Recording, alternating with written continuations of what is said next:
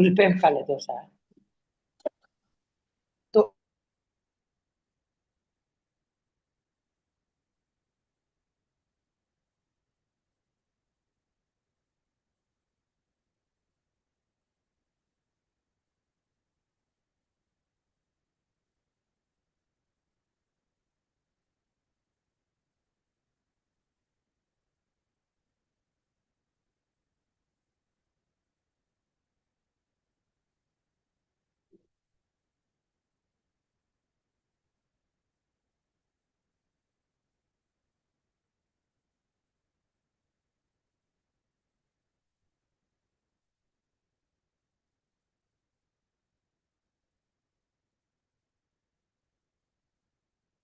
ಹರೇ ಕೃಷ್ಣ.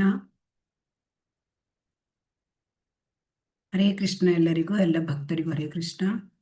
ಹರೇ ಕೃಷ್ಣ.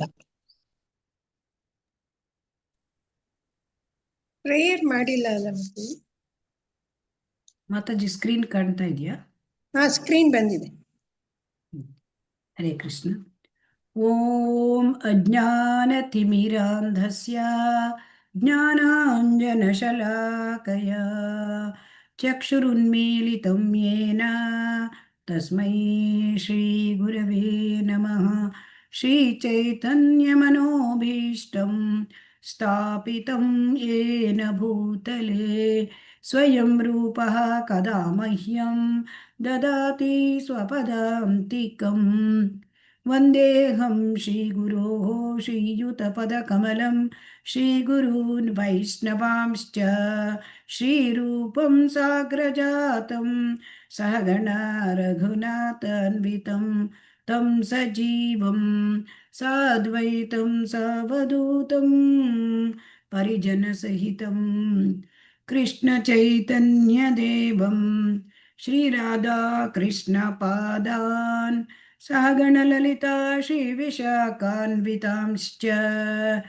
ಹೇ ಕೃಷ್ಣ ಕರುಣಾ ಸಿಂಧೋ ದೀನಬಂಧೋ ಜಗತ್ಪತೆ ಗೋಪೇಶ ಗೋಪಿಕಾ ಕಾಂತ ರಾಧಾಕಾಂತ ನಮೋಸ್ತುತೆ. ತಪ್ತ ಕಾಂಚನ ಗೌರಾಂಗಿ ರಾಧೆ ವೃಂದಾವನೇಶ್ವರಿ ವೃಷಭಾನುಸುತೆ ದೇವಿ ಪ್ರಣಮಾಮಿ ಹರಿಪ್ರಿಯೇ. ವಾಂಛಾಕಲ್ಪತರುಭ್ಯಶ್ಚ ಕೃಪಾ ಸಿಂಧುಭ್ಯ ಏವ ಚ ಪತಿತಾನಾಂ ಪಾವನೇಭ್ಯೋ ವೈಷ್ಣವೇಭ್ಯೋ ನಮೋ ನಮಃ. ಜಯ ಶ್ರೀ ಕೃಷ್ಣ ಚೈತನ್ಯ ಪ್ರಭು ನಿತ್ಯಾನಂದ ಶ್ರೀ ಅದ್ವೈತ ಗದಾಧರ ಶ್ರೀವಾಸಾದಿ ಗೌರಭಕ್ತವೃಂದ. ಹರೇ ಕೃಷ್ಣ ಕೃಷ್ಣ ಕೃಷ್ಣ ಹರೇ ಹರೇ, ಹರೇ ರಾಮ ರಾಮ ರಾಮ ಹರೇ ಹರೇ. ಹರೇ ಕೃಷ್ಣ ಕೃಷ್ಣ ಕೃಷ್ಣ ಹರೇ ಹರೇ, ಹರೇ ರಾಮ ರಾಮ ರಾಮ ಹರೇ ಹರೇ. ಹರೇ ಕೃಷ್ಣ ಕೃಷ್ಣ ಕೃಷ್ಣ ಹರೇ ಹರೇ, ಹರೇ ರಾಮ ರಾಮ ರಾಮ ಹರೇ ಹರೇ. ಶ್ರೀ ಶ್ರೀ ರಾಧಾ ಗೋವಿಂದ ಕಿ ಜೈ, ಶ್ರೀ ಶ್ರೀ ಗೌರನಿತಾಯ್ ಕಿ ಜೈ, ಶ್ರೀಲ ಪ್ರಭುಪಾದ ಕಿ ಜೈ. ಹರೇ ಕೃಷ್ಣ ಎಲ್ಲರಿಗೂ ಶ್ರೀ ಶ್ರೀ ಶ್ರೀ ಹರೇ ಕೃಷ್ಣ ಮಾತಾಜಿ. ಹರೇ ಕೃಷ್ಣ. ಶ್ರೀ ಶ್ರೀ ರಾಧಾ ಗೋವಿಂದ ದೇವಸ್ಥಾನ ಇವರು ಆಯೋಜಿಸಿರುವ ಭಕ್ತಿ ಶಾಸ್ತ್ರಿ ತರಗತಿಗೆ ತಮ್ಮೆಲ್ಲರಿಗೂ ಸ್ವಾಗತ. ಇವತ್ತು ನಾವು ನೋಡಲಿದ್ದೇವೆ ಈ ಶ್ರೀ ಈಶೋಪನಿಷತ್, ಇದರ ಮಂತ್ರ 13. ಅನ್ಯದೇವಾಹು ಸಂಭವಾತ್ ಅನ್ಯದಾಹು ಅಸಂಭವಾತ್ ಇತಿ ಶುಶ್ರುಮಧೀರಾಣಾಂ ಯೇನಸ್ತಾವಿಚಕ್ಷಿರೇ. ರಿಪೀಟ್ ಮಾಡೋಣ. ಅನ್ಯದೇವಾಹು ಸಂಭವಾತ್ ಅನ್ಯದೇವಾಹು ಸಂಭವಾತ್ ಅನ್ಯದಾಹು ಅಸಂಭವಾತ್ ಅನ್ಯದಾಹು ಅಸಂಭವಾತ್ ಇತಿ ಶುಶ್ರುಮಧೀರಾಣಾಂ ಇತಿ ಶುಶ್ರುಮಧೀರಾಣಾಂ ಯೇನಸ್ತಾವಿಚಕ್ಷಿರೇ. ಯೇನಸ್ತಾವಿಚಕ್ಷಿರೇ.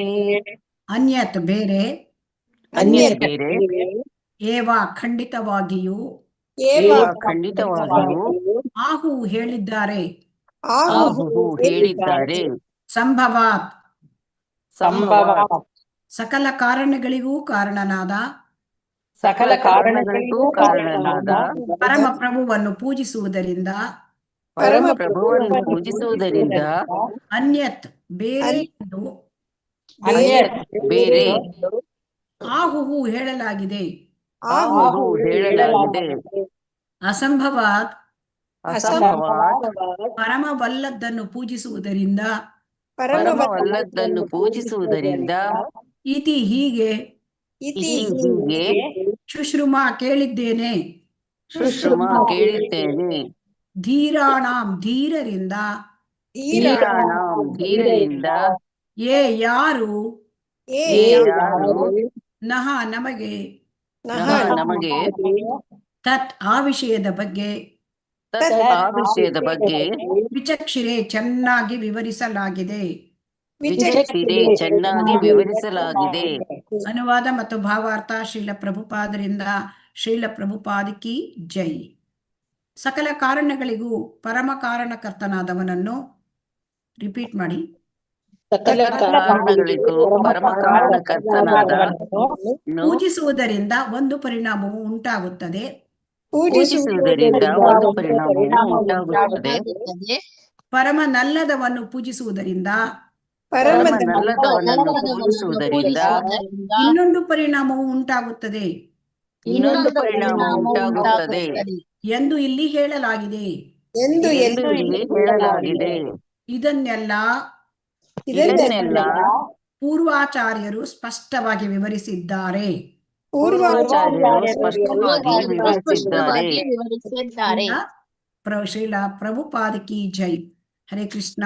ಇಲ್ಲಿ ಈ ಮಂತ್ರದಲ್ಲಿ ಇರ್ತಕ್ಕಂಥ ಮುಖ್ಯವಾದ ವಿಷಯ ಅಂದರೆ ಭಗವಂತ ಪರಮ ಕಾರಣ ಸಕಲ ಕಾರಣ ಪರಮ ಕಾರಣಕರ್ತ. ಅವನನ್ನು ಪೂಜೆ ಮಾಡಿದ್ರೆ ನಮಗೆ ಒಂದು ರಿಸಲ್ಟ್, ನಮಗೊಂದು ಪರಿಣಾಮ. ಭಗವಂತನನ್ನು ಬಿಟ್ಟು ಬೇರೆಯವರನ್ನು ಪೂಜೆ ಮಾಡಿದರೆ ಇನ್ನೊಂದು ಪರಿಣಾಮ, ಬೇರೆಯ ಪರಿಣಾಮ. ಬೇರೆ ಭಗವಂತನನ್ನು ಬಿಟ್ಟು ಬೇರೆ ಯಾರನ್ನೋ ಪೂಜೆ ಮಾಡಿದರೆ ಅದೇ ಪರಿಣಾಮ, ಭಗವಂತನ ಪೂಜೆ ಮಾಡಿ ಅದೇ ಪರಿಣಾಮ ಆಗಲಿಕ್ಕೆ ಸಾಧ್ಯ ಇಲ್ಲ ಅಂತ ಇಲ್ಲಿ ವಿವರಿಸಿದ್ದಾರೆ. ಇದನ್ನೆಲ್ಲ ಹೇಗೆ ತಿಳ್ಕೊಳ್ಳೋದು ಅಂತ ನಮಗೆ ಇಲ್ಲಿ ಪೂರ್ವಾಚಾರ್ಯರು ಸ್ಪಷ್ಟವಾಗಿ ವಿವರಿಸಿದ್ದಾರೆ. ಹಾಗಾಗಿ ನಾವು ಹಿಂದಿನ ಸಂಪ್ರದಾಯದಿಂದ ಬಂದ ಗುರುಗಳಿಂದ ಕೇಳಿ ಇದನ್ನು ತಿಳ್ಕೊಳ್ಬೇಕು ಅಂತ ಇಲ್ಲಿ ಹೇಳ್ತಾ ಇದೆ. ಈ ಒಂದು ಶ್ಲೋಕದ ಮುಖ್ಯವಾದ ವಿಚಾರ ಅಂದರೆ ನಾವು ಭಗವಂತನನ್ನು ಪೂಜೆ ಮಾಡಿದರೆ ಒಂದು ಬಗೆಯ ಪರಿಣಾಮವನ್ನು ಪಡ್ಕೊಳ್ತೇವೆ, ಇಲ್ಲ ಭಗವಂತನನ್ನು ಬಿಟ್ಟು ಉಳಿದ ಯಾರನ್ನಾರು ಪೂಜೆ ಮಾಡಿದರೆ ಬೇರೊಂದು ಪರಿಣಾಮ. ಇದೆಲ್ಲ ನಮಗೆ ಗೊತ್ತಾಗೋದಿಲ್ಲ. ನಾವು ಪೂರ್ವಾಚಾರ್ಯರಿಂದ ಇದನ್ನು ಬಂದ ಈ ಒಂದು ಜ್ಞಾನವನ್ನು ನಾವು ಸಂಪ್ರದಾಯದ ಗುರುಗಳಿಂದ ನಾವು ಪಡ್ಕೊಳ್ಬೇಕು. ಆಗ ಮಾತ್ರ ನಮಗೆ ಗೊತ್ತಾಗ್ತದೆ. ಈ ವಿಚಾರಗಳನ್ನು ಇಲ್ಲಿ ನಾವತ್ತು ಚರ್ಚೆ ಮಾಡಲಿದ್ದೇವೆ. ಹರೇ ಕೃಷ್ಣ. ಗೀತಾ ಮಾತಾಜಿ ಹರೇ ಕೃಷ್ಣ. ಹರೇ ಕೃಷ್ಣ ಮಾತಾಜಿ. ಭಾವಾರ್ಥ. ಶೀಲ ಪ್ರಭುಪಾದರಿಂದ ಶೀಲ ಪ್ರಭುಪಾದರಿಗೆ ಜಯವಾಗಲಿ. ಧೀರ ಪ್ರಮಾಣ ಪುರುಷರಿಂದ ಕೇಳಿ ತಿಳಿದುಕೊಳ್ಳಬೇಕೆಂದು ಈ ಮಂತ್ರದಲ್ಲಿ ಹೇಳಿದೆ. ಐಹಿಕ ಜಗತ್ತಿನ ಬದಲಾವಣೆಗಳಿಂದ ವಿಚಲಿತನಾಗದ ಗುರುವಿನ ಆಚಾರ್ಯನ ಬಳಿ ಒಬ್ಬನು ಕೇಳಿ ತಿಳಿದುಕೊಳ್ಳದಿದ್ದರೆ ದಿವ್ಯಜ್ಞಾನದ ನಿಜವಾದ ಅರಿವು ಆಗುವುದಿಲ್ಲ. ತನ್ನ ಆಚಾರ್ಯನಿಂದ ಶ್ರುತಿ ಮಂತ್ರಗಳನ್ನು ಅಥವಾ ವೈದಿಕ ಜ್ಞಾನವನ್ನು ಕೇಳಿ ತಿಳಿದುಕೊಂಡ ಸದ್ಗುರುವು ಆಚಾರ್ಯನು ವೈದಿಕ ಸಾಹಿತ್ಯಗಳಲ್ಲಿ ಉಕ್ತವಾಗಿರದ ಯಾವುದನ್ನೂ ಸೃಷ್ಟಿಸುವುದೂ ಇಲ್ಲ, ಹೇಳುವುದೂ ಇಲ್ಲ. ಪಿತೃಗಳನ್ನು ಪೂಜಿಸುವವರು ಪಿತೃಲೋಕಗಳನ್ನು ಸೇರುವರು ಎಂದು ಭಗವದ್ಗೀತೆಯಲ್ಲಿ 9.25 ಸ್ಪಷ್ಟವಾಗಿ ಹೇಳಿದೆ. ಅದೇ ರೀತಿ ಮತ್ತೆ ಇಲ್ಲಿಯೇ ಇರಬಯಸುವ ಐಹಿಕ ಸುಖಾಭಿಲಾಷಿಗಳು ಈ ಲೋಕವನ್ನು ಪಡೆಯುತ್ತಾರೆ.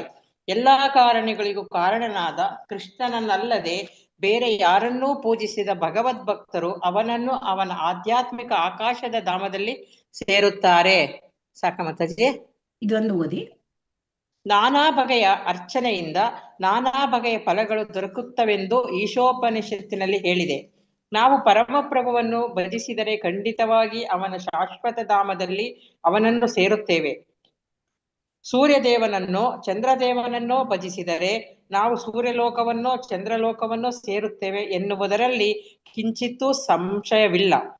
ಯೋಜನಾ ಆಯೋಗಗಳನ್ನು ಇರಿಸಿಕೊಂಡು ರಾಜಕೀಯ ಡೊಂಬರಾಟವಾಡುತ್ತಾ ಈ ಹಾಳು ಲೋಕದಲ್ಲೇ ಇರಬಯಸಿದರೆ ನಾವು ಖಂಡಿತವಾಗಿ ಹಾಗೆಯೇ ಮಾಡಬಹುದು.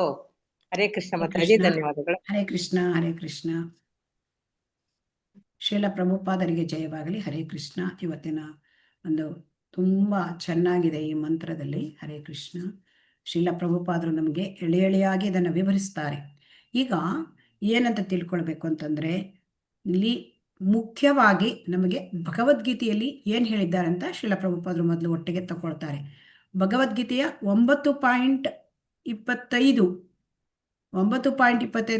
ಏನು ಹೇಳ್ತಾರೆ? ಯಾಂತಿ ದೇವವ್ರತ ದೇವಾನ್ ಪಿತೃನ್ ಯಾಂತಿ ಪಿತೃವ್ರತಾಃ ಭೂತಾನಿ ಯಾಂತಿ ಭೂತೇ ಯಾಂತಿ ಮಧ್ಯಾಜಿನೋಪಿ ಮಾಂ. ಅಲ್ಲಿ ಭಗವದ್ಗೀತೆಯಲ್ಲಿ ಏನು ಹೇಳ್ತಾರೆ? ಭಗವದ್ಗೀತೆಯಲ್ಲಿ ದೇವತೆಗಳನ್ನು ಪೂಜೆ ಮಾಡಿದರೆ ದೇವತೆಗಳ ಲೋಕಕ್ಕೆ ಹೋಗ್ತೇವೆ ಅಲ್ವಾ? ಹರೇ ಕೃಷ್ಣ. ಹೌದು ಮಾತಾಜಿ. ಹರೇ ಕೃಷ್ಣ. ಎಲ್ಲರೂ ಕೂಡ ನಿಮ್ಮ ವಿಡಿಯೋಗಳನ್ನು ಆನ್ ಮಾಡಿಟ್ಕೊಳ್ಳಿ. ಹರೇ ಕೃಷ್ಣ. ದೇವತೆಗಳನ್ನ ಪೂಜೆ ಮಾಡಿದರೆ ನಾವು ದೇವತೆಗಳ ಲೋಕಕ್ಕೆ ಹೋಗ್ತೇವೆ, ಭಗವದ್ಗೀತೆಯಲ್ಲಿ ಭಗವಂತ ಹೇಳಿರೋದು. ಆಮೇಲೆ ಪಿತೃಗಳನ್ನ ಪೂಜೆ ಮಾಡಿದ್ರೆ ನಾವು ಪಿತೃಲೋಕಕ್ಕೆ ಹೋಗ್ತೇವೆ ಅಲ್ವಾ? ಹೌದು ಹೌದು ಮಾತಾಜಿ. ಇಲ್ಲಿ ನಾವು ನೋಡ್ಕೋಬೇಕು, ಈ ಪಿತೃಲೋಕ ಅಂದ್ರೆ ಏನು, ಪಿತೃಲೋಕ ಅಂದ್ರೆ ಏನು ಅಂತ ಗೊತ್ತಿದೆಯಾ? ಹರೇ ಕೃಷ್ಣ. ಪಿತೃಲೋಕದ ಬಗ್ಗೆ ಕೇಳಿದೀರಾ? ಅಂದ್ರೆ ಅದೇ ನಮ್ ಪಿತೃಗಳು ಸಾವನ್ನ ಆದ ನಂತರ ಎಲ್ಲಿ ಹೋಗಿ ಸೇರುತ್ತಾರೆ ಆ ಜಾಗ ಅಂತ. ಪಿತೃಲೋಕ ಅಂದ್ರೆ ಅಲ್ಲಿ ಮುಖ್ಯವಾದ ಅಂದ್ರೆ ಯಮರಾಜ. ಲೋಕದ ಆಡಳಿತ ನಡೆಸ್ತಕ್ಕಂಥನು ಯಮರಾಜ. ಯಮರಾಜ ಇರುವ ಲೋಕ ಅಂದ್ರೆ ಯಮರಾಜನಿಗೆ 2 ಲೋಕಗಳಿವೆ, ಪಿತೃಲೋಕವೂ ಇದೆ, ನರಕಲೋಕವೂ ಇದೆ. ಸೊ ಇಲ್ಲಿ ಪಿತೃಲೋಕ ಅಂದ್ರೆ ಇಲ್ಲಿ ಪಿತೃಲೋಕದಲ್ಲಿ ಏನಾಗುತ್ತೆ? ಪಿತೃಲೋಕ ಎಲ್ಲಿದೆ ಅಂತಂದ್ರೆ ಭೂಮಿಯಿಂದ ಮೇಲೆ ಸ್ವರ್ಗದಕ್ಕಿಂತ ಕೆಳಗಡೆ ಇದೆ ಆ ಪಿತೃಲೋಕ. ಅಲ್ಲಿ ಕೂಡ ಆ ಯಮರಾಜನ ಒಂದು ಆಡಳಿತ ಇದೆ. ಅಲ್ಲಿ ಅಂದ್ರೆ ಆ ಪಿತೃಲೋಕದಲ್ಲಿ ಒಳ್ಳೆಯ ಜನರಿಗೆ, ನರಕಲೋಕದಲ್ಲಿ ಯಾರಿಗೆ? ನರಕಲೋಕ ಪಾತಾಳ ಲೋಕದ ಹತ್ರ ಇದೆ. ನರಕಲೋಕದಲ್ಲಿ ಯಾರಿಗೆ ಕಳಿಸ್ತಾರೆ ಎಲ್ಲರಿಗೂ ಗೊತ್ತಿದೆ. ಸೊ ಹಾಗಾಗಿ ಈ ಪಿತೃಗಳು ಅಂದರೆ ಅಲ್ಲಿ ಪಿತೃಲೋಕದಲ್ಲಿ ಇರುವವರಿಗೆ ಪುಣ್ಯ ಇರ್ತದೆ, ಆದರೆ ಅವರಿಗೆ ಸ್ವರ್ಗಲೋಕಕ್ಕೆ ಹೋಗುವಷ್ಟು ಪುಣ್ಯ ಇರೋದಿಲ್ಲ. ಅದಕ್ಕೆ ಪಿತೃಗಳಿಗೆ ಪಿಂಡದಾನ ಅಂತೆಲ್ಲ ಮಾಡ್ತಾರೆ. ಮಾಡಿ ಅವರಿಗೆ ಪುಣ್ಯ ಸಿಕ್ಕಿದ್ರೆ ಅವರು ಸ್ವರ್ಗಲೋಕಕ್ಕೆ ಹೋಗ್ತಾರೆ, ಮುಂದಿನ ಪ್ರಯಾಣ ಮಾಡ್ಬೋದು. ಸೊ ಹಾಗಾಗಿ ಪಿತೃಗಳು ಅಲ್ಲಿರ್ತಾರೆ ಪಿತೃಲೋಕದಲ್ಲಿ ಅಂತ. ಈಗ ಈ ಪಿತೃಗಳನ್ನ ನಾವು ಪೂಜೆ ಮಾಡಿದ್ರೆ ಪಿತೃಲೋಕಕ್ಕೆ ಹೋಗ್ಬೋದು. ಆಮೇಲೆ ಭೂತಾನಿ ಯಾಂತಿ ಭೂತೇಜ ಅಂದ್ರೆ ಈ ಭೂತಗಳನ್ನ, ಪಿಶಾಚಿಗಳನ್ನ ಪೂಜೆ ಮಾಡಿದ್ರೆ ನಾವೆಲ್ಲಿ ಹೋಗ್ತೇವೆ? ಭೂತಲೋಕಗಳಿಗೆ ಹೋಗ್ತಾರೆ. ಆಮೇಲೆ ಅಲ್ಲಿ ಯಕ್ಷ, ರಕ್ಷ, ಪಿಶಾಚ ಈ ರೀತಿಯಾದ ಒಂದು ದೇಹಗಳನ್ನ ನಾವು ಪಡ್ಕೊಳ್ಬೇಕಾಗತ್ತೆ. ಇದು ಭಗವದ್ಗೀತೆ ನಮಗೆ ಹೇಳ್ತದೆ. ಅಂದರೆ ಯಾಂತಿ ಮಧ್ಯಾಜಿನೋಪಿ ಮಾಂ ಅಂದರೆ ಯಾರು ನನ್ನನ್ನು ಪೂಜೆ ಮಾಡ್ತಾರೆ, ಅಲ್ಲಿ ಭಗವಂತ ಹೇಳ್ತಾರೆ ಅದು ನನ್ನನ್ನು ಅಂದ್ರೆ ಅವರು ನನ್ನ ಲೋಕಕ್ಕೆ ಬರ್ತಾರೆ. ಸೊ ಹೀಗಾಗಿ ಇಲ್ಲಿ ಡೆಸ್ಟಿನೇಷನ್ ಹೇಳ್ತಾ ಇದ್ದಾರೆ. ಯಾರು ಅಂದರೆ ನನ್ನ ಲೋಕಕ್ಕೆ ಬರ್ತಾರೆ. ನಿರಾಕಾರವಾದಿಗಳು ಪೂಜೆ ಮಾಡಿದರೆ, ನಿರಾಕಾರವಾದಿಗಳು ಅವ್ರು ಏನು ಮಾಡ್ತಾರೆ? ನಿರಾಕಾರ ಬ್ರಹ್ಮನ್ ಅವರ ನಿರಾಕಾರ ಬ್ರಹ್ಮನ್ ಆರಾಧಿಸಿದವರು ಅವರು ಎಲ್ಲಿ ಹೋಗ್ತಾರೆ? ಅವರು ಬ್ರಹ್ಮಜ್ಯೋತಿಗೆ ಹೋಗ್ತಾರೆ. ಬ್ರಹ್ಮಜ್ಯೋತಿಯಲ್ಲಿ, ಬ್ರಹ್ಮಜ್ಯೋತಿ ಅಂದ್ರೆ ಭಗವಂತನ ಪ್ರಭೆ, ಅಲ್ಲಿ ಹೋಗ್ತಾರೆ. ಈಗ ನಮಗೆ ಭಗವದ್ಗೀತೆಯಿಂದ ಸ್ಪಷ್ಟವಾಗಿ ಯಾರು ಎಲ್ಲಿಗೆ ಹೋಗ್ತಾರೆ ಇದು ಡೆಸ್ಟಿನೇಷನ್ ನಮ್ಗೆ ಗೊತ್ತಾಯ್ತು ಅಲ್ವಾ? ಇದು ಗೊತ್ತಾಯ್ತು. ಆದ್ರೆ ಇಲ್ಲಿ ನೋಡಿ, ಈ ವಿಚಾರಗಳು ನಾವು ಯಾರಿಂದ ಚೆನ್ನಾಗಿ ತಿಳ್ಕೊಬೇಕು ಅಂತಂದ್ರೆ ಧೀರ ಪ್ರಮಾಣ ಪುರುಷರಿಂದ ತಿಳ್ಕೊಳ್ಬೇಕು ಅಂತ ಹೇಳಿದ್ರು ಅಲ್ವಾ? ಈಗ ಧೀರ ಪುರುಷರು ಅಂದ್ರೆ ಯಾರು? ಹರೇ ಕೃಷ್ಣ. ಧೀರ ಪ್ರಮಾಣ ಅಂದ್ರೆ ಅವರ ಐಹಿಕ ಬದಲಾವಣೆಯಿಂದ ವಿಚಲಿತನಾಗದವನು, ಅವರಿಂದ ನಾವು ಕೇಳಿ ತಿಳಿದುಕೊಳ್ಳಬೇಕು. ಮತ್ತೆ ಐಹಿಕ ಬದಲಾವಣೆಗಳಿಂದ ವಿಚಲಿತನಾಗದವನು ಅಂದ್ರೆ ದುಃಖೇಶು ಅನುದ್ವಿಗ್ನ ಮನಃ ಸುಖೇಶು ವಿಗತ ಸ್ಪೃಹಃ ವೀತರಾಗ ಭಯ ಕ್ರೋಧ ಸ್ಥಿತಧೀರ್ ಮುನಿರುಚ್ಯತೆ. ಅದೇ ಭಗವದ್ಗೀತೆಯಲ್ಲಿ ಹೇಳಿದ್ದಾರೆ.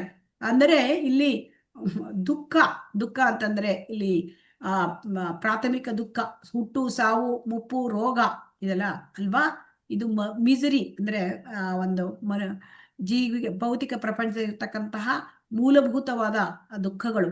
ಆಮೇಲೆ ಆದಿಭೌತಿಕ, ಆದಿದೈವಿಕ, ಆಧ್ಯಾತ್ಮಿಕ ತಾಪತ್ರಯಗಳು, ತ್ರಿವಿಧ ತಾಪತ್ರಯಗಳು, ಇವು ಕೂಡ ಎರಡನೆಯ ದುಃಖಗಳು. ಸೊ ಇದನ್ನ ಇನ್ನೆಂತ ಮತ್ತೆ ಜಗತ್ತಿನಲ್ಲಿ ಬದಲಾವಣೆ ಆಗ್ತಾ ಇರುತ್ತೆ ಐಹಿಕ ಜಗತ್ತು ಈ ರೀತಿಯಾಗಿ. ಅಂದರೆ ತ್ರಿವಿಧ ದುಃಖಗಳು, ಅದರಲ್ಲಿ ಅವನು ಉದ್ವಿಗ್ನನಾಗುವುದಿಲ್ಲ, ಧೀರ. ನಾವಾದ್ರೆ ಏನ್ ಮಾಡ್ತೇವೆ, ಸುಖ ಬಂದಾಗ ಉಬ್ಬುವುದು, ದುಃಖ ಬಂದಾಗ ಕುಗ್ಗುವುದು ಅಲ್ವಾ? ಹರೇ ಕೃಷ್ಣ ಬದ್ಧಾತ್ಮ. ಆದರೆ ಸ್ಥಿರ ಮನುಷ್ಯನ ಮನಸ್ಸಿನಿಂದ ಧೀರನಾದವನು, ಅವನು ಯಾವುದಕ್ಕೂ ಕೂಡ ಏನಾಗುವುದಿಲ್ಲ, ಅವನು ಉದ್ವಿಗ್ನನಾಗುವುದಿಲ್ಲ, ಅಂದ್ರೆ ವಿಚಲಿತ ಆಗುತ್ತೆ, ಮನಸ್ಸು ಏನಕ್ಕೂ ತಳಮಳಗೊಳ್ಳುವುದಿಲ್ಲ. ಅಂತಂದ್ರೆ ಇವರು ಯಾರು ಅಂದ್ರೆ ಕೃಷ್ಣ ಪ್ರಜ್ಞೆಯಲ್ಲಿ ಸ್ಥಿತರಾದವರು, ಅಂದ್ರೆ ಕೃಷ್ಣ ಪ್ರಜ್ಞೆಯಲ್ಲಿ ಅವರು ಪರಿಪೂರ್ಣತೆಯನ್ನು ಪಡೆದಿರ್ತಕ್ಕಂಥವ್ರು. ಕೃಷ್ಣ ಪ್ರಜ್ಞೆಯಲ್ಲಿ ಅವರು ತುಂಬಾ ಮುಂದುವರೆದಿರ್ತಾರೆ, ಆಯ್ತಾ?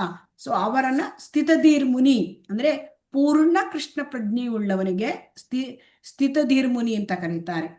ಈಗ ಅಂದ್ರೆ ಅವರಿಗೆ ತ್ರಿವಿಧ ದುಃಖಗಳ ಅದು ಅವರ ಮನಸ್ಸನ್ನ ಕಲಕುವುದೇ ಇಲ್ಲ. ಸೊ ಹಾಗೆ ಅವರಿಗೆ ಈಗ ದುಃಖ ಬಂದ್ರೆ ಅವ್ರು ಏನ್ ಮಾಡ್ತಾರೆ, ದೈವ ಕೃಪೆ ಅಂತ ತಿಳ್ಕೊಳ್ತಾರೆ. ಮತ್ತೆ ನನಗೆ ಹಿಂದಿನ ಅಪರಾಧ ಮಾಡಿದ್ರಿಂದ ಈ ದುಃಖ ಬಂದಿದೆ, ಇದಕ್ಕಿಂತನೂ ಹೆಚ್ಚು ಬರಬೇಕಾಗಿತ್ತು, ಆದ್ರೆ ಈಗ ಸ್ವಲ್ಪನೇ ಕೊಟ್ಟಿದ್ದಾನೆ ಭಗವಂತ. ಆಮೇಲೆ ಏನಂತ ಹೇಳ್ತಾರೆ, ಸ್ವಲ್ಪ ಸುಖ ಬಂದ್ರೆ ಇಲ್ಲ, ನಾನು ಈ ಸುಖಕ್ಕೆ ನಾನು ಈ ಸುಖಕ್ಕೆ ಕಾರಣ ನಾನಲ್ಲ, ಭಗವಂತನ ಅನುಗ್ರಹದಿಂದ ನನಗೆ ಸಿಕ್ಕಿದೆ ಅಲ್ವಾ? ಈ ರೀತಿಯಾದ ಭಾವನೆ ಧೀರ ಪ್ರಮಾಣ ಪುರುಷರು ಅಂತ ಕರೀತಾರೆ. ಸೊ ಈ ಧೀರ ಪ್ರಮಾಣ ಪುರುಷರು ಅಂದ್ರೆ ಸಂಪ್ರದಾಯದ ಆಚಾರ್ಯರುಗಳು. ಅವರಿಂದ ಒಬ್ಬನು ಕೇಳಿ ತಿಳಿದುಕೊಳ್ಳದಿದ್ದರೆ ದಿವ್ಯ ಜ್ಞಾನ ನಮಗೆ ಗೊತ್ತಾಗುವುದಿಲ್ಲ. ಇದು ದಿವ್ಯ ಜ್ಞಾನ, ಭಗವದ್ಗೀತೆದು ಅಂದ್ರೆ ದಿವ್ಯ ಜ್ಞಾನ, ಇದು ನಮಗೆ ಅರ್ಥ ಆಗುವುದಿಲ್ಲ ಇಲ್ಲದಿದ್ದರೆ. ಈಗ ಅದನ್ನ ನಾವು ದಿವ್ಯ ಜ್ಞಾನವನ್ನ, ಈ ವೈದಿಕ ಜ್ಞಾನವನ್ನ ಧೀರ ಪ್ರಮಾಣ ಪುರುಷರಿಂದ ತಿಳ್ಕೊಳ್ಬೇಕು. ಈ ಎಲ್ಲ ನಾವು ಮೊದಲು ನಮಗೆ ಡೆಸ್ಟಿನೇಷನ್, ಈಗ ನಾವು ಎಲ್ಲಿ ಹೋಗ್ಬೇಕು ಅಂತ ನಾವು ಮೊದಲು ನಮ್ಮ ಗಮ್ಯ ಸ್ಥಾನವನ್ನ ನಾವು ಏನ್ ಮಾಡ್ಬೇಕು, ಗಮ್ಯ ಸ್ಥಾನವನ್ನ ನಾವು ಫಿಕ್ಸ್ ಮಾಡ್ಬೇಕು ಅಲ್ವಾ? ನಾವೆಲ್ಲಿ ಹೋಗ್ಬೇಕು, ಇಲ್ಲಿ ಭಗವದ್ಗೀತೆಯಲ್ಲಿ ಹೇಳ್ಬಿಟ್ಟಿದ್ದಾರೆ ನಾವೆಲ್ಲಿ ಹೋಗ್ಬೇಕು ಅಂತ ಹೇಳಿದ್ರೆ, ಭಗವದ್ಗೀತೆಯಲ್ಲಿ ಭಗವಂತ 8ನೆಯ ಅಧ್ಯಾಯದಲ್ಲಿ ಹೇಳಿದ್ದಾನೆ. ಏನ್ ಹೇಳಿದ್ದಾನೆ? ಇದು ಭಗವದ್ಗೀತೆಯಲ್ಲಿ ಇದು ದುಃಖಾಲಯ, ಭೌತಿಕ ಪ್ರಪಂಚ ದುಃಖಾಲಯಂ ಅಶಾಶ್ವತಂ ಅಲ್ವಾ? ಭಗವಂತ ಹೇಳಿದ್ದಾನೆ. ಏನ್ ಹೇಳಿದ್ದಾನೆ? ಮಾಮುಪೇತ್ಯ ಪುನರ್ಜನ್ಮ ದುಃಖಾಲಯಂ ಅಶಾಶ್ವತಂ ನಾಪ್ನುವಂತಿ ಮಹಾತ್ಮಾನಃ ಸಂಸಿದ್ಧಿಂ ಪರಮಾಂ ಗತಃ.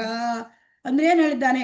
ನನ್ನ ಲೋಕಕ್ಕೆ ಬಂದ್ರೆ ನಿಮಗೆ ಆ ಹುಟ್ಟು ಸಾವು ಇದು ಇಲ್ಲ, ಇದು ದುಃಖಗಳಿಲ್ಲ, ಇದು ಭೌತಿಕ ಪ್ರಪಂಚ ದುಃಖಗಳ ತವರೂರು, ಇಲ್ಲಿ ಅಶಾಶ್ವತವಾದದ್ದು ಆಗ ಹೇಳ್ತಾನೆ.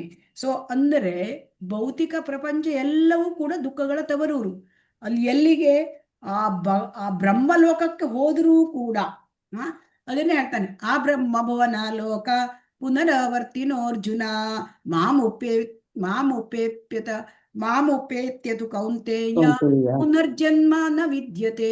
ಅಂದರೆ ಬ್ರಹ್ಮಲೋಕಕ್ಕೆ ಹೋದ್ರೂ ಕೂಡ ನಮ್ಗೆ ಹುಟ್ಟು ಸಾವು ಮುಪ್ಪು ರೋಗ ತಪ್ಪಿದ್ದಲ್ಲ ಅಲ್ಲೇ ಆತರ. ಹಾಗಾಗಿ ಇಲ್ಲಿ ನಮ್ಮ ಡೆಸ್ಟಿನೇಷನ್, ನಾವು ಎಲ್ಲಿ ಹೋಗೋ, ನೀವು ದೇವತಾ ಲೋಕಕ್ಕೆ ಹೋಗು, ಪಿತೃಲೋಕಕ್ಕೆ ಹೋಗು, ಅಥವಾ ಬೇರೆ ಯಾವ ಲೋಕಕ್ಕೆ ಹೋದ್ರೂ ಕೂಡ ಅಲ್ಲಿ ತ್ರಿವಿಧ ತಾಪತ್ರಯಗಳು ಉಂಟು, ಹುಟ್ಟು ಸಾವು ಮುಪ್ಪು ರೋಗ ಉಂಟು. ಆದರೆ ಭಗವಂತನ ಲೋಕಕ್ಕೆ ಹೋದರೆ ನಮಗೆ ಮತ್ತೆ ಶಾಶ್ವತವಾದದ್ದು, ಅಲ್ಲಿ ಆನಂದಮಯವಾದದ್ದು, ದುಃಖ ಇಲ್ಲದೆ ಇರತಕ್ಕಂಥ ಸ್ಥಳ. ಹೀಗಿರುವಾಗ ನಮ್ಮ ಗಮ್ಯ ಸ್ಥಾನ ನಾವು ಯಾವುದನ್ನ ಆರಿಸ್ಕೋಬೇಕು? ಹರೇ ಕೃಷ್ಣ, ಗೋಲೋಕ, ಭಗವಂತನ ಲೋಕವನ್ನ ನಾವು ಆರಿಸ್ಕೊಳ್ಬೇಕು ಅಂತ. ಇದೆಲ್ಲ ಹೇಗೆ ಗೊತ್ತಾಗುತ್ತೆ? ಆಚಾರ್ಯರಿಂದ ಕೇಳಿ ತಿಳ್ಕೊಳ್ಬೇಕು ಅಲ್ವಾ? ಹೌದು. ಇಲ್ಲಿ ಆಚಾರ್ಯರು ಅಂದ್ರೆ ಯಾರು? ಶ್ರುತಿ ಮಂತ್ರಗಳನ್ನು ಅಥವಾ ವೈದಿಕ ಜ್ಞಾನವನ್ನು ಕೇಳಿ ತಿಳಿದುಕೊಂಡ ಸದ್ಗುರು ಆಚಾರ್ಯ. ಆಚಾರ್ಯ ಅಂದ್ರೆ ಅವನು ಸಂಪ್ರದಾಯದಿಂದ ಬಂದಿರಬೇಕು, ಮತ್ತೆ ಅವನು ತನ್ನ ಹಿಂದಿನ ಆಚಾರ್ಯರು ಗುರುಗಳಿಂದ, ಪರಂಪರೆಯಿಂದ ಬಂದ ಗುರುಗಳಿಂದ ಅವರು ಶ್ರುತಿ ಮಂತ್ರಗಳನ್ನು ಕೇಳಿ ತಿಳಿದುಕೊಂಡಿರಬೇಕು. ಅಂದ್ರೆ ಶ್ರೋತ್ರಿಯನಾಗಿರಬೇಕು, ಮತ್ತು ಅವನು ಬ್ರಹ್ಮನಿಷ್ಠ ಅಂದ್ರೆ ಅವನು ಆಚಾರ್ಯ, ಅವನು ಅಂದ್ರೆ ಕೃಷ್ಣ ಪ್ರಜ್ಞೆಯಲ್ಲಿ 100ಕ್ಕೆ 100ರಷ್ಟು ಸ್ಥಿತವನಾಗಿರಬೇಕು, ಭಗವಂತನ ಭಕ್ತಿ ಸೇವೆಯಲ್ಲಿ ತೊಡಗಿರಬೇಕು.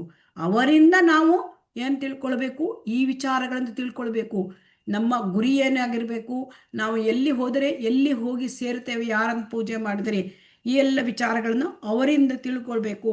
ಅದು ಬಿಟ್ಟು ನಾವು ಬೇರೆಯವ್ರ ಹತ್ರ ತಿಳ್ಕೊಳ್ಳಿಕ್ಕೆ ಸಾಧ್ಯ ಇಲ್ಲ. ಯಾಕೆ ಅಂತಂದ್ರೆ ನೋಡಿ, ಗುರುವು ವೈದಿಕ ಸಾಹಿತ್ಯದಲ್ಲಿ ಉಕ್ತವಾಗಿರದ ಯಾವುದನ್ನೂ ಸೃಷ್ಟಿಸುವುದಿಲ್ಲ. ಶಿಲ ಪ್ರಭುಪಾದ ಬರೀತಾರೆ. ಅಂದರೆ ಸಂಪ್ರದಾಯದಿಂದ ಬಂದ ಆಚಾರ್ಯರು ಅವರು ಯಾವುದನ್ನು ಕೂಡ ಸೃಷ್ಟಿಸುವುದಿಲ್ಲ. ಅಂದರೆ ಯಾವುದನ್ನು ಕೂಡ ತಮ್ಮದೇ ಆದದ್ದನ್ನು ಅವರು ಎಡಿಷನ್ ಮಾಡೋದಿಲ್ಲ ಅಥವಾ ಯಾವುದನ್ನು ಕಳೆಯುವುದಿಲ್ಲ. ಅವರು ಏನು ತಮ್ಮ ಹಿಂದಿನ ಗುರು ಹೇಳಿದ್ದಾರೆ ಅದನ್ನೇ, ಮತ್ತೆ ಏನು ಶಾಸ್ತ್ರ ಹೇಳಿದೆ, ಗುರು ಸಾಧು ಶಾಸ್ತ್ರ, ಹಿಂದಿನ ಆಚಾರ್ಯರು ಏನು ಹೇಳಿದ್ದಾರೆ ಅದನ್ನೇ ಹೇಳ್ತಾರೆ ಅಲ್ವಾ? ಹರೇ ಕೃಷ್ಣ. ಹೌದು. ಹಾಗಾಗಿ ನಾವು ಗುರುಗಳು ಸದ್ಗುರುವಿನಿಂದ ಇದನ್ನೆಲ್ಲ ಕೇಳಿ ತಿಳ್ಕೊಳ್ಬೇಕು ಅಂತ ಹೇಳ್ತಾ ಇದ್ದಾರೆ ಇಲ್ಲಿ. ಅದಕ್ಕೆ ಆ ಸದ್ಗುರು ಆದವನನ್ನು ಯಾರನ್ನು ನಾವು ಸದ್ಗುರು ಅಂತ ನಾವು ತಿಳ್ಕೊಳ್ಬೇಕು ಅಂತ ಹೇಳಿದಾಗ ಅದಕ್ಕೆ ಚೈತನ್ಯ ಮಹಾಪ್ರಭುಗಳು ಹೇಳ್ತಾರೆ, ಕಿಬಾ ವಿಪ್ರ ಕಿಬಾ ನ್ಯಾಸಿ ಶೂದ್ರಕೇನೇನಯ ಯೈ ಕೃಷ್ಣ ತತ್ವವೇತ್ತ ಸೈ ಗುರು ಹಯ. ಗುರು ಯಾರು ಬೇಕಾದ್ರೂ ಆಗಿರ್ಬೋದು, ಅವನು ಬ್ರಾಹ್ಮಣ ಆಗಿರ್ಬೋದು, ಅವನು ಶೂದ್ರ ಆಗಿರ್ಬೋದು. ಆದರೆ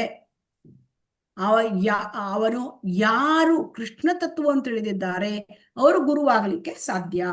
ಸೊ ಅಂದರೆ ಗುರುವಿನ ಯಾರು ಅಂದ್ರೆ ಕೃಷ್ಣ ತತ್ವವನ್ನು ಚೆನ್ನಾಗಿ ತಿಳಿದಿರಬೇಕು.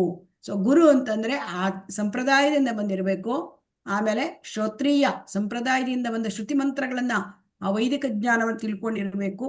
ಅವನು ಬ್ರಹ್ಮನಿಷ್ಠ ಅಂದ್ರೆ ಕೃಷ್ಣ ಪ್ರಜ್ಞೆಯಲ್ಲಿ ಶ್ರೇಷ್ಠ, ಅವನು ಪೂರ್ಣ ಪ್ರಜ್ಞೆಯಲ್ಲಿ ಇರಬೇಕು. ಭಗವಂತನ ಸೇವೆಯಲ್ಲಿ ತನ್ನನ್ನು ತಾನು ತೊಡಗಿಸಿಕೊಂಡಿರಬೇಕು. ಆಮೇಲೆ ಅವನು ಯಾವುದನ್ನು ಕೂಡ ಸೃಷ್ಟಿಸುವುದೂ ಇಲ್ಲ, ಯಾವುದನ್ನು ಕೂಡ ಅವನು ಕಳೆಯುವುದೂ ಇಲ್ಲ. ಸಂಪ್ರದಾಯದಿಂದ ಬಂದ ಜ್ಞಾನವನ್ನು ನಮಗೆ ಕೊಡ್ತಾರೆ. ಅಂಥ ಗುರುವಿನಿಂದ ನಾವು ಕಲ್ತ್ಕೋಬೇಕು ಈ ಎಲ್ಲದನ್ನ, ಈ ವಿಚಾರಗಳನ್ನ. ಸೊ ಅವೈಷ್ಣವ ಗುರುನ ಸ್ಯಾತ್ ವೈಷ್ಣವ ಶ್ವಪಚೋ ಗುರು. ಅವೈಷ್ಣವನಾದವನು ಗುರುವಾಗಲಿಕ್ಕೆ ಸಾಧ್ಯ ಇಲ್ಲ. ವೈಷ್ಣವರು ಅಂತಂದ್ರೆ ಅವನು ಶ್ವಪಚನಾಗಿದ್ದರೂ ಪರವಾಗಿಲ್ಲ, ಚಾಂಡಾಲ ಕುಲದಲ್ಲಿ ಹುಟ್ಟಿದರೂ ಪರವಾಗಿಲ್ಲ, ಅವನು ವೈಷ್ಣವನಾಗಿದ್ದರೆ ಅವನು ಗುರುವಾಗಲಿಕ್ಕೆ ಯೋಗ್ಯನಾಗ್ತಾನೆ. ಸೊ ವೈಷ್ಣವರಿಂದ ಕೇಳಬೇಕು ಅಂತ. ಏನು ಕೇಳಬೇಕು? ಯಾರನ್ನು ಪೂಜಿಸಿದರೆ ಏನು ಸಿಕ್ಕುತ್ತೆ, ಎಲ್ಲಿಗೆ ಹೋಗ್ಲಿಕ್ಕೆ ಸಾಧ್ಯ ಅಂತ ಹೇಳ್ತಾರೆ. ಶ್ರೀಲ ಪ್ರಭುಪಾದರಲ್ಲಿ ಹೇಳ್ತಾರೆ, ಐಹಿಕ ಸುಖಾಭಿಲಾಷಿಗಳು ಯಾರಿರ್ತಾರೆ ಅವರು ಈ ಲೋಕವನ್ನು ಪಡೆಯುತ್ತಾರೆ. ಐಹಿಕ ಬೇಕು ಅಂದವರಿಗೆ ಐಹಿಕವೇ ಸಿಕ್ಕುತ್ತದೆ. ಯಾಕೆಂತಂದ್ರೆ ಐಹಿಕ ಸುಖಾಪೇಕ್ಷೆ ಇದ್ದವರು, ಅವರು ಇಂದ್ರಿಯ ಭೋಗದ ಇಚ್ಛೆ ಇದ್ದವರು ಕಾಮ್ಯ ಕರ್ಮಗಳನ್ನೇ ಮಾಡ್ತಾರೆ. ಆದ್ದರಿಂದ ಕಾಮ್ಯ ಕರ್ಮಕ್ಕೆ ಪ್ರತಿಫಲವನ್ನು ಪಡೆಯುತ್ತಾರೆ, ಪ್ರತಿಕ್ರಿಯೆಗಳಾಗತ್ತೆ. ಸೊ ಹಾಗಾಗಿ ಅವರಿಗೆ ಇಲ್ಲಿ ಐಹಿಕ ಲೋಕವೇ ಮತ್ತೆ ಮತ್ತೆ ಸಿಗುತ್ತೆ ಜೀವನದಲ್ಲಿ. ಆದರೆ ಎಲ್ಲ ಕಾರಣಗಳಿಗೂ ಕಾರಣನಾದ ಆ ಕೃಷ್ಣನನ್ನು ಬಿಟ್ಟು ಬೇರೆ ಯಾರನ್ನೂ ಪೂಜಿಸುವುದಿಲ್ಲ. ಯಾರು? ಭಗವದ್ಭಕ್ತರು ಕೇವಲ ಕೃಷ್ಣನನ್ನು ಆರಾಧನೆ ಮಾಡ್ತಾರೆ. ಯಾಕೆಂದ್ರೆ ಅವನು ಸರ್ವಕಾರಣ ಕಾರಣ ಅಲ್ವಾ?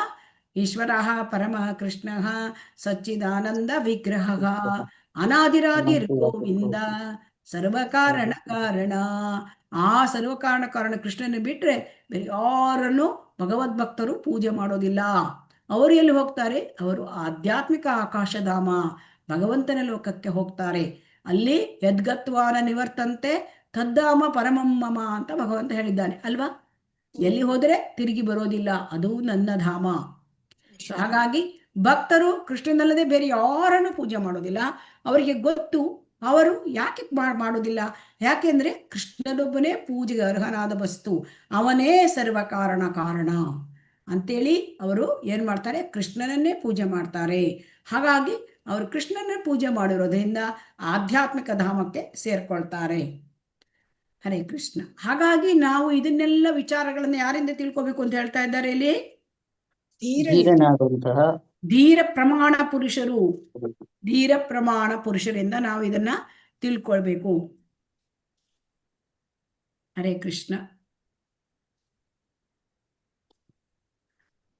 ಲಲಿತಾ ಮಾತಾಜಿ ಓದಿ. ಹರೇ ಕೃಷ್ಣ ಮಾತಾಜಿ. ಏನನ್ನಾದರೂ ಮಾಡುವುದರಿಂದ ಇಲ್ಲವೇ ಯಾರನ್ನಾದರೂ ಪೂಜಿಸುವುದರಿಂದ ಎಲ್ಲರೂ ಅದನ್ನೇ ಪಡೆಯುತ್ತಾರೆ ಎಂದು ಧರ್ಮಗ್ರಂಥಗಳಲ್ಲಿ ಎಲ್ಲೂ ಹೇಳಿಲ್ಲ. ಪರಂಪರೆಯ ಸಂಪರ್ಕವೇ ಇಲ್ಲದ ತಮಗೆ ತಾವೇ ಗುರುಗಳೆಂದು ಕರೆದುಕೊಳ್ಳುವವರಿಂದ ಅಂಥ ಮೂರ್ಖ ಸಿದ್ಧಾಂತಗಳು ಹುಟ್ಟಿಕೊಂಡಿವೆ. ಎಲ್ಲ ಮಾರ್ಗಗಳು ಒಂದು ಗಮ್ಯಸ್ಥಾನಕ್ಕೆ ಒಯ್ಯುತ್ತವೆ. ಮಾನವನು ದೇವತೆಗಳನ್ನು ಅಥವಾ ಪರಮನು ಅಥವಾ ಬೇರೆ ಇನ್ಯಾವುದನ್ನು ತನ್ನದೇ ಆದ ಉಪಾಸನಾ ಮಾರ್ಗದಿಂದ ಈ ಗುರಿ ಸಾಧನೆ ಮಾಡಬಹುದೆಂದು ಸದ್ಗುರುವು ಹೇಳುವುದಿಲ್ಲ. ಒಬ್ಬನು ತಾನು ಒಂದು ಸ್ಥಳಕ್ಕೆ ಹೋಗಬೇಕಾದರೆ ಅಲ್ಲಿಗೆ ಒಂದು ಮಾತಾಜಿ, ನಿಮ್ಮ ಇದು ಸರಿ ಇಲ್ಲ, ನಿಮ್ಮದು ಇಂಟರ್ನೆಟ್ ಕಾಣುತ್ತೆ ಮಾತಾಜಿ. ಹರೇ ಕೃಷ್ಣ. ಹಾ, ವಾಯ್ಸ್ ಕೇಳಿಸ್ತಾ ಇಲ್ಲ, ಬ್ರೇಕ್ ಆಗ್ತಾ ಇದೆ. ಸೊ ಹರಿಣಿ ಮಾತಾಜಿ ಓದಿ. ಹರೇ ಕೃಷ್ಣ. ಇಲ್ಲಿ ಮೊದ್ಲಿಂದ ಓದ್ಲ ಮಾತಾಜಿ? ಹೌದು, ಅವ್ರದ್ದು ಬ್ರೇಕ್ ಆಗ್ತಾ ಇತ್ತು. ಅದೇ ಏನನ್ನಾದರೂ ನಾನಾ ಬಗೆಯ ಅರ್ಚನೆಯಿಂದ ನಾನಾ ಬಗೆಯ ಫಲಗಳು ದೊರಕುತ್ತವೆಂದು ಈಶೋಪನಿಷತ್ತಿನಲ್ಲಿ ಹೇಳಿದೆ. ನಾವು ಪರಮಪ್ರಭುವನ್ನು ಭಜಿಸಿದರೆ ಖಂಡಿತವಾಗಿ ಅವನ ಶಾಶ್ವತ ಧಾಮದಲ್ಲಿ ಅವನನ್ನು ಸೇರುತ್ತೇವೆ. ಸೂರ್ಯದೇವನನ್ನು ಚಂದ್ರದೇವನನ್ನು ಭಜಿಸಿದರೆ ನಾವು ಸೂರ್ಯಲೋಕವನ್ನು ಚಂದ್ರಲೋಕವನ್ನು ಸೇರುತ್ತೇವೆ ಎನ್ನುವುದರಲ್ಲಿ ಕಿಂಚಿತ್ತೂ ಸಂಶಯವಿಲ್ಲ. ಯೋಜನಾ ಆಯೋಗಗಳನ್ನು ಇರಿಸಿಕೊಂಡು ರಾಜಕೀಯ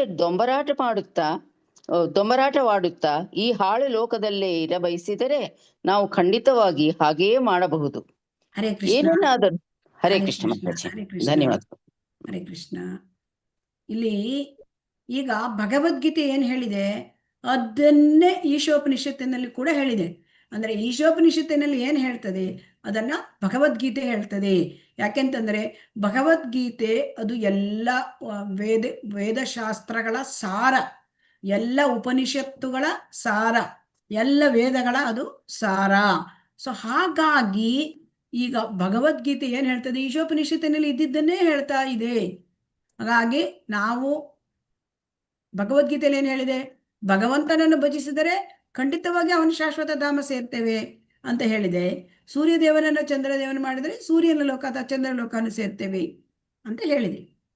ಈಗ ಅದನ್ನೇ ಈಶೋಪನಿಷತ್ತಿನಲ್ಲಿ ಹೇಳ್ತಾ ಇದ್ದಾರೆ ನೋಡಿ. ಇಲ್ಲಿ 13ನೇ ಮಂತ್ರದಲ್ಲಿ ಅದನ್ನೇ ಹೇಳ್ತಾ ಇದ್ದಾರೆ.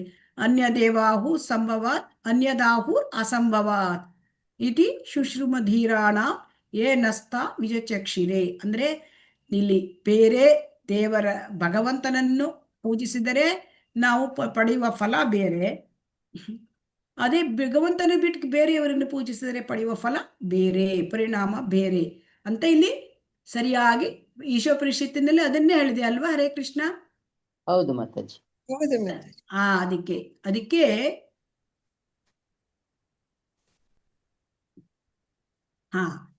ಈಗ ಇದರಲ್ಲಿ ಸಂಶಯ ಇಲ್ಲ ಅಂತ ಆಗಿದೆ. ಹಾಗಾದ್ರೆ ನಾವು ಶೀಲ ಪ್ರಭುಪಾದರು ನಮಗೆ ವಾರ್ನಿಂಗ್ ಕೊಡ್ತಾ ಇದ್ದಾರೆ, ಈ ಲೋಕ ಹಾಳು ಲೋಕ ಆಳಿದ್ದಾರೆ. ಹರೇ ಕೃಷ್ಣ, ಹರೇ ಕೃಷ್ಣ. ನೀವು ಇದನ್ನ ನೋಡ್ಬೋದು, ಇದು ಹಾಳು ಲೋಕ. ಯಾವುದು? ಹರೇ ಕೃಷ್ಣ. ಭೂಲೋಕ ಅಥವಾ ಭೌತಿಕ ಪ್ರಪಂಚ. ಭೌತಿಕ ಪ್ರಪಂಚ ಅದು ಹಾಳು ಲೋಕ. ಯಾಕೆ ಹಾಳು ಲೋಕ? ಇಲ್ಲಿರ್ತಕ್ಕಂಥದ್ದು ಯಾವುದೂ ಒಳ್ಳೇದಿಲ್ಲ. ಯಾಕೆ ಅಂತಂದ್ರೆ ಇಲ್ಲಿ 14 ಭುವನ ಲೋಕ ಕಿಚುನೈ, ಅಂದ್ರೆ ಈ 14 ಲೋಕಗಳಲ್ಲಿ ಎಲ್ಲರೂ ಏನೂ ಅದು ಒಳ್ಳೆಯದು ಹೇಳ್ತಕ್ಕಂಥದ್ದು ಏನೂ ಇಲ್ಲ. ಏನಿದೆ ಒಳ್ಳೆಯದು? ಕೇವಲ ಹರೇ ಕೃಷ್ಣ ಮಹಾಮಂತ್ರ ಅಂತ ಶ್ರೀಲ ಭಕ್ತಿ ವಿನೋದ ಠಾಕೂರರು ಹೇಳ್ತಾರೆ. ಸೊ ಹಾಗಾಗಿ ಶ್ರೀಲ ಪ್ರಭುಪಾದರು ನಮಗೆ ವಾರ್ನಿಂಗ್ ಕೊಟ್ಟಿದ್ದಾರೆ, ಇದು ಹಾಳು ಲೋಕ. ನೀವು ಇಲ್ಲಿ ಇರ್ಲಿಕ್ಕೆ ಬಯಸಿದರೆ ಖಂಡಿತ ಇರ್ಬೋದು. ಏನೇನೋ ಪ್ಲಾನ್ ಹಾಕ್ಕೊಂಡು ಆಮೇಲೆ ರಾಜಕೀಯದ ವಿಚಾರ ಮಾಡಿಕೊಂಡು ಇಲ್ಲಿ ಎಲ್ಲ ಇರಬೇಕು, ನಾನು ಇಲ್ಲಿ ಮತ್ತೆ ಇಲ್ಲೇ ಇರಬೇಕು ಅಂತಿದ್ರೆ ಇರ್ಬೋದು. ಆದರೆ ನೋಡಿ, ಇದು ಹಾಳು ಲೋಕ ಅಂತ ಶ್ರೀಲ ಪ್ರಭುಪಾದರು ಆಚಾರ್ಯರು, ಸಂಪ್ರದಾಯದ ಆಚಾರ್ಯರು ನಮಗೆ ಏನ್ ಮಾಡಿದ್ದಾರೆ? ನಮಗೆ ಎಚ್ಚರಿಕೆ ಕೊಟ್ಟಿದ್ದಾರೆ. ಯಾರಾದರೂ ಹಾಳನ್ನು ಬಯಸ್ತಾರಾ? ಹರೇ ಕೃಷ್ಣ. ಇಲ್ಲ ಮಾತಾಜಿ, ಇಲ್ಲ ಇಲ್ಲ. ಅಂದ್ರೆ ನಮ್ಮ ಆಚಾರ್ಯರು ನಮ್ಗೆ ಹೇಳ್ಕೊಡ್ತಾ ಇದ್ದಾರೆ. ಅದಕ್ಕೆ ಧೀರ ಪ್ರಮಾಣ ಪುರುಷರು ಈ ಆಚಾರ್ಯರುಗಳು ಅವರು ನಮಗೆ ಸರಿಯಾದ ಎಚ್ಚರಿಕೆಯನ್ನು ಕೊಡ್ತಾರೆ. ನೀವು ಈ ಹಾಳು ಲೋಕದಲ್ಲಿ ಇರ್ಲಿಕ್ಕೆ ನೀವು ಬಯಸಿದ್ರೆ ಇರ್ಬೋದು ಕಾಲ ಬೇಕಾದ್ರೂ ನಾವು ಇರಬಹುದು. ಆದರೆ ಇದು ಹಾಳು ಲೋಕ. ಸೊ ಭಗವದ್ಗೀತೆಯಲ್ಲಿ ಭಗವಂತನೇ ಹೇಳಿದ್ದಾನೆ, ಅಶಾಶ್ವತಂ ಮತ್ತೆ ದುಃಖಾಲಯಂ. ಯಾಕೆ ಹಾಳು ಲೋಕ? ಇಲ್ಲಿ ದುಃಖಗಳ ತವರೂರು. ಹರೇ ಕೃಷ್ಣ. ಓದಿ. ಹರೇ ಕೃಷ್ಣ. ಓದ್ಲಾ ಮಾತಾಜಿ? ಕೇಳತ್ತಾ? ಕೇಳುತ್ತೆ, ಓದಿ ಮಾತಾಜಿ. ಏನನ್ನಾದರೂ ಮಾಡುವುದರಿಂದ ಇಲ್ಲವೇ ಯಾರನ್ನಾದರೂ ಪೂಜಿಸುವುದರಿಂದ ಎಲ್ಲರೂ ಅದನ್ನೇ ಪಡೆಯುತ್ತಾರೆ ಎಂದು ಧರ್ಮಗ್ರಂಥಗಳಲ್ಲಿ ಎಲ್ಲೂ ಹೇಳಿಲ್ಲ. ಪರಂಪರೆಯ ಸಂಪರ್ಕವೇ ಇಲ್ಲದ ತಮಗೆ ತಾವೇ ಗುರುಗಳೆಂದು ಕರೆದುಕೊಳ್ಳುವವರಿಂದ ಅಂಥ ಮೂರ್ಖ ಸಿದ್ಧಾಂತಗಳು ಹುಟ್ಟಿಕೊಂಡಿವೆ. ಎಲ್ಲ ಮಾರ್ಗಗಳು ಒಂದೇ ಗಮ್ಯಸ್ಥಾನಕ್ಕೆ ಒಯ್ಯುತ್ತವೆ. ಮಾನವನು ದೇವತೆಗಳನ್ನು ಅಥವಾ ಪರಮ ಪ್ರಭುವನ್ನು ಅಥವಾ ಬೇರೆ ಇನ್ಯಾವುದನ್ನು ತನ್ನದೇ ಆದ ಉಪಾಸನಾ ಮಾರ್ಗದಿಂದ ಈ ಗುರಿ ಸಾಧನೆ ಮಾಡಬಹುದೆಂದು ಸದ್ಗುರುವು ಹೇಳುವುದಿಲ್ಲ. ಒಬ್ಬನು ತಾನು ಒಂದು ಸ್ಥಳಕ್ಕೆ ಹೋಗಬೇಕಾದರೆ ಅಲ್ಲಿಗೆ ಒಂದು ಟಿಕೆಟ್ ತೆಗೆದುಕೊಳ್ಳಬೇಕು ಎಂದು ಜನಸಾಮಾನ್ಯನಿಗೆ ಸುಲಭವಾಗಿ ಅರ್ಥವಾಗುತ್ತದೆ.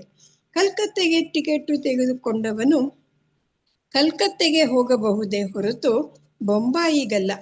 ಆದರೆ ಗುರುಗಳು ಎಂದು ಕರೆಸಿಕೊಳ್ಳುವವರು ಯಾವುದೇ ಅಥವಾ ಎಲ್ಲ ಟಿಕೆಟುಗಳಿಂದ ತಾವು ಒಬ್ಬರನ್ನು ಪರಮಪುರುಷನ ಬಳಿಗೆ ಕರೆದೊಯ್ಯಬಲ್ಲವೆಂದು ಹೇಳುತ್ತಾರೆ.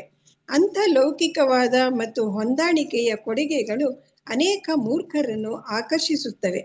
ಅವರು ಹೀಗೆ ಸೃಷ್ಟಿಸಿದ ಆಧ್ಯಾತ್ಮಿಕ ಸಾಕ್ಷರ ವಿಧಾನಗಳಿಂದ ಉಬ್ಬಿ ಹೋಗುತ್ತಾರೆ. ಆದರೆ ವೈದಿಕ ಉಪದೇಶಗಳು ಅವನ್ನು ಸಮರ್ಥಿಸುವುದಿಲ್ಲ. ಪರಂಪರಾಗತವಾದ ಸದ್ಗುರುವಿನಿಂದ ಜ್ಞಾನ ಪಡೆಯದೆ ಒಬ್ಬನು ನೈಜ ವಸ್ತುವನ್ನು ಯಥಾವತ್ತಾಗಿ ಪಡೆಯಲು ಸಾಧ್ಯವಿಲ್ಲ. ಭಗವದ್ಗೀತೆಯಲ್ಲಿ ಕೃಷ್ಣನು ಅರ್ಜುನನಿಗೆ ಹೀಗೆ ಹೇಳುತ್ತಾನೆ, ಏವಂ ಹರೇ ಕೃಷ್ಣ. ಪರಂಪರಾ ಹರೇ ಇದಿಷ್ಟು ಕೃಷ್ಣ. ಓದ್ಬಿಡ್ಲ ಮತ್ತೆ ಕಂಪ್ಲೀಟ್ ಆಗತ್ತೆ. ಓದಿ ಮಾತಾಜಿ. ಏವಂ ಪರಂಪರಾ ಪ್ರಾಪ್ತಂ ಇಮಂ ರಾಜರ್ಷಯೋ ವಿದುಃ ಸಕಾಲೇ ನೇಹ ಮಹತಾ ಯೋಗೋ ನಷ್ಟ ಪರಂತಪ. ಈ ಪರಮ ವಿದ್ಯೆಯು ಪರಂಪರೆಯಿಂದ ಬಂದುದು. ರಾಜರ್ಷಿಗಳು ಇದನ್ನು ಇದೇ ವಿಧಾನದಲ್ಲಿ ಅರಿತರು. ಆದರೆ ಕಾಲಕ್ರಮೇಣ ಈ ಪರಂಪರೆ ಭಗ್ನವಾಯಿತು. ಆದ್ದರಿಂದ ಈ ವಿದ್ಯೆ ನಷ್ಟವಾದಂತಿವೆ. ಹರೇ ಕೃಷ್ಣ. ಗೀತಾ 4.2. ಹರೇ ಕೃಷ್ಣ ಮಾತಾಜಿ, ಹರೇ ಧನ್ಯವಾದ. ಕೃಷ್ಣ, ಧನ್ಯವಾದಗಳು. ಹಾಗಾಗಿ ಇಲ್ಲಿ ಏನನ್ನಾದ್ರೂ ಮಾಡಿದ್ರು, ಯಾರನ್ನಾದ್ರೂ ಪೂಜೆ ಮಾಡಿದ್ರು ಹೋಗೋದು ಒಂದೇ ಜಾಗ, ಅದೇ ದೇವರನ್ನು ಪಡ್ಕೋತಾರೆ ಅಂತ ಯಾವ ಧರ್ಮ ಗ್ರಂಥದಲ್ಲಿ ಹೇಳಿದೆ? ಶ್ರೀಲ ಪ್ರಭುಪಾದರು ಕ್ವಶನ್ ಮಾಡ್ತಾ ಇದ್ದಾರೆ. ಯಾವ ಧರ್ಮ ಗ್ರಂಥದಲ್ಲಿ ಹೇಳಿದೆ? ಭಗವದ್ಗೀತೆಯಲ್ಲಿ ಹೇಳಿಲ್ಲ ಆ ತರ ಅಲ್ವಾ? ಈಶೋಪನಿಷತ್ತಿನಲ್ಲಿ ಹೇಳಿಲ್ಲ. ಹೌದು. ಯಾವ ಧರ್ಮ ಗ್ರಂಥ? ಎಲ್ಲೂ ಧರ್ಮ ಗ್ರಂಥಗಳಲ್ಲಿ ಹೇಳೇ ಇಲ್ಲ, ಹೇಳೇ ಇಲ್ಲ. ಹಾಗಾದ್ರೆ ಈಗ ಯಾರನ್ನು ಪೂಜೆ ಮಾಡಿದ್ರು ಒಂದೇ, ಇದನ್ನು ಹೇಳೋರು ಯಾರು? ಹಾಗೆ ಹೇಳೋರು ಯಾರು? ಮೂರ್ಖರು. ತಮ್ಮನ್ನು ತಾವೇ ಗುರುಗಳೆಂದು ಕರೆಸಿಕೊಳ್ಳುವರು. ತಮ್ಮನ್ನು ತಾವೇ ಗುರುಗಳು ಅಂತ ಸುಮ್ನೆ ತಮ್ಮನ್ನೇ ತಾವು ಗುರುಗಳು ಅಂತ ಕರ್ಕೋತಾರೆ. ಆದ್ರೆ ಗುರುಗಳು ಅಂದ್ರೆ ಯಾರು? ಗುರುಗಳು ಅಂದ್ರೆ ದೇವರ ಪ್ರತಿನಿಧಿ ಅಲ್ವಾ? ಗುರುವನ್ನ ದೇವರು ಕಳಿಸಿರ್ತಾನೆ, ದೇವರ ಪ್ರತಿನಿಧಿ ಗುರು. ಗುರು ಬೇರೆ ಅಲ್ಲ, ದೇವರು ಬೇರೆ ಅಲ್ಲ. ಆದ್ರೆ ಇವರು ತಮ್ಮನ್ನೇ ತಾವು ಗುರುಗಳು ಅಂತ ಕರ್ಕೊಂಡ್ಬಿಡ್ತಾರೆ. ಯಾರು? ಮೂರ್ಖರು. ಅವ್ರು ಏನ್ ಮಾಡ್ತಾರೆ? ಜನರಿಗೆ ಯಾರು ಪೂಜೆ ಮಾಡಿದ್ರು ಒಂದೇ ಆ ಭಾವನೆಯನ್ನ, ಆ ಸಿದ್ಧಾಂತಗಳನ್ನ ಹುಟ್ಟಿಸಿ ಬಿಡ್ತಾರಂತೆ. ಯಾರು? ಬೋಗಸ್ ಗುರುಗಳವರು. ಪರಂಪರೆ ಅಂದ್ರೆ ಏನು? ಅದು ಪರಂಪರೆ ಅಂದ್ರೆ ಕೃಷ್ಣ ಮೂಲ ಆಕಾರ ಆಗಿರಬೇಕು, ಅದು ಪರಂಪರೆ. ಆದರೆ ಅವರಿಗೆ ಆ ತರಹ ಪರಂಪರೆ ಇಲ್ಲ. ತಮ್ಮನ್ನೇ ತಾವು ಗುರು ಅಂತ ಕರ್ಕೊಂಡ್ಬಿಟ್ಟು ಜನರಿಗೆ ಅವ್ರು ಏನ್ ಮಾಡ್ತಾರೆ? ಆ ಮೂರ್ಖ ಜನರಿಗೆ ಅವರು ಅಂದ್ರೆ ಈಗ ಜನರು ಏನ್ ಹೇಳ್ತಾರೆ? ಜನರಿಗೆ ಅವ್ರನ್ನ ನಂಬಿಸಿ ಬಿಡ್ತಾರೆ ಅಲ್ವಾ? ನಂಬಿಸಿ ಬಿಡ್ತಾರೆ. ಆಗೇನಾಗತ್ತೆ ಅಂದ್ರೆ ಇಂತಹ ಮೂರ್ಖ ಬೋಗಸ್ ಗುರುಗಳಿಗೆ ಅವರಿಗೆ ಪರಂಪರೆ ಸಂಪರ್ಕ ಇರೋದಿಲ್ಲ. ಮತ್ತೆ ಅವರಿಗೆ ಇದು ಇರೋದಿಲ್ಲ, ಅಂದ್ರೆ ಅಲ್ಲಿ ಆಧ್ಯಾತ್ಮಿಕ ಸಾಕ್ಷಾತ್ಕಾರ ಆಗಿರೋದಿಲ್ಲ. ಅಂಥವರು ಭಗವಂತನ ಬಗ್ಗೆ ಅವರಿಗೆ ಗೊತ್ತಿರೋದಿಲ್ಲ ಸರಿಯಾಗಿ. ಹಾಗಾಗಿ ಅವರು ತಮ್ಮದೇ ಆದ ಸಿದ್ಧಾಂತವನ್ನು ಹೇಳಿಬಿಡ್ತಾರೆ ಜನರಿಗೆ ಅಲ್ವಾ? ಸಾಮಾನ್ಯ ಜನರಿಗೆ ಶ್ರೀಲ ಪ್ರಭುಪಾದರು ಇಂದ ಒಂದು ಉದಾಹರಣೆ ಕೊಡ್ತಾರೆ. ಈಗ ಯಾರಾದರೂ ಒಬ್ಬ ಸುಮ್ಮನೆ ಅನಕ್ಷರಸ್ಥನಿಗೆ ಅವ್ರಿಗೆ ಗೊತ್ತು, ನನಗೆ ಕಲ್ಕತ್ತಾಕ್ಕೆ ಹೋಗ್ಬೇಕು ಅಂದ್ರೆ ಕಲ್ಕತ್ತಾಕ್ಕೆ ಟಿಕೆಟ್ ತಗೋಬೇಕು. ಮುಂಬೈ ಟಿಕೆಟ್ ತಗೊಂಡು ಕಲ್ಕತ್ತಾಕ್ಕೆ ಹೋಗ್ಲಿಕ್ಕಾಗತ್ತಾ? ಇದು ಸುಮ್ಮ ಅನಕ್ಷರಸ್ಥನಿಗೂ ಗೊತ್ತಿರುತ್ತೆ ಅಲ್ವಾ? ಕಲ್ಕತ್ತಾದ ಒಬ್ಬ ಮನುಷ್ಯ ಇದ್ದಾನೆ ಅಂತ ತಿಳ್ಕೊಳ್ಳಿ, ಅನಕ್ಷರಸ್ಥ, ಅವನಿಗೂ ಗೊತ್ತಿರುತ್ತೆ ನಾ ಕಲ್ಕತ್ತಾ ಟಿಕೆಟ್ ತಗೋಬೇಕು, ಅಲ್ಲಿ ಹೋಗಿ ಹೇಳ್ತಾನೆ ಅಲ್ವಾ? ಅಲ್ಲಿ ಅವಾಗ ಟಿಕೆಟ್ ಏಜೆಂಟ್ ಇಲ್ಲಪ್ಪ ನಂಗೆ ಕಲ್ಕತ್ತಾ ಟಿಕೆಟ್ ಎಲ್ಲ ಮುಗಿದೋಗಿದೆ, ನಿಂಗೆ ಮುಂಬೈ ಟಿಕೆಟ್ ಕೊಡ್ತಾನೆ, ನೀವು ಹೋಗ್ಬೋದು ಕಲ್ಕತ್ತಾಕ್ಕೆ ಅಂತ ಹೇಳಿದ್ರೆ ಒಪ್ತಾನೆ ಅವನು?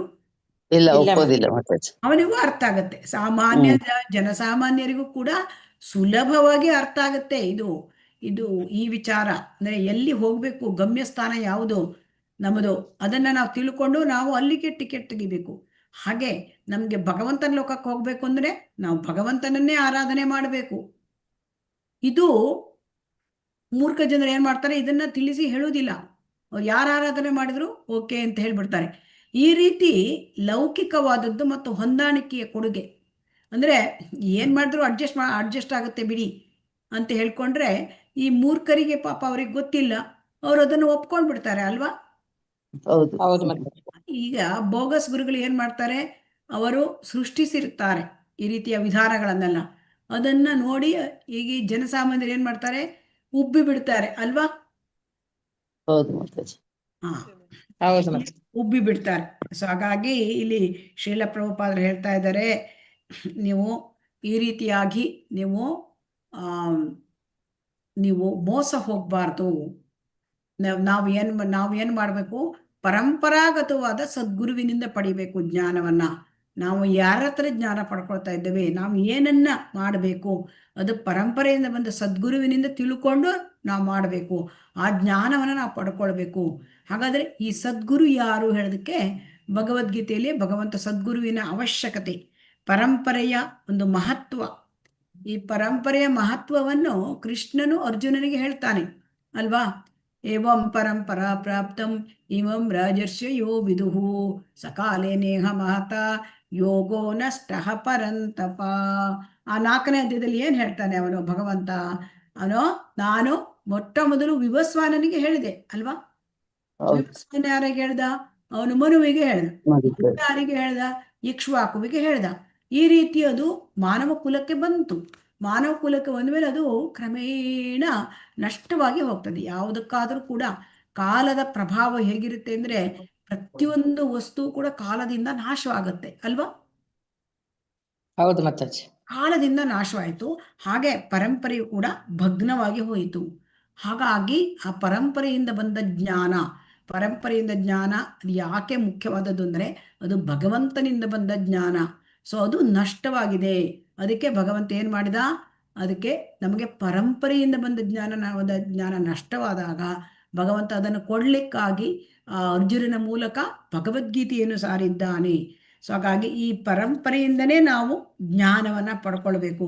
ಪರಂಪರೆಯಿಂದ ನಾವು ಜ್ಞಾನ ಪಡ್ಕೊಳ್ಳದೆ ಹೋದ್ರೆ, ಪರಂಪರೆಯಿಂದ ನಾವು ಹರೇ ಕೃಷ್ಣ ನಾಮವನ್ನ ಪಡ್ಕೊಂಡ್ರೆ, ಪರಂಪರೆಯಿಂದ ಏನಾಗುತ್ತೆ, ನಮಗೆ ಜ್ಞಾನ ಅಂದ್ರೆ ಹರೇ ಕೃಷ್ಣ ಮಹಾಮಂತ್ರವನ್ನ ನಾವು ಜಪ ಮಾಡುವ ಒಂದು ಭಾವ, ಮೂಡ್ ಅದು ನಮಗೆ ಬರ್ತದೆ. ಆಮೇಲೆ ಪರಂಪರೆಯಿಂದ ನಾವು ದೀಕ್ಷೆಯನ್ನು ತೆಗೆದುಕೊಂಡಾಗ ಆ ಪರಂಪರೆಗೆ ನಮಗೆ ಕನೆಕ್ಟ್ ಮಾಡ್ತಾನೆ ಗುರುವು. ಮತ್ತೆ ಆ ಪರಂಪರೆಯಿಂದ ನಮಗೆ ಒಂದು ರೀತಿಯ ಅನುಗ್ರಹ ಸಿಕ್ಕತ್ತೆ, ಪರಂಪರೆದು ಅದು ಮರ್ಸಿ ಸಿಕ್ಕತ್ತೆ. ಸೊ ಹಾಗಾಗಿ ನಮಗೆ ಶ್ರೀ ಹರೇ ಕೃಷ್ಣ ಮಹಾಮಂತ್ರವನ್ನ ದೀಕ್ಷಾ ಮೂಲಕ, ನಾವು ಪರಂಪರೆಯಿಂದ ಬಂದ ಗುರುವಿನ ದೀಕ್ಷಾ ಮೂಲಕ ನಾವು ಪಡ್ಕೊಂಡಾಗ, ಅದನ್ನ ನಾವು ಆ ಹರೇ ಕೃಷ್ಣ ಮಹಾಮಂತ್ರವನ್ನು ಜಪ ಮಾಡಿದಾಗ ಗುರುವಿನ ಮಾರ್ಗದರ್ಶನದಂತೆ ನಾವು ಖಂಡಿತವಾಗಿಯೂ ಭಗವಂತನ ಲೋಕಕ್ಕೆ ಹೋಗ್ಲಿಕ್ಕೆ ಸಾಧ್ಯ ಇದೆ. ಸೊ ಯಾಕೆಂದ್ರೆ ನಾವು ಒಬ್ಬ ಪರಮ ಪರಿಶುದ್ಧ ಭಕ್ತನಿಂದ ನಾವು ಈ ಮಂತ್ರವನ್ನ ನಾವು ತೆಗೆದುಕೊಳ್ಬೇಕು. ಸೊ ಹಾಗಾಗಿ ಇಲ್ಲಿ ನೋಡಿ, ಹರಿದಾಸ್ ಠಾಕೂರರು ವೇಶ್ಯೆ, ಅವಳನ್ನು ಹರಿದಾಸ್ ಠಾಕೂರರನ್ನ ಮನಸ್ಸನ್ನು ಕೆಡಿಸ್ಲಿಕ್ಕೆ ಬಂದಿದ್ಲು ಅಲ್ವಾ? ಆದರೆ ಹರಿದಾಸ್ ಠಾಕೂರರು ಅವರು ಶುದ್ಧ ಭಕ್ತರು. ಅವರು ಅವಳನ್ನೇ ಪರಿವರ್ತನೆ ಮಾಡಿದರು. ಶುದ್ಧ ಭಕ್ತಳದ್ದು 3 ರಾತ್ರಿಯಲ್ಲಿ ಅಲ್ವಾ? ಹೌದು ಮಾತಾಜಿ. ಹಾಗೆ ಈ ನಾವು ಶುದ್ಧ ಭಕ್ತರಿಂದ ಹರಿಕೃಷ್ಣ ಮಹಾಮಂತ್ರ ತೆಗೆದುಕೊಂಡಾಗ ನಾವು ಅದಕ್ಕೆ ನಮಗೆ ಒಂದು ಪರಂಪರೆಗೆ ನಮ್ಮ ಸೇರಿಸೋದ್ರಿಂದ, ಆ ಪರಂಪರೆಯ ನಮಗೆ ಅನುಗ್ರಹದಿಂದ ನಾವು ಶುದ್ಧನಾಮವನ್ನು ಕೂಡ ಪಡ್ಕೊಳ್ಳಿಕ್ಕೆ ಸಾಧ್ಯತೆ ಇದೆ. ಸೊ ಹಾಗಾಗಿ ಇಲ್ಲಿ ನಮಗೆ ಈ ರೀತಿಯ ಪರಂಪರೆಯ ಮಹತ್ವವನ್ನ ಭಗವಾನ್ ಕೃಷ್ಣ ಏನ್ ಹೇಳ್ತಾ ಇದ್ದಾನೆ, ಪರಂಪರೆಯ ಮಹತ್ವ ಏನು ಅಂತ ಶ್ರೀಲ ಪ್ರಭುಪಾದ ತಿಳಿಸ್ತಾ ಇದ್ದಾರೆ. ಹಾಗಾಗಿ ಇದನ್ನೆಲ್ಲ ಧೀರ, ಇಲ್ಲಿ ನೋಡಿ ಈ ಶ್ಲೋಕದಲ್ಲಿ ಇತಿ ಶುಶ್ರುಮ ಧೀರಾಣಂ ಅಂದರೆ ಇಲ್ಲಿ ಧೀರ ಪುರುಷರಿಂದ, ಪ್ರಮಾಣ ಪುರುಷರಿಂದ, ನಾವು ಧೀರ ಪ್ರಮಾಣ ಪುರುಷರನ್ನು ತಿಳ್ಕೊಳ್ಬೇಕು. ನಾವು ಬೇರೆಯವರಿಂದ, ಎಲ್ಲರೂ ಗುರು ಅಂತ ತಮ್ಮನ್ನೇ ತಾವು ಹೇಳ್ಕೊಳ್ಳೋರು ಅಂಥ ಭೋಗಸ್ ಗುರುಗಳಿಂದ ನಾವು ಏನು ಮಾಡಬಾರ್ದು, ಈ ವೈದಿಕ ಜ್ಞಾನವನ್ನು ನಾವು ಅವರ ಹತ್ರ ಪಡ್ಕೊಳ್ಬಾರ್ದು. ಯಾಕೆಂದರೆ ಅಲ್ಲಿ ಅವರು ಏನು ಮಾಡ್ತಾರೆ, ಅಂತಹ ಈ ತಾವೇ ಗುರುಗಳು ಅಂತ ಕರ್ಕೊಂಡಿರೋರು ಏನು ಮಾಡ್ತಾರೆ, ಎಲ್ಲ ಮಾರ್ಗಗಳು ಒಂದೇ ಗಮ್ಯ ಸ್ಥಾನಕ್ಕೆ ಒಯ್ಯುತ್ತವೆ. ಮಾನವನನ್ನು ಬೇಕಾದ್ರೂ ಪೂಜೆ ಮಾಡು, ದೇವತೆಗಳನ್ನು ಬೇಕಾದ್ರೆ ಪೂಜೆ ಮಾಡು, ಪರಮಪ್ರಭುವನ್ನು ಪೂಜೆ ಮಾಡು, ಬೇರೆ ಇನ್ಯಾವುದನ್ನು ಉಪಾಸನೆ ಮಾಡು, ಈ ಗುರಿ ಸಾಧನೆ ಎಲ್ಲ ಗುರಿ ಒಂದೇ ಅಂತ ಅವ್ರು ಹೇಳ್ಬಿಡ್ತಾರೆ. ಆದರೆ ಅದು ಏನನ್ನಾದರೂ ಪೂಜಿಸಿದ್ರು ನೀನು ಭಗವಂತನ ಪಡ್ಕೊಳ್ತೀಯ ಅಂತ ಈ ಸದ್ಗುರು ಹೇಳೋದಿಲ್ಲ. ಸದ್ಗುರು ಆ ಥರ ಹೇಳೋದಿಲ್ಲ. ಸದ್ಗುರು ಏನು ಹೇಳ್ತಾನೆ, ಭಗವಂತನನ್ನು ನೀನು ಆರಾಧಿಸು, ಪೂಜೆ ಮಾಡು, ಭಗವಂತನ ಆ ಹರೇ ಕೃಷ್ಣ ಮಂತ್ರವನ್ನು ಜಪ ಮಾಡು, ಭಗವಂತನ ಬಗ್ಗೆ ಶ್ರವಣ ಮಾಡು, ಇದನ್ನು ಹೇಳ್ತಾರೆ ಅಲ್ವಾ. ಹರೇ ಕೃಷ್ಣ. ಹೌದು ಮಾತಾಜಿ. ಹಾಗಾಗಿ ನಾವು ಯಾರಿಂದ ಜ್ಞಾನ ಪಡ್ಕೊಳ್ತೇವೆ ಅದು ಬಹಳ ಮುಖ್ಯವಾದದ್ದು. ಇಲ್ಲದಿದ್ದರೆ ನಾವು ಏನಾಗ್ಬಿಡ್ತೇವೆ, ನಾವು ತಪ್ಪು ತಿಳುವಳಿಕೆಯಲ್ಲಿ ನಾವು ಯಾರನ್ನಾದರೂ ಆರಾಧಿಸಿದರೆ ಒಂದೇ ಅಂತ ಹೇಳಿ ತಿಳ್ಕೊಂಡು ಬಿಡ್ತೇವೆ ಅಂತ ಹೇಳ್ತಾ ಇದ್ದಾರೆ. ಹರೇ ಕೃಷ್ಣ. ಇದನ್ನು ಓದಿ ಮಾತಾಜಿ. ಹರೇ ಕೃಷ್ಣ. ಲಕ್ಷ್ಮೀ PM ಮಾತಾಜಿ. ಓದ್ತೇನೆ ಮಾತಾಜಿ.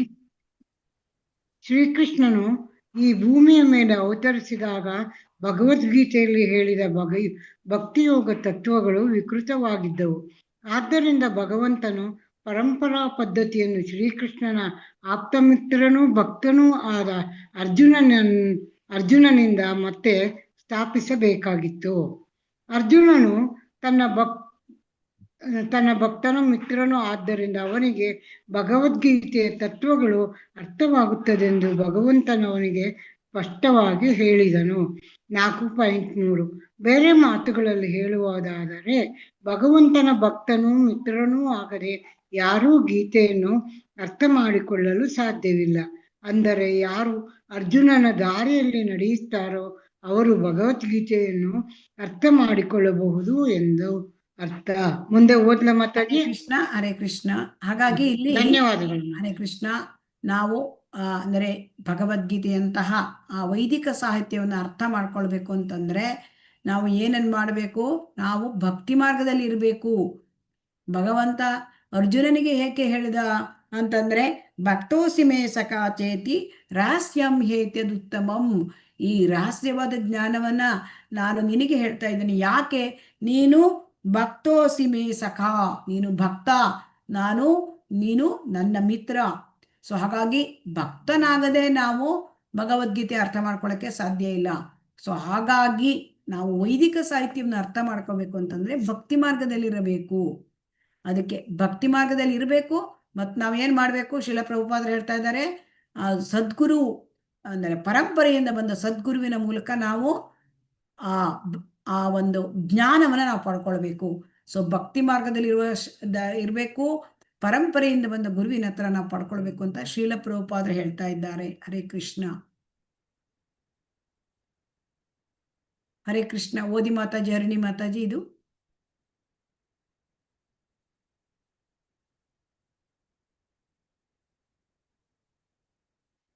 ಹರೇ ಕೃಷ್ಣ.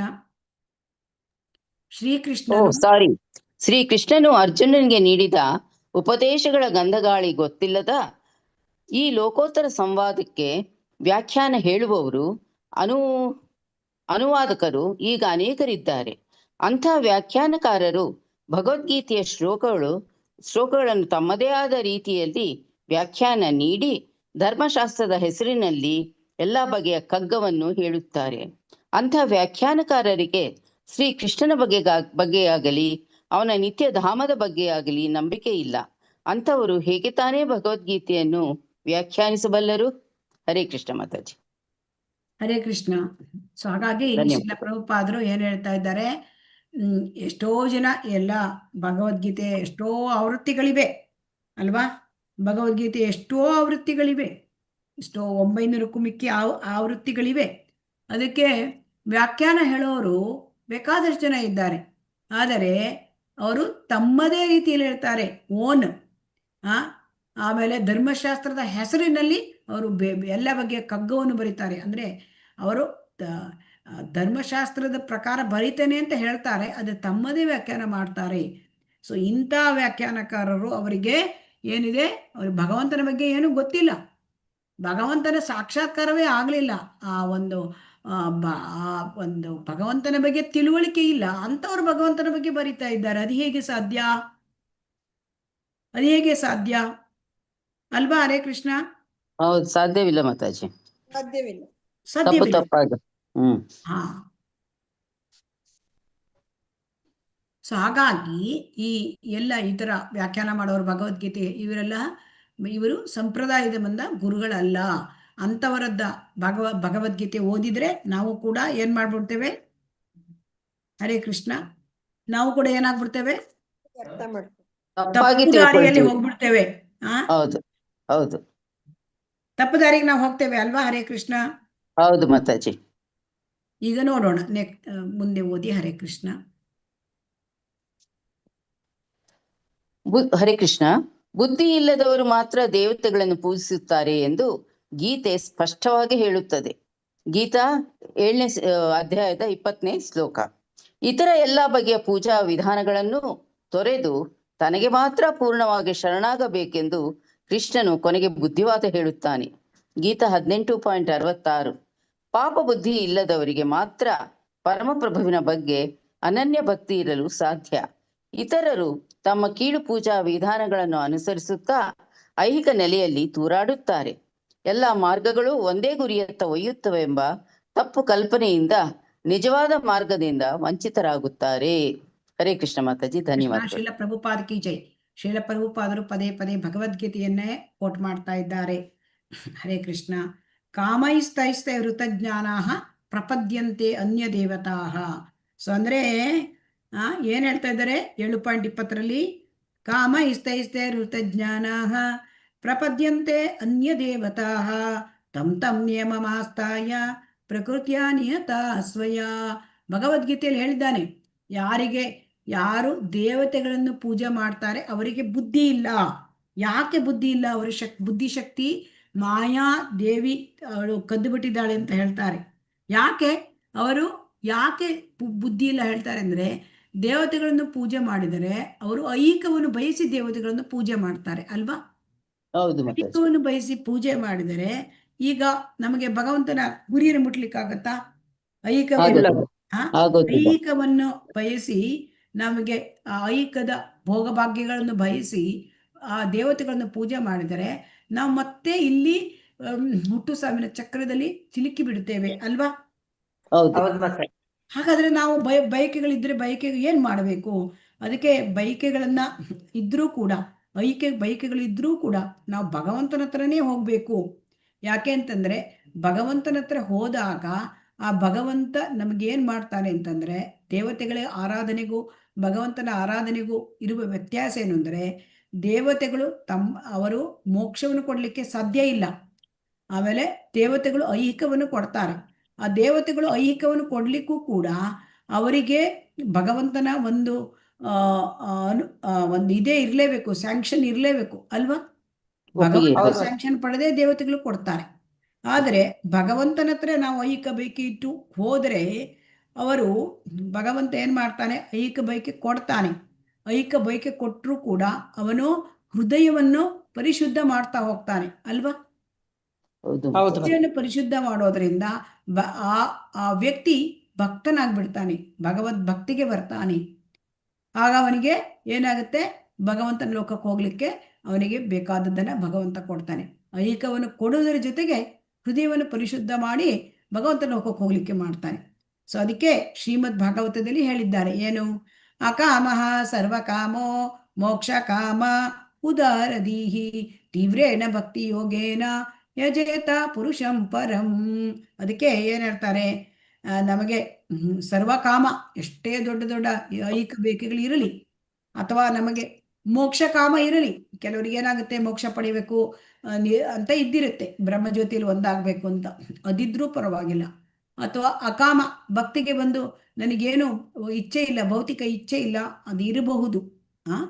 ಆದರೂ ಕೂಡ ನಾವು ತೀವ್ರೇಣ ಭಕ್ತಿ ಯೋಗೇನ ಯಜೇತ ಪುರುಷಂ ಪರಂ, ಆ ಪರಮ ಪುರುಷ, ದೇವೋತ್ತಮ ಪರಮ ಪುರುಷನನ್ನು ಪೂಜೆ ಮಾಡಬೇಕು ಅಂತ ಭಾಗವತದಲ್ಲಿ ನಮಗೆ ಹೇಳಿದೆ. ಭಗವದ್ಗೀತೆಯಲ್ಲಿ ಏನು ಹೇಳ್ತಾನೆ? ಸರ್ವಧರ್ಮಾನ್ ಪರಿತ್ಯಜ್ಯ ಮಾಮೇಕಂ ಶರಣಂ ವ್ರಜ ಅಹಂ ತ್ವಾಂ ಸರ್ವ ಪಾಪೇಭ್ಯೋ ಮೋಕ್ಷಯಿಷ್ಯಾಮಿ ಮಾ ಶುಚಃ. ಭಗವದ್ಗೀತೆ ಏನ್ ಹೇಳ್ತಾನೆ? ನನಗೇ ನೀನು ಶರಣಾಗತನಾಗು, ಬೇರೆ ಯಾರುಗಳೇ ಮಾಮ್ ಏಕಂ, ನನಗೇ ಮಾತ್ರ ನೀನು ಶರಣಾಗಬೇಕು ಅಂತ ಹೇಳ್ತಾನೆ. ಭಗವಂತನಿಗೊಬ್ಬನಿಗೆ ನೀನು ಶರಣಾಗಬೇಕು. ಆಗ ನಿನ್ನ ಪಾಪಗಳನ್ನೆಲ್ಲ ಕಳೆದು ಬಿಡ್ತೇನೆ ನಾನು, ನಿನಗೆ ಪಾಪಗಳನ್ನೆಲ್ಲ ಕಳೆದು ನಿನಗೆ ಸದ್ಗತಿಯನ್ನು ಕೊಡ್ತೇನೆ. ಭಗವಂತನ ಲೋಕಕ್ಕೆ ಹೋಗ್ಲಿಕ್ಕೆ, ಹಿಂತಿರುಗಿ ಬರಲಿಕ್ಕೆ ಸಹಾಯ ಮಾಡ್ತಾನೆ ಅವನು. ಸೊ ಅದಕ್ಕೆ ನಾವು ಭಗವಂತನ ಹತ್ರನೇ ಹೋಗ್ಬೇಕು, ಯಾವುದೇ ವಿಚಾರ ಇದ್ರೂ ಕೂಡ, ಅಲ್ವಾ? ಹರೇ ಕೃಷ್ಣ. ಹೌದು ಮಾತಾಜಿ. ಆದ್ರೆ ಏನಾಗತ್ತೆ ಅಂತಂದ್ರೆ, ಅದೇ ಯಾರಲ್ಲಿ ಪುಣ್ಯ ಅಂದ್ರೆ, ಯಾರು ಅಂದ್ರೆ ಪಾಪಗಳನ್ನ ಕಳ್ಕೊಂಡಿರ್ತಾರೆ ಅವರು ಭಗವಂತನ ಒಂದು ಭಕ್ತಿ ಮಾಡ್ತಾರೆ. ಯಶಾಂತು ಅಂತಗತಂ ಪಾಪಂ ಜನಾನ ಪುಣ್ಯ ಕರ್ಮಣ ತೇ ದ್ವಂದ್ವ ಮೋಹ ನಿರ್ಮುಕ್ತ ಭಜಂತೆ ಮಾಂ ದೃಢವ್ರತಾಹ ಅಂತ ಭಗವದ್ಗೀತೆಯಲ್ಲಿ ಹೇಳಿದ್ದಾರೆ. ಯಾರು ಈ ಪುಣ್ಯ ಕರ್ಮವನ್ನು ಮಾಡಿದ್ದಾರೆ, ಯಾರ ಪಾಪಗಳು ಕಳೆದು ಹೋಗಿದೆ, ಅವರು ಏನು ಮಾಡ್ತಾರೆ? ಭ್ರಾಂತಿಯ ದ್ವಂದ್ವಗಳಿಂದ ಮುಕ್ತರಾಗ್ತಾರೆ. ಸೊ ಅವರು ಭಗವಂತನಲ್ಲಿ ದೃಢ ಮನಸ್ಸಿನಿಂದ ಅನನ್ಯ ಭಕ್ತಿ ಮಾಡ್ತಾರೆ. ಸೊ ಹಾಗಾಗಿ ಇದಕ್ಕೆಲ್ಲ ಕಾರಣ ನಮಗೆ ಆ ಭಗವಂತನ ಒಂದು ಭಕ್ತಿ ಮಾಡಿದಾಗ ಇದೆಲ್ಲ ಸಾಧ್ಯವಾಗತ್ತೆ. ಈಗ ಅದು ಬಿಟ್ಟು ಭಗವಂತನ ಹತ್ರ ಹೋಗದೇ ಇದ್ದವ್ರು ಏನಾಗುತ್ತೆ ಅವ್ರ ಗತಿ ಅಂದರೆ, ಅವರು ಕೀಳು ಪೂಜೆ ವಿಧಾನಗಳನ್ನು ಅನುಸರಿಸ್ತಾರೆ. ಭಗವಂತನ ಪೂಜೆ ಬಿಟ್ಟು ಬೇರೆ ಯಾವ ಪೂಜೆ ಮಾಡಿದ್ರು ಅದು ಯಾವುದು? ಅದು ಕೀಳು ವಿಧಾನ. ಅಂದ್ರೆ ಇಲ್ಲಿ ದೇವತೆಗಳ ಪೂಜೆ ಕೀಳು ಅಂತಾನೆ ಅಂತ ಹೇಳ್ತಾ ಇದ್ದಾರೆ, ಕೀಳು ವಿಧಾನ. ಸೊ ಹಾಗಾಗಿ ಅವರು ಏನ್ ಮಾಡ್ತಾರೆ? ಐಹಿಕ ನೆಲೆಯಲ್ಲಿ ತೂರಾಡ್ತಾರೆ, ಭೌತಿಕದಲ್ಲಿ ಇದ್ದಾರೆ, ಮತ್ತೆ ಎಲ್ಲ ಮಾರ್ಗಗಳು ಒಂದೇ ಗುರಿ, ತಾವುದೇ ಎಲ್ಲರನ್ನು ಪೂಜೆ ಮಾಡ್ತೇವೆ ಅಂತ ತಿಳ್ಕೊಂಡ್ ಬಿಡ್ತಾರೆ.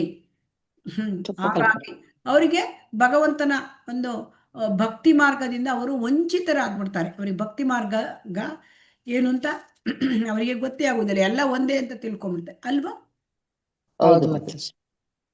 ಅಲ್ವಾ? ಇದೇ ತರ ಇರ್ತಾರೆ ಅಲ್ವಾ ಅನೇಕ ಜನ. ಹರೇ ಕೃಷ್ಣ. ನಾವು ಹಾಗೆ ಇದ್ವಿ. ಹರೇ ಕೃಷ್ಣ. ಈಗ ಇದನ್ನು ಓದಿ. ಹರೇ ಕೃಷ್ಣ. ಓದ್ಲಾ ಮಾತಾಜಿ? ಓದಿ. ಈ ಮಂತ್ರದಲ್ಲಿ ಸಂಭವಾತ್ ಸಕಲ ಕಾರಣಗಳಿಗೂ ಕಾರಣನಾದ ಪರಮ ಪ್ರಭುವನ್ನು ಪೂಜಿಸುವುದರಿಂದ ಎಂಬ ಮಾತು ತುಂಬಾ ಮಹತ್ವಪೂರ್ಣವಾದದು. ಶ್ರೀಕೃಷ್ಣನೇ ಮೂಲ ದೇವೋತ್ತಮ ಪರಮ ಪುರುಷ. ಸಕಲ ವಸ್ತುಗಳು ಅವನಿಂದಲೇ ಹೊರಹೊಮ್ಮಿದವು. ಬ್ರಹ್ಮ, ವಿಷ್ಣು, ಶಿವ ಇವರೂ ಸೇರಿದಂತೆ ಎಲ್ಲರ ಸೃಷ್ಟಿಕರ್ತ ತಾನೇ ಎಂದು ಭಗವದ್ಗೀತೆ 10.8ರಲ್ಲಿ ಶ್ರೀಕೃಷ್ಣನು ಹೇಳುತ್ತಾನೆ. ಭೌತ ಜಗತ್ತಿನ ಈ ತ್ರಿಮೂರ್ತಿಗಳು ಭಗವಂತನಿಂದ ಸೃಷ್ಟಿಸಲ್ಪಟ್ಟವರಾದ್ದರಿಂದ ಈ ಭೌತ ಮತ್ತು ಆಧ್ಯಾತ್ಮಿಕ ಜಗತ್ತುಗಳಲ್ಲಿ ಇರುವ ಎಲ್ಲಕ್ಕೂ ಸೃಷ್ಟಿಕರ್ತ ಭಗವಂತನೇ. ಬ್ರಹ್ಮ ಸೃಷ್ಟಿಯಾಗುವುದಕ್ಕೆ ಮುಂಚೆ ಇದ್ದವನು ಮತ್ತು ಬ್ರಹ್ಮನಿಗೆ ವೈದಿಕ ಜ್ಞಾನ ನೀಡಿದವನು ಎಂದರೆ ಶ್ರೀಕೃಷ್ಣ ಎಂದು ಅಥರ್ವ ವೇದದಲ್ಲಿ ಹೇಳಿದೆ. ಪರಮ ಪುರುಷನು ಜೀವಿಗಳನ್ನು ಸೃಷ್ಟಿಸ ಬಯಸಿದನು. ಹೀಗೆ ನಾರಾಯಣನು ಸಕಲ ಜೀವಿಗಳನ್ನು ಸೃಷ್ಟಿಸಿದನು. ನಾರಾಯಣನಿಂದ ಬ್ರಹ್ಮನು ಹುಟ್ಟಿದನು. ನಾರಾಯಣನು ಎಲ್ಲಾ ಪ್ರಜಾಪತಿಗಳನ್ನು ಸೃಷ್ಟಿಸಿದನು. ನಾರಾಯಣನು ಇಂದ್ರನನ್ನು ಸೃಷ್ಟಿಸಿದನು. ನಾರಾಯಣನು ಅಷ್ಟವಸುಗಳನ್ನು ಸೃಷ್ಟಿಸಿದನು. ನಾರಾಯಣನು ಏಕಾದಶ ರುದ್ರರನ್ನು ಸೃಷ್ಟಿಸಿದನು. ನಾರಾಯಣನು 12 ಆದಿತ್ಯರನ್ನು ಸೃಷ್ಟಿಸಿದನು. ನಾರಾಯಣನು ಶ್ರೀಕೃಷ್ಣನ ಪೂರ್ಣ ಅವತಾರನಾದ್ದರಿಂದ ನಾರಾಯಣ ಮತ್ತು ಕೃಷ್ಣ ಇಬ್ಬರೂ ಒಂದೇ. ಆದರೆ ಅದೇ ಪರಮ ಪ್ರಭುವು ದೇವಕಿಯ ಮಗ ಎಂಬ ಇತರ ಪಾಠಗಳು ಇವೆ. ದೇವಕಿ ಮತ್ತು ವಸುದೇವರ ಮಗನೇ ಶ್ರೀಕೃಷ್ಣ. ಅವನು ನಾರಾಯಣನು ಒಂದೇ ಎಂಬುದನ್ನು ವೈಷ್ಣವ ಪಂಥಕ್ಕೆ ಅಥವಾ ಸಾಕಾರ ಪಂಥಕ್ಕೆ ಸೇರದ ಶ್ರೀಪಾದ ಶಂಕರಾಚಾರ್ಯರು ಒಪ್ಪಿದ್ದಾರೆ. ಅಥರ್ವ ವೇದವು ಹೀಗೆ ಹೇಳುತ್ತದೆ: ಬ್ರಹ್ಮನಾಗಲಿ, ಶಿವನಾಗಲಿ, ಬೆಂಕಿಯಾಗಲಿ, ನೀರಾಗಲಿ, ನಕ್ಷತ್ರಗಳಾಗಲಿ, ಸೂರ್ಯ ಚಂದ್ರರಾಗಲಿ ಇಲ್ಲದಿದ್ದಾಗ ನಾರಾಯಣ ಮಾತ್ರ ಇದ್ದನು. ಭಗವಂತನು ಸುಮ್ಮನೆ ಇರುವುದಿಲ್ಲ, ಅವನು ತನ್ನಿಷ್ಟ ಬಂದಂತೆ ಸೃಷ್ಟಿಸುತ್ತಾನೆ. ಮೋಕ್ಷ ಧರ್ಮದಲ್ಲಿ ಹೀಗೆ ಹೇಳಿದೆ: ನಾನು ಪ್ರಜಾಪತಿಗಳನ್ನು ರುದ್ರರನ್ನು ಸೃಷ್ಟಿಸಿದೆ. ಅವರಿಗೆ ನನ್ನ ಬಗ್ಗೆ ಪೂರ್ಣ ಜ್ಞಾನವಿಲ್ಲ, ಏಕೆಂದರೆ ಅವರು ನನ್ನ ಮಾಯಾಶಕ್ತಿಯಿಂದ ಆಚ್ಛಾದಿತರಾಗಿದ್ದಾರೆ. ವರಾಹ ಪುರಾಣದಲ್ಲೂ ಹೀಗೆ ಹೇಳಿದೆ, ನಾರಾಯಣನೇ ದೇವೋತ್ತಮ ಪರಮಪುರುಷ. ಅವನಿಂದ ಚತುರ್ಮುಖ ಬ್ರಹ್ಮನು ಕಾಲಾನಂತರಲ್ಲಿ ಸರ್ವಜ್ಞನಾದ ರುದ್ರರು ಹುಟ್ಟಿದರು. ಹರೇ ಕೃಷ್ಣ ಮಾತಾಜಿ, ಧನ್ಯವಾದ. ಕೃಷ್ಣ. ಓದಿ ಯಾರಾದಿದು? ಓದ್ಲಾ ಮಾತಾಜಿ? ಓದಿ ಮಾತಾಡಿ. ಹೀಗೆ ವೇದ ಸಾಹಿತ್ಯವೆಲ್ಲ ನಾರಾಯಣ ಅಥವಾ ಕೃಷ್ಣನೇ ಸಕಲ ಕಾರಣಗಳಿಗೂ ಕಾರಣನು ಎಂದು ಸ್ವೀಕರಿಸುತ್ತೇವೆ. ಶ್ರೀಕೃಷ್ಣ ಅಥವಾ ಗೋವಿಂದನೇ ಪರಮ ಪ್ರಭು.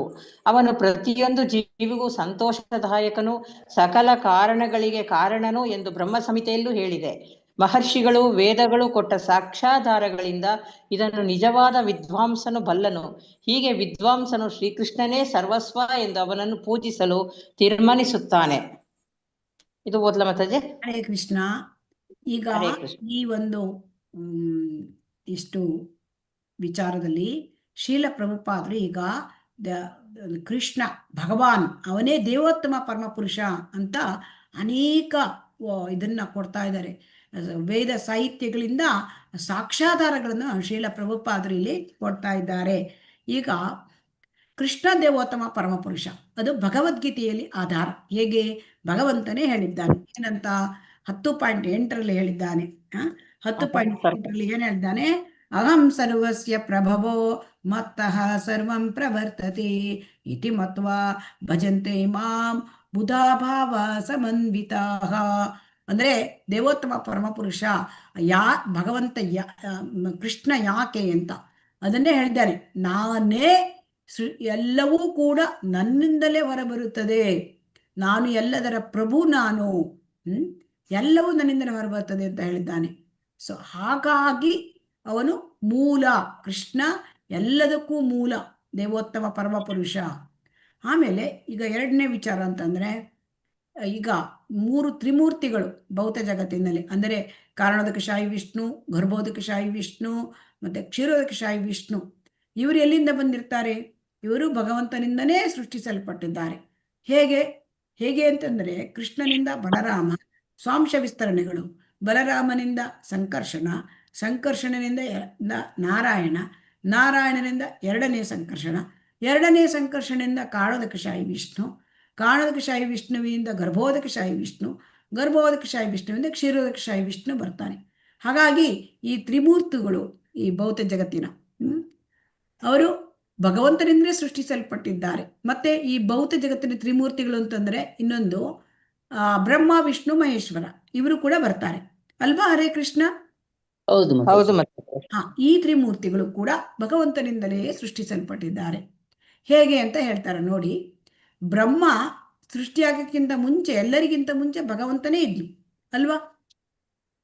ಆ ಮಾದರಿಗೆ ದೇವಾನಾಂ ಋಷಿ, ಅಂದ್ರೆ ದೇವತೆಗಳಿಗೆ, ಋಷಿಗಳಿಗೆ ಎಲ್ಲರಿಗೂ ಮುಂಚೆ ನಾನೇ ಇದ್ದಿದ್ದೆ ಅಂತ ಹೇಳ್ತಾರೆ ಭಗವಂತ, ಭಗವದ್ಗೀತೆಯಲ್ಲಿ ಹೇಳಿದ್ದಾನೆ. ಇಲ್ಲಿ ಬ್ರಹ್ಮನಿಗಿಂತ ಮುಂಚೆ ಭಗವಂತ ಇದ್ದಿದ್ದ. ಸೊ ಬ್ರಹ್ಮನಿಗೆ ವೈದಿಕ ಜ್ಞಾನ ಕೊಟ್ಟಿದ್ದೇನೆ ನಾನು ಅಂತ ಆ ಭಗವಂತನೇ ಕೊಟ್ಟಿದ್ದಾನೆ ಅಂತ ಭಾಗವತಮಲ್ಲಿ ಹೇಳಿದೆ.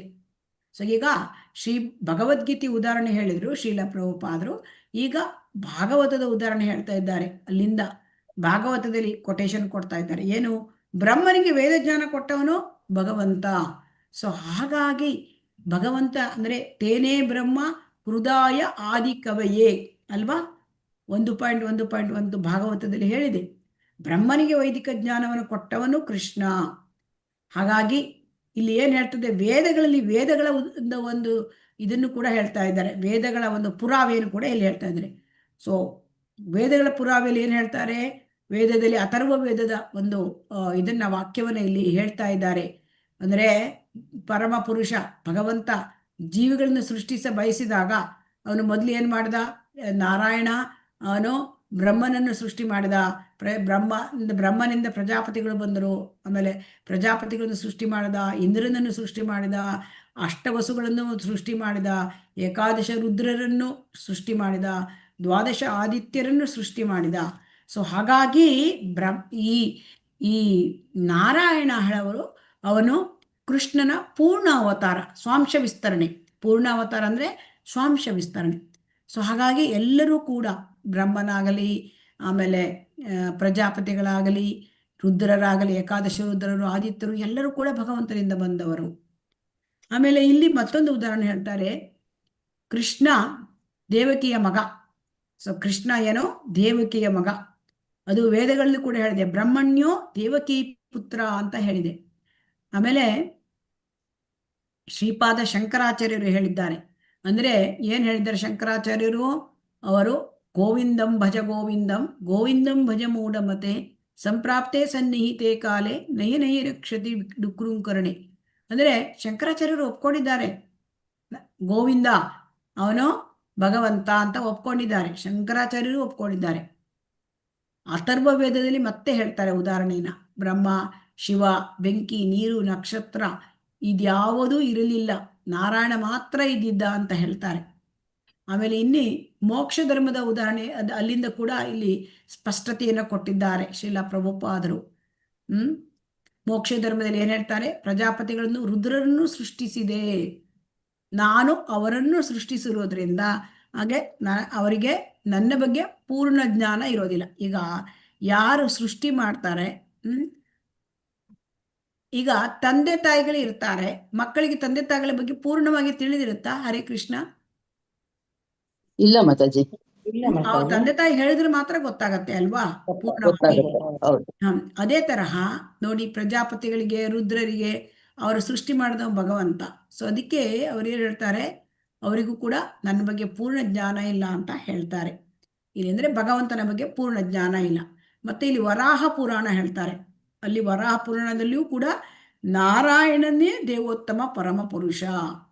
ಆಮೇಲೆ ಇಲ್ಲಿ ಬ್ರಹ್ಮ ಸಂಹಿತೆಯಲ್ಲಿ ಕೂಡ ಹೇಳಿದೆ ಅಲ್ವಾ, ಈಶ್ವರ ಪರಮಃ ಕೃಷ್ಣ ಸಚ್ಚಿದಾನಂದ ವಿಗ್ರಹ ಅನಾದಿರಾದಿರ್ ಗೋವಿಂದ ಸರ್ವಕಾರಣ ಕಾರಣ ಅಂತ ಹೇಳ್ತಾರೆ. ಅಂದ್ರೆ ಶ್ರೀಕೃಷ್ಣನೇ ಅವನು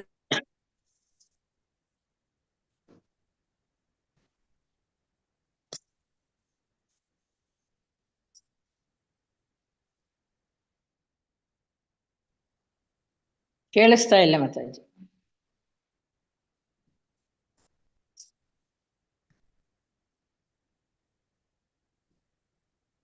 ಕೇಳಿಸ್ತಿಲ್ಲ ಮಾತಾಜಿ.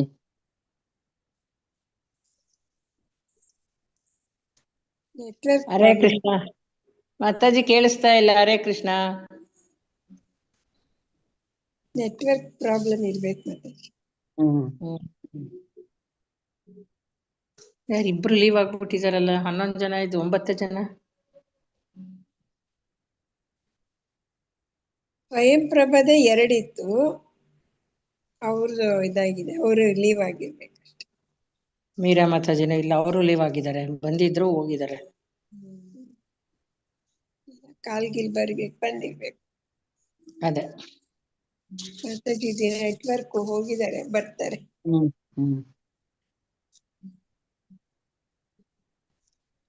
ಶಶಿಕುಮಾರ್ ಪ್ರಭುಜಿ ಬಂದಿದ್ದಾರಾ? ಜಾಹಿನ್ ಓ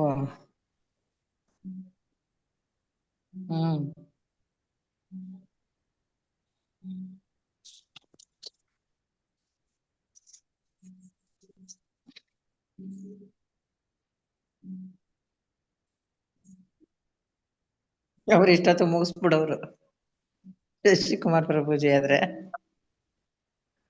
ಹೌದು. ಇನ್ನ 3 ಪೇಜ್ ಇದೆ, ಇನ್ನ 2 ಪೇಜ್ ಇದೆ.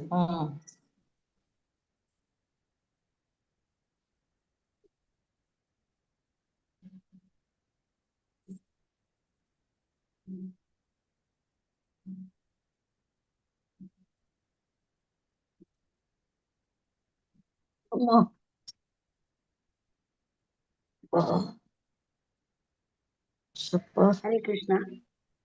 ಹರೇ ಕೃಷ್ಣ. ನೆಟ್ವರ್ಕ್ ಪ್ರಾಬ್ಲಮ್ ಆಯ್ತು ನನ್ಗೆ. ಹರೇ ಕೃಷ್ಣ. ಹಾಗಾಗಿ ಪೋಸ್ಟ್ ಮಾಡಿದೀನಿ ಮತ್ತೆ. ಹರೇ ಕೃಷ್ಣ. ಹರೇ ಕೃಷ್ಣ. ಇಲ್ಲಿ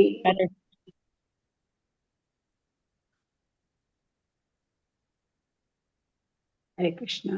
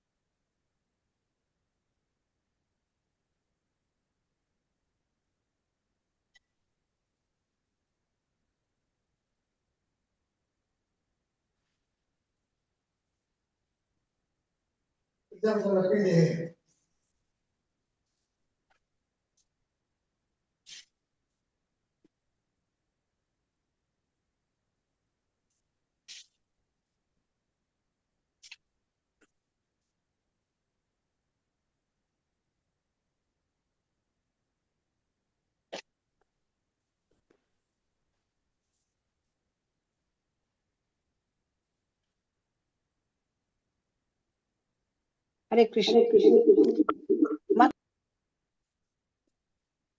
ಹರೇ ಕೃಷ್ಣ. ಮತ್ತೆ ಲಲಿತಾ ಹೋಸ್ಟ್ ಮಾಡಿ. ಮಾಡ್ತೀನಿ ಮತ್ತೆ.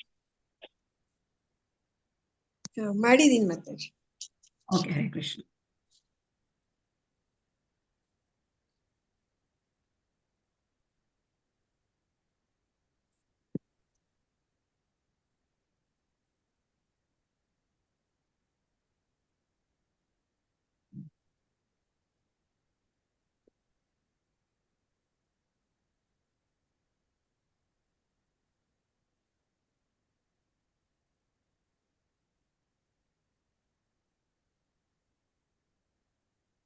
ಹರೇ ಕೃಷ್ಣ. ಕಾಣ್ತಾ ಇದೆಯಾ? ಹರೇ ಕೃಷ್ಣ.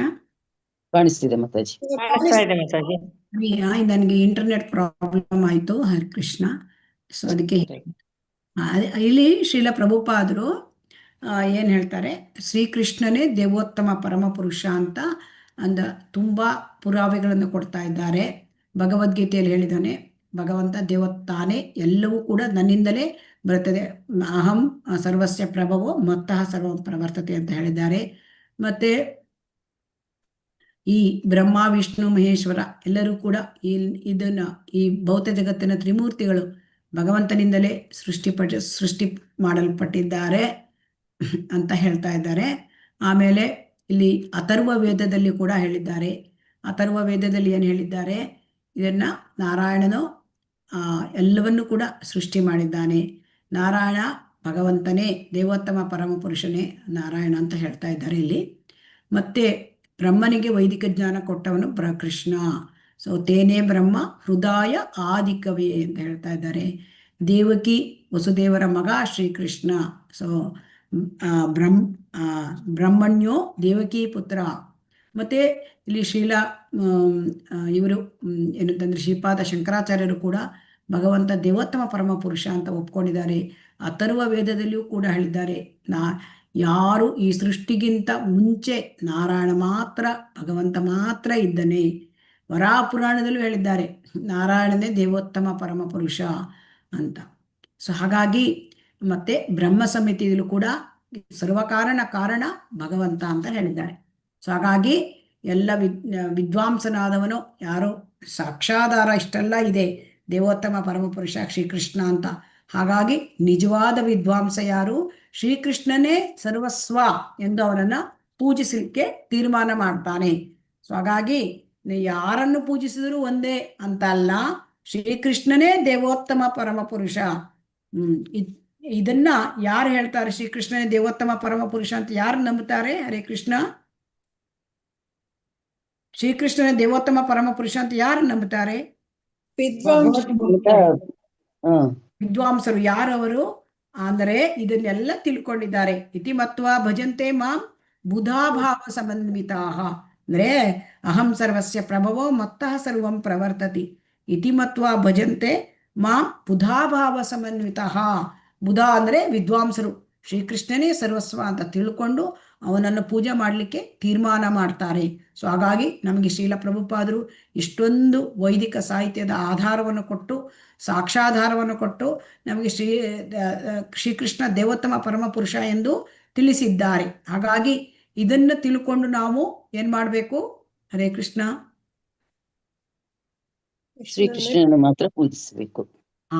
ಯಾಕೆ? ನಮ್ಮ ಗಮ್ಯಸ್ಥಾನ ನಮಗೆ ಆ ಭಗವಂತನ ಲೋಕಕ್ಕೆ ನಮಗೆ ಹೋಗಬೇಕು ಅಲ್ವಾ? ಅದು ಶಾಶ್ವತವಾದ ನಿತ್ಯ ಜ್ಞಾನಾನಂದದ ಲೋಕ ಅಲ್ವಾ? ಹರೇ ಕೃಷ್ಣ. ಇದನ್ನು ಓದಿ. ಹರೇ ಕೃಷ್ಣ. ಓದ್ಲ ಮಾತಾಜಿ. ಹರೇ ಕೃಷ್ಣ. ಓದಿ ಮಾತಾಜಿ. ಕೇವಲ ಕೃಷ್ಣನ ಉಪಾಸನೆಗೆ ತಮ್ಮನ್ನು ಬದ್ಧರಾಗಿಸಿಕೊಂಡವರು ನಿಜವಾಗಿ ಬುದ್ಧರು ಅಥವಾ ವಿದ್ವಾಂಸರು.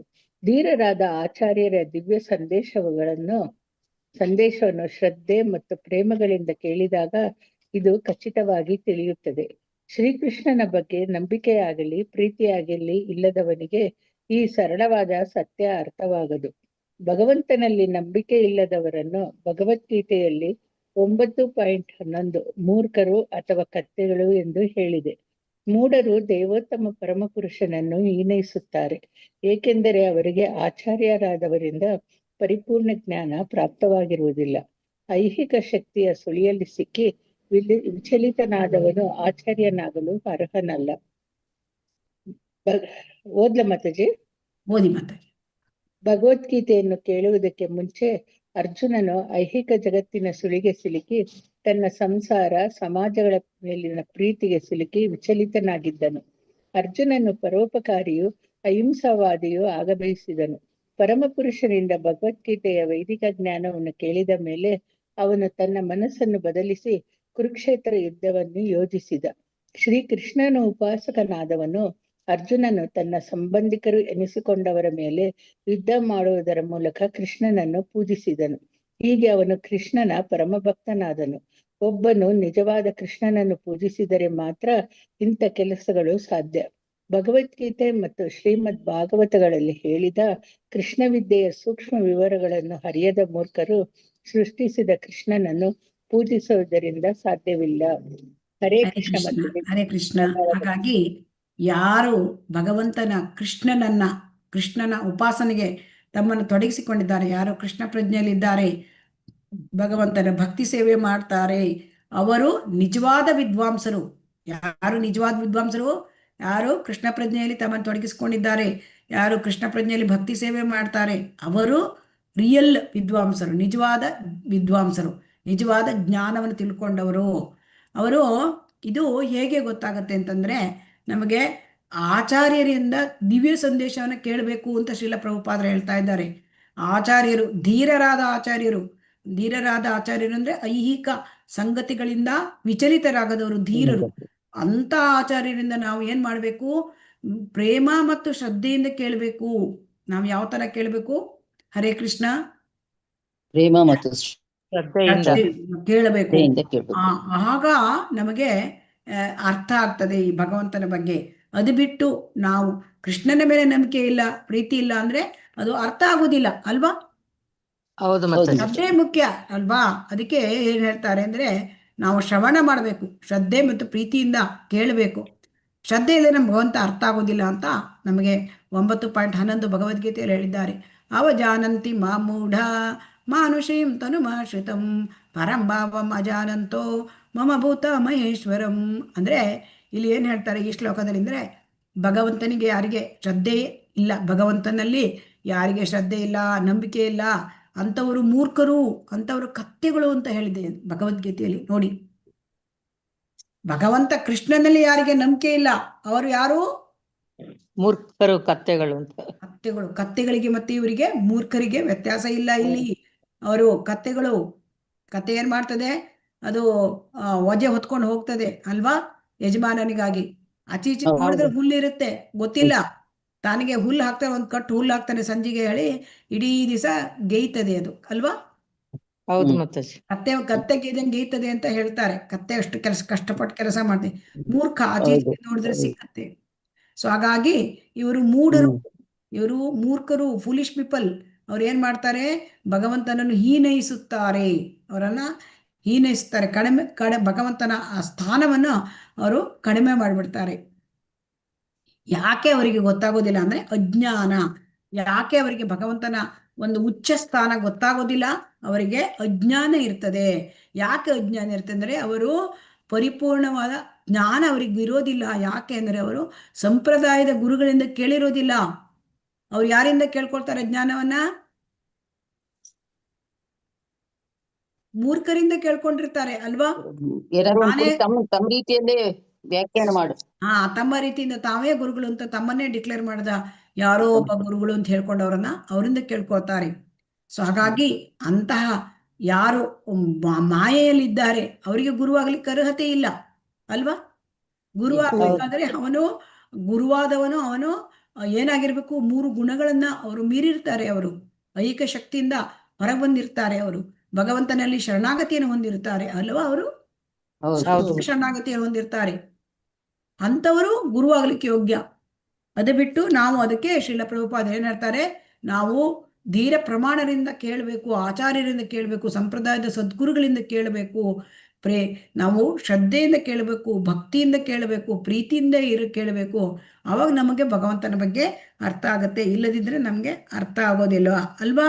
ಹರೇ ಕೃಷ್ಣ. ಹಾ, ಅದಕ್ಕೆ ಇದಕ್ಕೆ ಅರ್ಜುನ ತುಂಬಾ ಇದಾಗಿದ್ದ. ಏನಂದ್ರೆ ಯುದ್ಧ ಮಾಡೋಕ್ಕಿಂತ ಮುಂಚೆ ಏನ್ ಹೇಳ್ದ ಅವನೇನ್ ಹೇಳ್ತಾನೆ? ದೃಷ್ಟ್ವೇಮಂ ಸ್ವಜನಂ ಕೃಷ್ಣ ಯುಯುತ್ಸಂ ಸಮುಪಸ್ಥಿತಂ ಸೀದಂತಿ ಮಮ ಗಾತ್ರಾಣಿ ಮುಖಂ ಚ ಪರಿಶುಷ್ಯತಿ. ಅಯ್ಯೋ, ನನಗೆ ಈ ನನ್ನ ನೆಂಟರಷ್ಟು ನೋಡಿದ್ರೆ ನಂಗೆ ಯುದ್ಧ ಮಾಡಕ್ ಆಗ್ತಾ ಇಲ್ಲ. ನನ್ನ ಅಂಗಾಂಗಗಳೆಲ್ಲ ಅದು ಎಲ್ಲ ನಡುಗ್ತಾ ಇದೆ, ಮೈ ಬಾಯಿ ಒಣಗ್ತಾ ಇದೆ. ಗಾಂಡೀವಂ ಸ್ರಂಸತೆ ಹಸ್ತಾತ್ ತ್ವಕ್ಚೈವ ಪರಿದಹ್ಯತೆ ಕಿಂ ನೋ ರಾಜ್ಯೇನ ಗೋವಿಂದ ಕಿಂ ಭೋಗೈರ್ಜೀವಿತೇನ ವಾ ಯೇಷಾಮರ್ತೆ ಕಾಂಕ್ಷಂತೋ ನೋ ರಾಜ್ಯಂ ಭೋಗ ಸುಖಾನಿ ಚ ವಿಸೃಜ್ಯ ಸಶರಂ ಚಾಪಂ ಶೋಕ ಸಂವಿಘ್ನ ಮಾನಸಃ. ಏನಂದ್ಬಿಟ್ಟ ಅರ್ಜುನ? ಯಪ್ಪ, ನನಗೆ ನಿನ್ನಿಂದ ಇದೂ ಬೇಡ, ನಂಗೆ ರಾಜ್ಯವೂ ಬೇಡ, ನನಗೆ ಸ್ವರ್ಗ ಸುಖವೂ ಬೇಡ, ನನಗೆ ಯಾವುದೂ ಬೇಡ. ಯಾಕೆ? ನಾನು ಈ ಬಂಧು ಮಿತ್ರರನ್ನ ನನಗೆ ಅವ್ರ ಜೊತೆ ಯುದ್ಧ ಮಾಡೋಕ್ಕಾಗ್ತಾ ಇಲ್ಲ. ನನ್ನ ಮೈಯೆಲ್ಲ ನಡುಗ್ತಾ ಇದೆ, ನನ್ನ ಬಾಯಿ ಒಣಗ್ತಾ ಇದೆ, ನನ್ನ ದೇಹದ ಅವಯವಗಳೆಲ್ಲ ಕಂಪಿಸ್ತಾ ಇದೆ, ನನ್ನ ಗಾಂಡೀವ ಜಾರಿ ಬೀಳ್ತಾ ಇದೆ. ಅವನು ಏನ್ ಮಾಡ್ಬಿಟ್ಟ? ಬಿಲ್ಲು ಬಾಣ ಎಲ್ಲ ಬದಿಗಿಟ್ಟು ಅವನು ದುಃಖ ತಪ್ತನಾಗಿ ಅವನು ರಥದಲ್ಲಿ ಕುಳಿತುಕೊಂಡು ಬಿಟ್ಟ. ಆದರೆ ಭಗವಂತ ಅವನಿಗೆ ಏನ್ ಹೇಳ್ದ? ಗೀತೋಪದೇಶವನ್ನು ಕೊಟ್ಟ. ಗೀತೋಪದೇಶ. ಅರ್ಜುನ ಯಾವಾಗಲೂ ಶುದ್ಧ ಭಕ್ತ. ಅವನಿಗೆ ಮೋಹ ಭರಿಸಿ ನಮಗೆ ಭಗವದ್ಗೀತೆ ಕೊಟ್ಟಿದ್ದಾರೆ ಅರ್ಜುನನ ಮುಖಾಂತರ. ಅರ್ಜುನ ಏನ್ ಮಾಡಿದ? ಭಗವದ್ಗೀತೆ ಕೇಳ್ಕೊಟ್ಬಿಟ್ಟು ಏನ್ ಮಾಡಿದ ಅರ್ಜುನ? ನಷ್ಟ ಮೋಹೋ ಸ್ಮೃತಿರ್ಲಬ್ಧ ತತ್ಪ್ರಸಾದಾತ್ಮಯಾಚ್ಯುತ ಸ್ಥಿತೋಸ್ಮಿ ಗತ ಸಂದೇಹ ಕರಿಷ್ಯೇ ವಚನಂ ತವ. ಕೃಷ್ಣ, ಈಗ ನಂಗೆ ಅರ್ಥ ಆಯ್ತು. ನನ್ನ ಮೋಹ ಎಲ್ಲ ಕಳೆದು ಹೋಯಿತು. ಭಗವದ್ಗೀತೆ ಕೇಳಿ ನನ್ನ ಮೋಹ ಎಲ್ಲ ಕಳೆದೋಯ್ತು. ನನಗೆ ಸಂದೇಹವೇ ಇಲ್ಲ. ನೀನು ಹೇಳಿದ ಹಾಗೆ ನಾನು ಯುದ್ಧ ಮಾಡ್ತೇನೆ ಅಂದ್ಬಿಟ್ಟ. ಹಾಗಾಗಿ ಅವನು ಮಾಡಿದ್ದ ಯುದ್ಧ ಭಗವಂತನ ಉಪಾಸನೆ ಆಯಿತು. ಅರ್ಜುನ ಬಿಟ್ಟ ಬಾಣ ಭಗವಂತನಿಗೆ ಸೇವೆಯಾಯ್ತಂತೆ ಇದು. ಆದ್ದರಿಂದ ಯುದ್ಧ ಮಾಡುವುದರ ಮೂಲಕ ಅವನು ಭಗವಂತನನ್ನು ಪೂಜಿಸಿದ. ಅಂದರೆ ಪ್ರತಿಯೊಬ್ಬರು ಭಗವಂತನ ತಾವು ಮಾಡುವ ಕರ್ತವ್ಯದ ಮೂಲಕ ಭಗವಂತನನ್ನು ಪೂಜಿಸಬೇಕು. ಇಲ್ಲಿ ನೋಡಿ, ಅವನು ತನ್ನ ಯುದ್ಧ ಮಾಡುವುದರ ಮೂಲಕ ಭಗವಂತನನ್ನು ಪೂಜಿಸಿದ. ಯಾಕೆಂದ್ರೆ ಯುದ್ಧ ಭಗವಂತನ ಇಚ್ಛೆ ಆಗಿತ್ತು ಅಲ್ವಾ? ಭಗವದ್ ಇಚ್ಛೆಯಂತೆ ನಾವು ನಡ್ಕೊಂಡ್ರೆ ಅದೇ ಭಗವಂತನ ಪೂಜೆ ಆಗತ್ತೆ. ಹಾಗಾಗಿ ಭಗವದ್ಗೀತೆ ಭಾಗವತದಲ್ಲಿ ಕೃಷ್ಣ ವಿಜ್ಞಾನ ಹೇಳಿದ್ದಾರೆ. ಅದನ್ನ ಆ ಕೃಷ್ಣ ವಿದ್ಯೆಯ ಸೂಕ್ಷ್ಮ ವಿವರಗಳನ್ನು ಅರಿಯದಿರ್ತಕ್ಕಂಥ ಮೂರ್ಖರು ಸೃಷ್ಟಿಸಿದ ಈ ಎಲ್ಲ ಉಳಿದ ಎಲ್ಲ ಅನ್ನು ಪೂಜಿಸಿದರೆ ಅದು ನಮಗೆ ಭಗವಂತನನ್ನ ಪಡ್ಕೊಳ್ಳಕ್ಕೆ ಸಾಧ್ಯ ಇಲ್ಲ ಅಂತ ಶ್ರೀಲ ಪ್ರಭುಪಾದರು ಹೇಳ್ತಾ ಇದ್ದಾರೆ. ಹರೇ ಕೃಷ್ಣ. ಇದನ್ನು ಓದ್ತೀನಿ ಮಾತಾಜಿ. ವೇದಾಂತ ಸೂತ್ರದ ಪ್ರಕಾರ ಸಂಭೂತ ಎಂದರೆ ಪ್ರಳಯವಾದ ನಂತರ ಉಳಿಯುವ ಸೃಷ್ಟಿ ಸ್ಥಿತಿಗಳಿಗೆ ಮೂಲನು ಎಂದರ್ಥ. ಶ್ರೀಮದ್ ಭಾಗವತದಲ್ಲಿ ಎಲ್ಲ ಸೃಷ್ಟಿ ಮೂಲನಾಗಿರುವವನು ನಿರ್ಜೀವವಾದ ಕಲ್ಲಿನಂತಿಲ್ಲ, ಆದರೆ ಅಭಿಜ್ಞ ಅಂದರೆ ಪೂರ್ಣ ಪ್ರಜ್ಞನು. ಭಗವದ್ಗೀತೆಯಲ್ಲಿ 7.26 ಶ್ರೀಕೃಷ್ಣ ತಾನು ಭೂತ ಭವಿಷ್ಯತ್ ವರ್ತಮಾನಗಳನ್ನೆಲ್ಲ ಚೆನ್ನಾಗಿ ಅರಿತಿರುವುದಾಗಿಯೂ ಶಿವ, ಬ್ರಹ್ಮನೇ ಮೊದಲಾದ ದೇವತೆಗಳು ಸೇರಿದಂತೆ ಯಾರೂ ತನ್ನನ್ನು ಅರಿಯರೆಂದು ಹೇಳುತ್ತಾನೆ. ಸಂಸಾರ ಸಾಗರದ ಅಲೆಗಳಿಂದ ವಿಚಲಿತರಾದವರು ಖಂಡಿತ ಅವನನ್ನು ಅರಿಯಲಾರರು. ವಿದ್ಯಾವಂತ ಗುರುಗಳ ಜನತೆಯನ್ನೇ ಪೂಜಾ ವಸ್ತುವನ್ನಾಗಿ ಮಾಡಿಕೊಂಡು ಏನೋ ಒಂದು ರಾಜಿ ಮಾಡಲು ಪ್ರಯತ್ನಿಸುತ್ತಾರೆ. ಆದರೆ ಅಂಥ ಪೂಜೆ ಮಾಡಲು ಸಾಧ್ಯವಿಲ್ಲವೆಂದಾಗಲಿ, ಜನತೆಯು ಪರಿಪೂರ್ಣರಲ್ಲ ಎಂದಾಗಲಿ ಅವರಿಗೆ ಗೊತ್ತಿಲ್ಲ. ಅವರ ಪ್ರಯತ್ನವು ಮರದ ಬೇರಿಗೆ ನೀರು ಹಾಕುವ ಬದಲು ಎಲೆಗಳಿಗೆ ನೀರಿರದಂತೆ. ಸಹಜವಾದ ವಿಧಾನವೆಂದರೆ ಬೇರಿಗೆ ನೀರು ಹಾಕುವುದು. ಆದರೆ ಇಂದಿನ ತಲೆಕೆಟ್ಟ ನಾಯಕರು ಎಲೆಗೆ ಹೆಚ್ಚು ಅಂಟಿಕೊಂಡಿರುವುದು.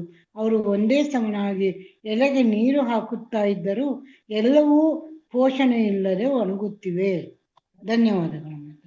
ಹರೇ ಕೃಷ್ಣ. ಹಾಗಾಗಿ ಇಲ್ಲಿ ಸಂಭೂತ ಅಂತಂದ್ರೆ ಭಗವಂತ. ಅವನು ಸೃಷ್ಟಿ ಸ್ಥಿತಿ ಇದಕ್ಕೆಲ್ಲಕ್ಕೂ ಕೂಡ ಮೂಲ. ಅದಕ್ಕಾಗಿ ಈ ಮೂಲ ಅಂತಂದರೆ ಭಗವಂತ ಕಲಿತರ ಅಲ್ಲ, ಅವನು ಕೂಡ ಪೂರ್ಣ ಪ್ರಜ್ಞೆ ಉಳ್ಳವನು. ಭಗವಂತ ಕೂಡ ವ್ಯಕ್ತಿ, ಕಲ್ಲಲ್ಲ. ಅದಕ್ಕೆ ಹೇಳ್ತಾನೆ ಭಗವಂತ. ಏನ್ ಹೇಳ್ತಾನೆ ಭಗವಂತ 7.26 ಏನ್ ಹೇಳ್ತಾನೆ? ವೇದಾಹಂ ಸಮತೀತಾನಿ ವರ್ತಮಾನಾನಿ ಚ ಅರ್ಜುನ ಭವಿಷ್ಯಾಣಿ ಚ ಭೂತಾನಿ ಮಾಂ ತು ವೇದನ ಕಶ್ಚನ. ಅಂದ್ರೆ ಭಗವಂತ ಹೇಳ್ತಾನೆ, ನನಗೆ ಭೂತ, ಭವಿಷ್ಯತ್ತು, ವರ್ತಮಾನ ಎಲ್ಲ ಗೊತ್ತಿದೆ. ಎಲ್ಲಾ ಜೀವಿಗಳು ನನಗೆ ಗೊತ್ತಿದೆ. ಆದರೆ ನನ್ನನ್ನು ಬಲ್ಲವರು ಯಾರೂ ಇಲ್ಲ. ಭಗವಂತನನ್ನು ತಿಳ್ಕೊಂಡವರು ಬ್ರಹ್ಮ, ದೇವತೆ, ಶಿವ ಯಾರಿಗೂ ಗೊತ್ತಿಲ್ಲ. ಅದನ್ನೇ ಅವನು 10.2 ಕೂಡ ಹೇಳ್ತಾನೆ. 10.2 ಹೇಳ್ತಾನೆ, ನಮೇ ವಿದು ಸುರಗಣಾಃ ಪ್ರಭವಂ ನ ಮಹರ್ಷಯಃ ಅಹಮಾದಿರ್ಹಿ ದೇವಾನಾಂ ಋಷೀಣಾಂ ಚ ಸರ್ವಶಃ. ಅಲ್ಲಿ ಏನ್ ಹೇಳ್ತಾನೆ? ನಮೇ ವಿದು ಸುರಗಣಾಃ, ನನ್ನನ್ನ ಈ ಎಲ್ಲ ಸುರಗಣಾಃ ದೇವತೆಗಳು, ಶಿವ, ಬ್ರಹ್ಮ, ಋಷಿಗಳು ಯಾರಿಗೂ ಗೊತ್ತಿಲ್ಲ ನನ್ನನ್ನ ಅಂತ ಹೇಳ್ತಾನೆ. ಸೊ ಹಾಗಾಗಿ ಯಾರು ಈ ಮಾಯೆಯಲ್ಲಿದ್ದಾರೆ, ಯಾರು ಸಂಸಾರ ಸಾಗರದಲ್ಲಿ ಎಲ್ಲ ಬರ್ತಕ್ಕಂಥ ಈ ದುಃಖ, ಸೊ ಇದನ್ನೆಲ್ಲ ಅಲೆಗಳು ಅಂದ್ರೆ ದುಃಖ, ಅದರಿಂದ ವಿಚಲಿತರಾಗಿದ್ದಾರೆ, ಅವರು ಭಗವಂತ ತಿಳ್ಕೊಳಕ್ ಸಾಧ್ಯ ಇಲ್ಲ ಅಲ್ವಾ? ಹರೇ ಕೃಷ್ಣ. ಆದ್ದರಿಂದ ಅರೆ ವಿದ್ಯಾವಂತ ಗುರುಗಳು ಏನ್ ಮಾಡ್ತಾರೆ? ಅರೆ ವಿದ್ಯಾವಂತ ಗುರುಗಳು ಅಂದ್ರೆ ಇಲ್ಲಿ ಅರೆ ವಿದ್ಯಾವಂತ ಗುರುಗಳು ಅಂದ್ರೆ ಬೋಗಸ್ ಗುರುಗಳು, ಸಂಪ್ರದಾಯದಿಂದ ಬಂದವರಲ್ಲ. ಅವ್ರು ಏನ್ ಮಾಡ್ತಾರೆ? ಅವರು ಜನತೆಯನ್ನೇ ಪೂಜಾ ವಸ್ತುವನ್ನಾಗಿ ಮಾಡ್ಕೊಂಡ್ಬಿಡ್ತಾರೆ, ಜನರನ್ನೇ ಪೂಜೆ ಮಾಡ್ಬಿಡ್ತಾರಂತೆ ಅವರು. ಸೊ ಹಾಗಾಗಿ ಅವರು ಅಂತ ಪೂಜೆ ಮಾಡಲು ಸಾಧ್ಯವಿಲ್ಲ ಎಂದು ಜನತೆಯು ಪರಿಪೂರ್ಣರಲ್ಲ ಎಂದಾಗಲಿ ಅವರಿಗೆ ಗೊತ್ತಿಲ್ಲ. ಸೊ ಜನತೆ ಪರಿಪೂರ್ಣ ಅಲ್ಲ, ಭಗವಂತ ಆಗ್ಲಿಕ್ಕೆ ಸಾಧ್ಯ ಇಲ್ಲ, ಜನ ಆಗ್ಲಿಕ್ಕೆ ಸಾಧ್ಯವಾ? ಅದಕ್ಕೆ ಈಗಿನ ಕಾಲದಲ್ಲಿ ಏನ್ ಮಾಡ್ತಾ ಇದ್ದಾರೆ ನಾಯಕರೆಲ್ಲ, ಬೇರಿಗೆ ನೀರು ಹಾಕಿದ್ರೆ ಅದು ಎಲ್ಲ ಕಾಂಡ, ಆಮೇಲೆ ಎಲೆಗಳು ಎಲ್ಲದಕ್ಕೂ ಹೋಗುತ್ತೆ ನೀರು ಅಲ್ವಾ? ಹರೇ ಕೃಷ್ಣ. ಅದು ಬಿಟ್ಟು ಎಲೆಗೆ ನೀರು ಹಾಕಿದ್ರೆ, ಎಲೆಗೆ ನೀರು ಹಾಕಿದ್ರು ಕೂಡ ಎಲೆ ಒಣಗಿ ಹೋಗುತ್ತೆ ಅಲ್ವಾ? ಸೊ ಹಾಗಾಗಿ ನಾವು ಬೇರಿಗೆ ನೀರು ಹಾಕಬೇಕು ಅಂತ ನಮಗೆ ಹೇಳ್ತದೆ. ಇದು ಓದಿ ಮಾತಾಜಿ. ಹರೇ ಕೃಷ್ಣ.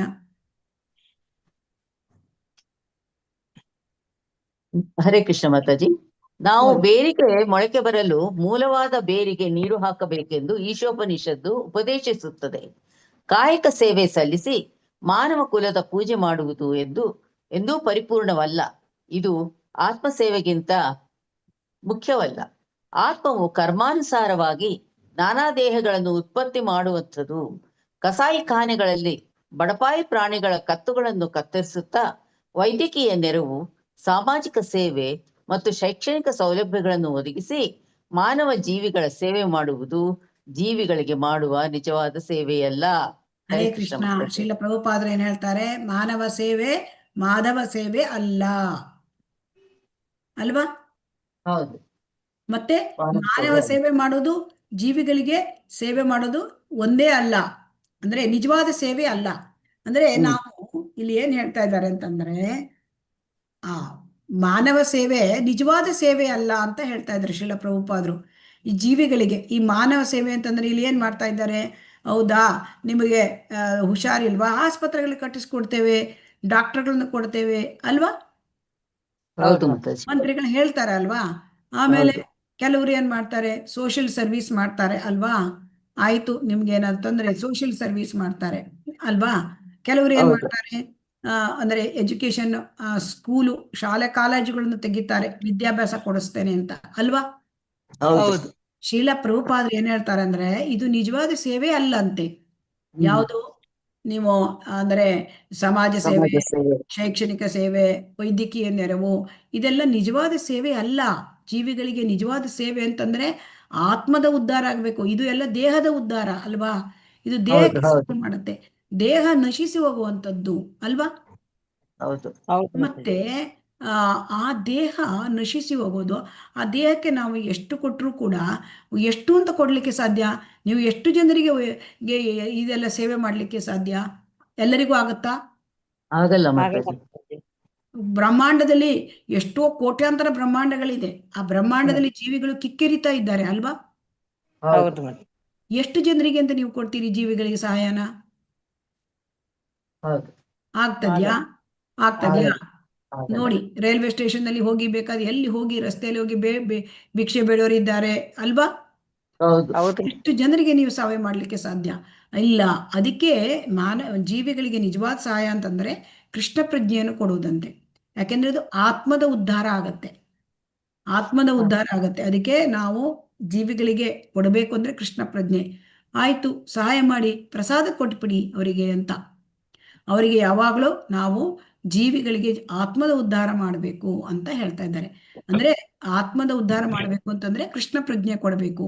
ಇಲ್ಲಿ ಏನ್ ಹೇಳ್ತಾ ಇದ್ದಾರೆ ಅಂದ್ರೆ ಕಸಾಯಿ ಖಾನೆಗಳಲ್ಲಿ ಬಡಪಾಯಿ ಪ್ರಾಣಿಗಳ ಕತ್ತುಗಳನ್ನು ಕತ್ತರಿಸ್ತಾ ಬೇರೆ ಈ ತರ ಸೇವೆ ಮಾಡ್ತಾರಂತೆ.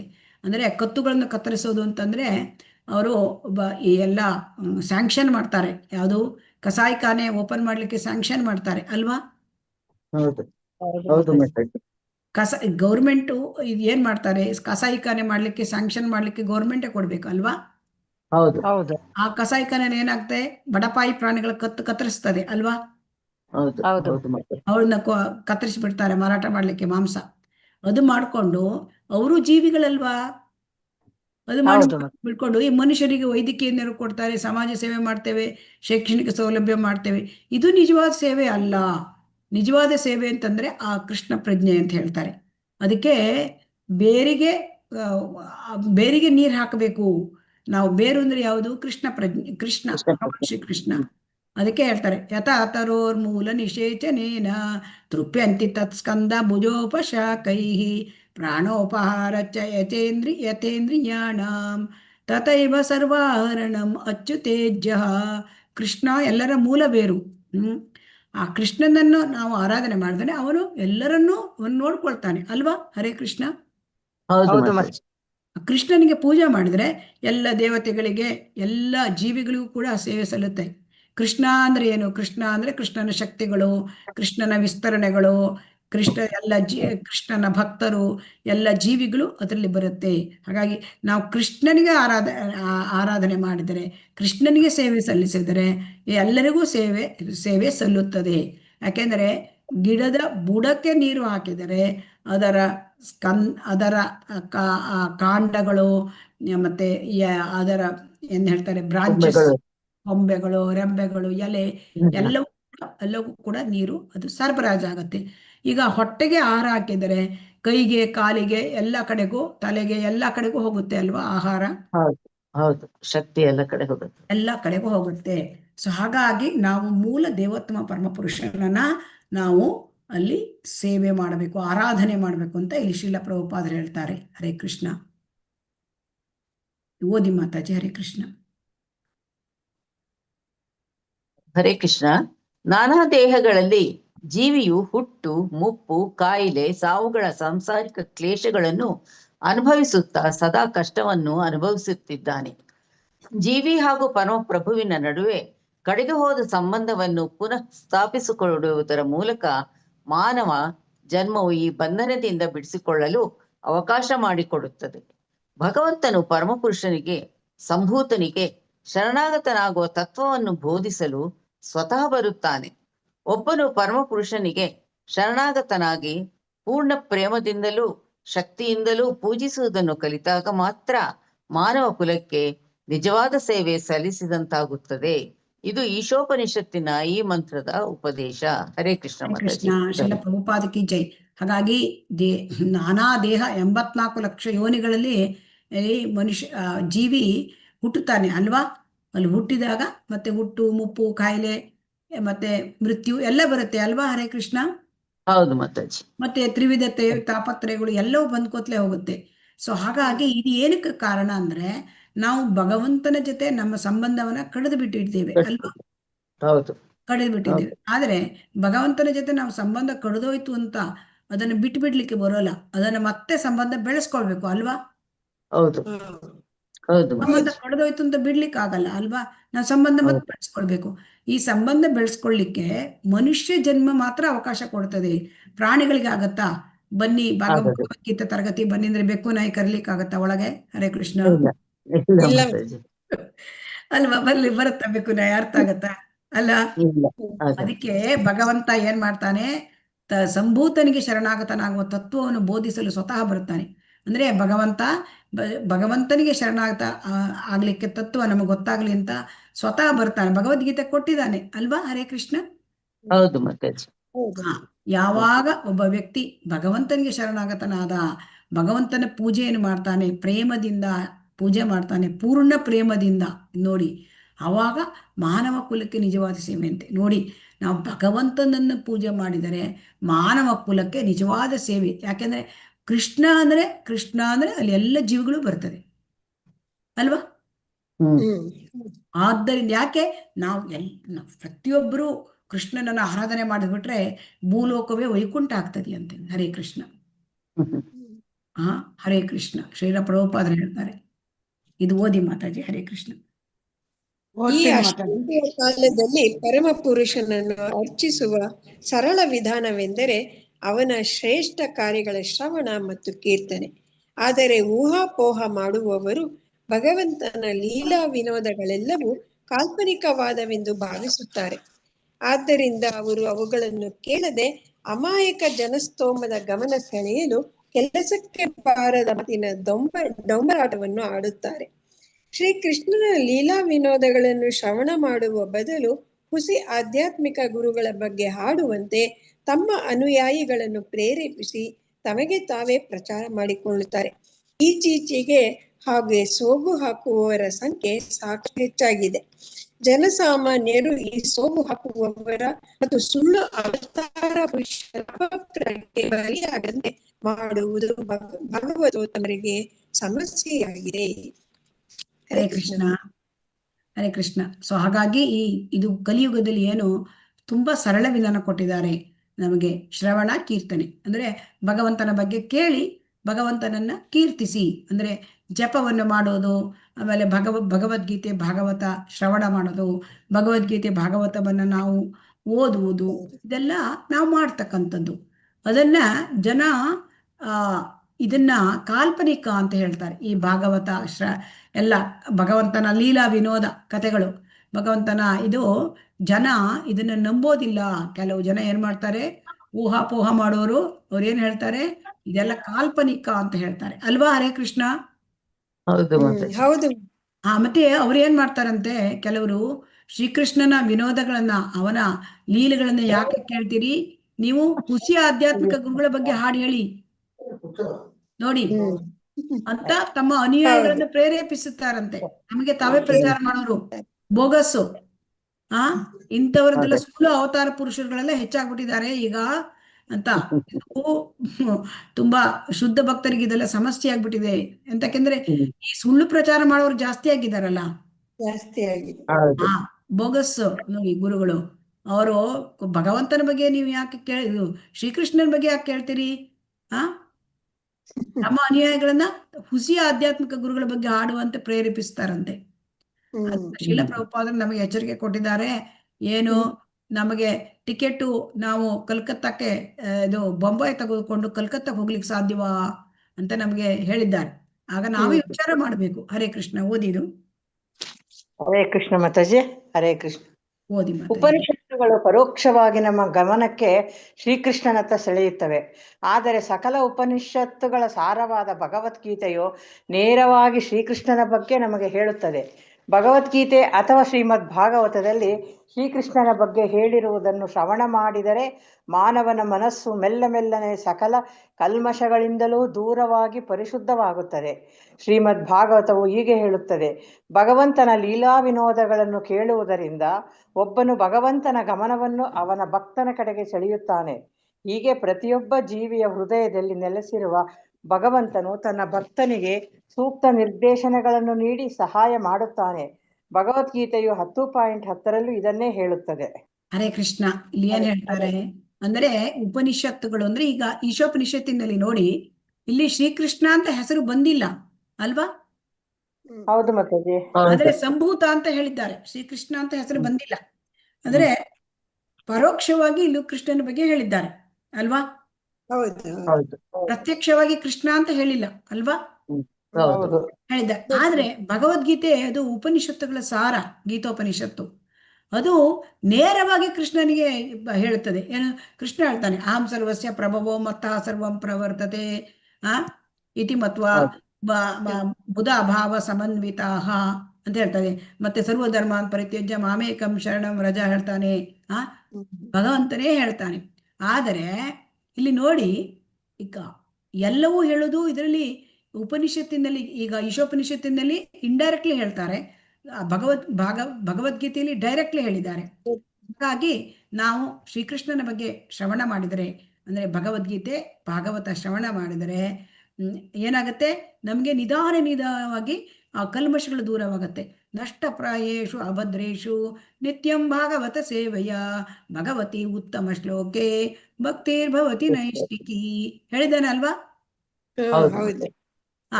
ಸೊ ಏನ್ ಮಾಡ್ಬೇಕು ನಾವು? ಭಗವದ್ಗೀತೆ ಭಾಗವತ ಶ್ರವಣ ಮಾಡಬೇಕು. ನಾವು ಯಾರಿಂದ ಶ್ರವಣ ಮಾಡಬೇಕು? ನಾವು ಶುದ್ಧ ಭಕ್ತರಿಂದ ಶ್ರವಣ ಮಾಡಬೇಕು ಅಲ್ವಾ? ಸಂಪ್ರದಾಯದ ಆಚಾರ್ಯರುಗಳು ಶ್ರೀಲ ಪ್ರಭುಪಾದರು ಬರೆದಿದ್ದಾರೆ ಭಾವಾರ್ಥ. ಇದನ್ನ ನಾವು ದಿನಿತ್ಯವೂ ನಮ್ಮ ಶಿಕ್ಷಾ ಗುರುಗಳಿಂದ ಕೇಳಿಸ್ಕೊಳ್ಬೇಕು ಅಲ್ವಾ? ಅದಕ್ಕೆ ಭಗವಂತನ ನಾವು ಭಾಗವತ ಏನ್ ಹೇಳ್ತೇವೆ? ಭಗವಂತನ ಲೀಲಾ ವಿನೋದ ನಾವು ಕೇಳೋದ್ರಿಂದ ಭಗವಂತನ ಗಮನ ಅವನು ಭಕ್ತನ ಕಡೆ ಸೆಳೆಯುತ್ತಾನೆ. ಏನಾಗ್ತದೆ? ನಾವು ಈ ಭಾಗವತವನ್ನು ಕೇಳೋದ್ರಿಂದ ಅವಾಗೇನಾಗುತ್ತೆ? ಭಗವಂತ ನಮ್ಮ ಕಡೆ ಆಕರ್ಷಿತನಾಗ್ತಾನಂತೆ. ಭಗವಂತನನ್ನು ಆಕರ್ಷಣೆ ಮಾಡೋದು ಹೇಗೆ? ನಾವು ಅವನ ಬಗ್ಗೆ ಕೇಳೋದು. ಅದಕ್ಕೆ 10.10 ಹೇಳ್ತಾರೆ, ತೇಷಾಮೇವಾನು ಕಂಪಾರ್ಥಂ ಅಹಂ ಅಜ್ಞಾನಜಂ ತಮಃ ನಾಶಯಾಮಿ ಆತ್ಮಭಾವಸ್ಥೋ ಜ್ಞಾನ ದೀಪೇನ ಭಾಸ್ವತ. 10.10 ತೇಷಾಂ, ಇದು 11 ಅದು ಹೇಳ್ತದೆ, ತೇಷಾಂ ಸತತ ಯುಕ್ತಾನಾಂ ಭಜತಾಂ ಪ್ರೀತಿಲೋಕಂ ದದಾಮಿ ಯೋಗಂ ತಮ್ ಯೇನ ಮಾಂ ಉಪಯಾಂತಿ ತೇ. ಬುದ್ಧಿಯೋಗ ಕೊಡ್ತೇನೆ ಅಂತ ಹೇಳಿದ್ದಾನೆ. ಬುದ್ಧಿಯೋಗ ಕೊಡ್ತಾರಂತೆ ಭಗವಂತ. ಯಾರಿಗೆ? ತೇಷಾಂ ಸತತ ಯುಕ್ತಾನಾಂ ಭಜತಾಂ ಪ್ರೀತಿಪೂರ್ವಕಂ. ಯಾರು ಸತತವಾಗಿ ಭಗವಂತನ ಭಕ್ತಿ ಸೇವೆಯಲ್ಲಿ ತೊಡಗಿರ್ತಾರೆ ಅವರಿಗೆ ಬುದ್ಧಿಯೋಗ ಕೊಡ್ತಾರೆ. ಅಂದ್ರೆ ಸೂಕ್ತ ನಿರ್ದೇಶನ ಕೊಡ್ತಾನೆ. ಅವರಿಗೆ ಚೈತ್ಯ ಗುರುವಾಗ್ತಾನೆ ಭಗವಂತ. ಆ ಹೃದಯದಲ್ಲಿ ಚೈತ್ಯ ಗುರುವಾಗಿ ಅವನು ಏನ್ ಮಾಡ್ತಾನೆ? ಸೂಕ್ತವಾದ ನಿರ್ದೇಶನ ಕೊಡ್ತಾನೆ. ಹೀಗ್ ಮಾಡು ಅಂತ ಹೇಳ್ತಾನೆ ಅಲ್ವಾ? ಹರೇ ಕೃಷ್ಣ. ಇದನ್ನು ಹರೇ ಕೃಷ್ಣ. ಭಗವಂತನು ಹೃದಯಾಂತರಾಳದಿಂದ ಕೊಡುವ ನಿರ್ದೇಶನವು ಭಕ್ತನ ಹೃದಯದಲ್ಲಿ ರಜೋಗುಣ ಮತ್ತು ತಮೋಗುಣಗಳಿಂದ ಉಂಟಾದ ಸಕಲ ಕಲ್ಮಶಗಳನ್ನು ತೊಳೆಯುತ್ತದೆ. ಆ ಭಕ್ತರು ರಾಗ ಅಜ್ಞಾನಗಳಿಗೆ ವಶರಾಗಿರುತ್ತಾರೆ.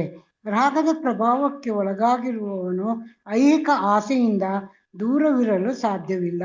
ಅಜ್ಞಾನದಲ್ಲಿರುವವನಿಗೆ ತಾನು ಯಾರು, ಭಗವಂತ ಯಾರು ಎಂಬುದು ಗೊತ್ತಿಲ್ಲ. ಹೀಗಾಗಿ ಒಬ್ಬನು ರಾಗದಲ್ಲಿ ಅಥವಾ ಅಜ್ಞಾನದಲ್ಲಿ ಇರುವಾಗ ಅವನು ಎಷ್ಟೇ ಧಾರ್ಮಿಕ ವ್ಯಕ್ತಿ ಎಂಬಂತೆ ನಟಿಸಿದರೂ ಆತ್ಮ ಸಾಕ್ಷಾತ್ಕಾರ ಮಾಡಿಕೊಳ್ಳಲು ಸಾಧ್ಯವಿಲ್ಲ.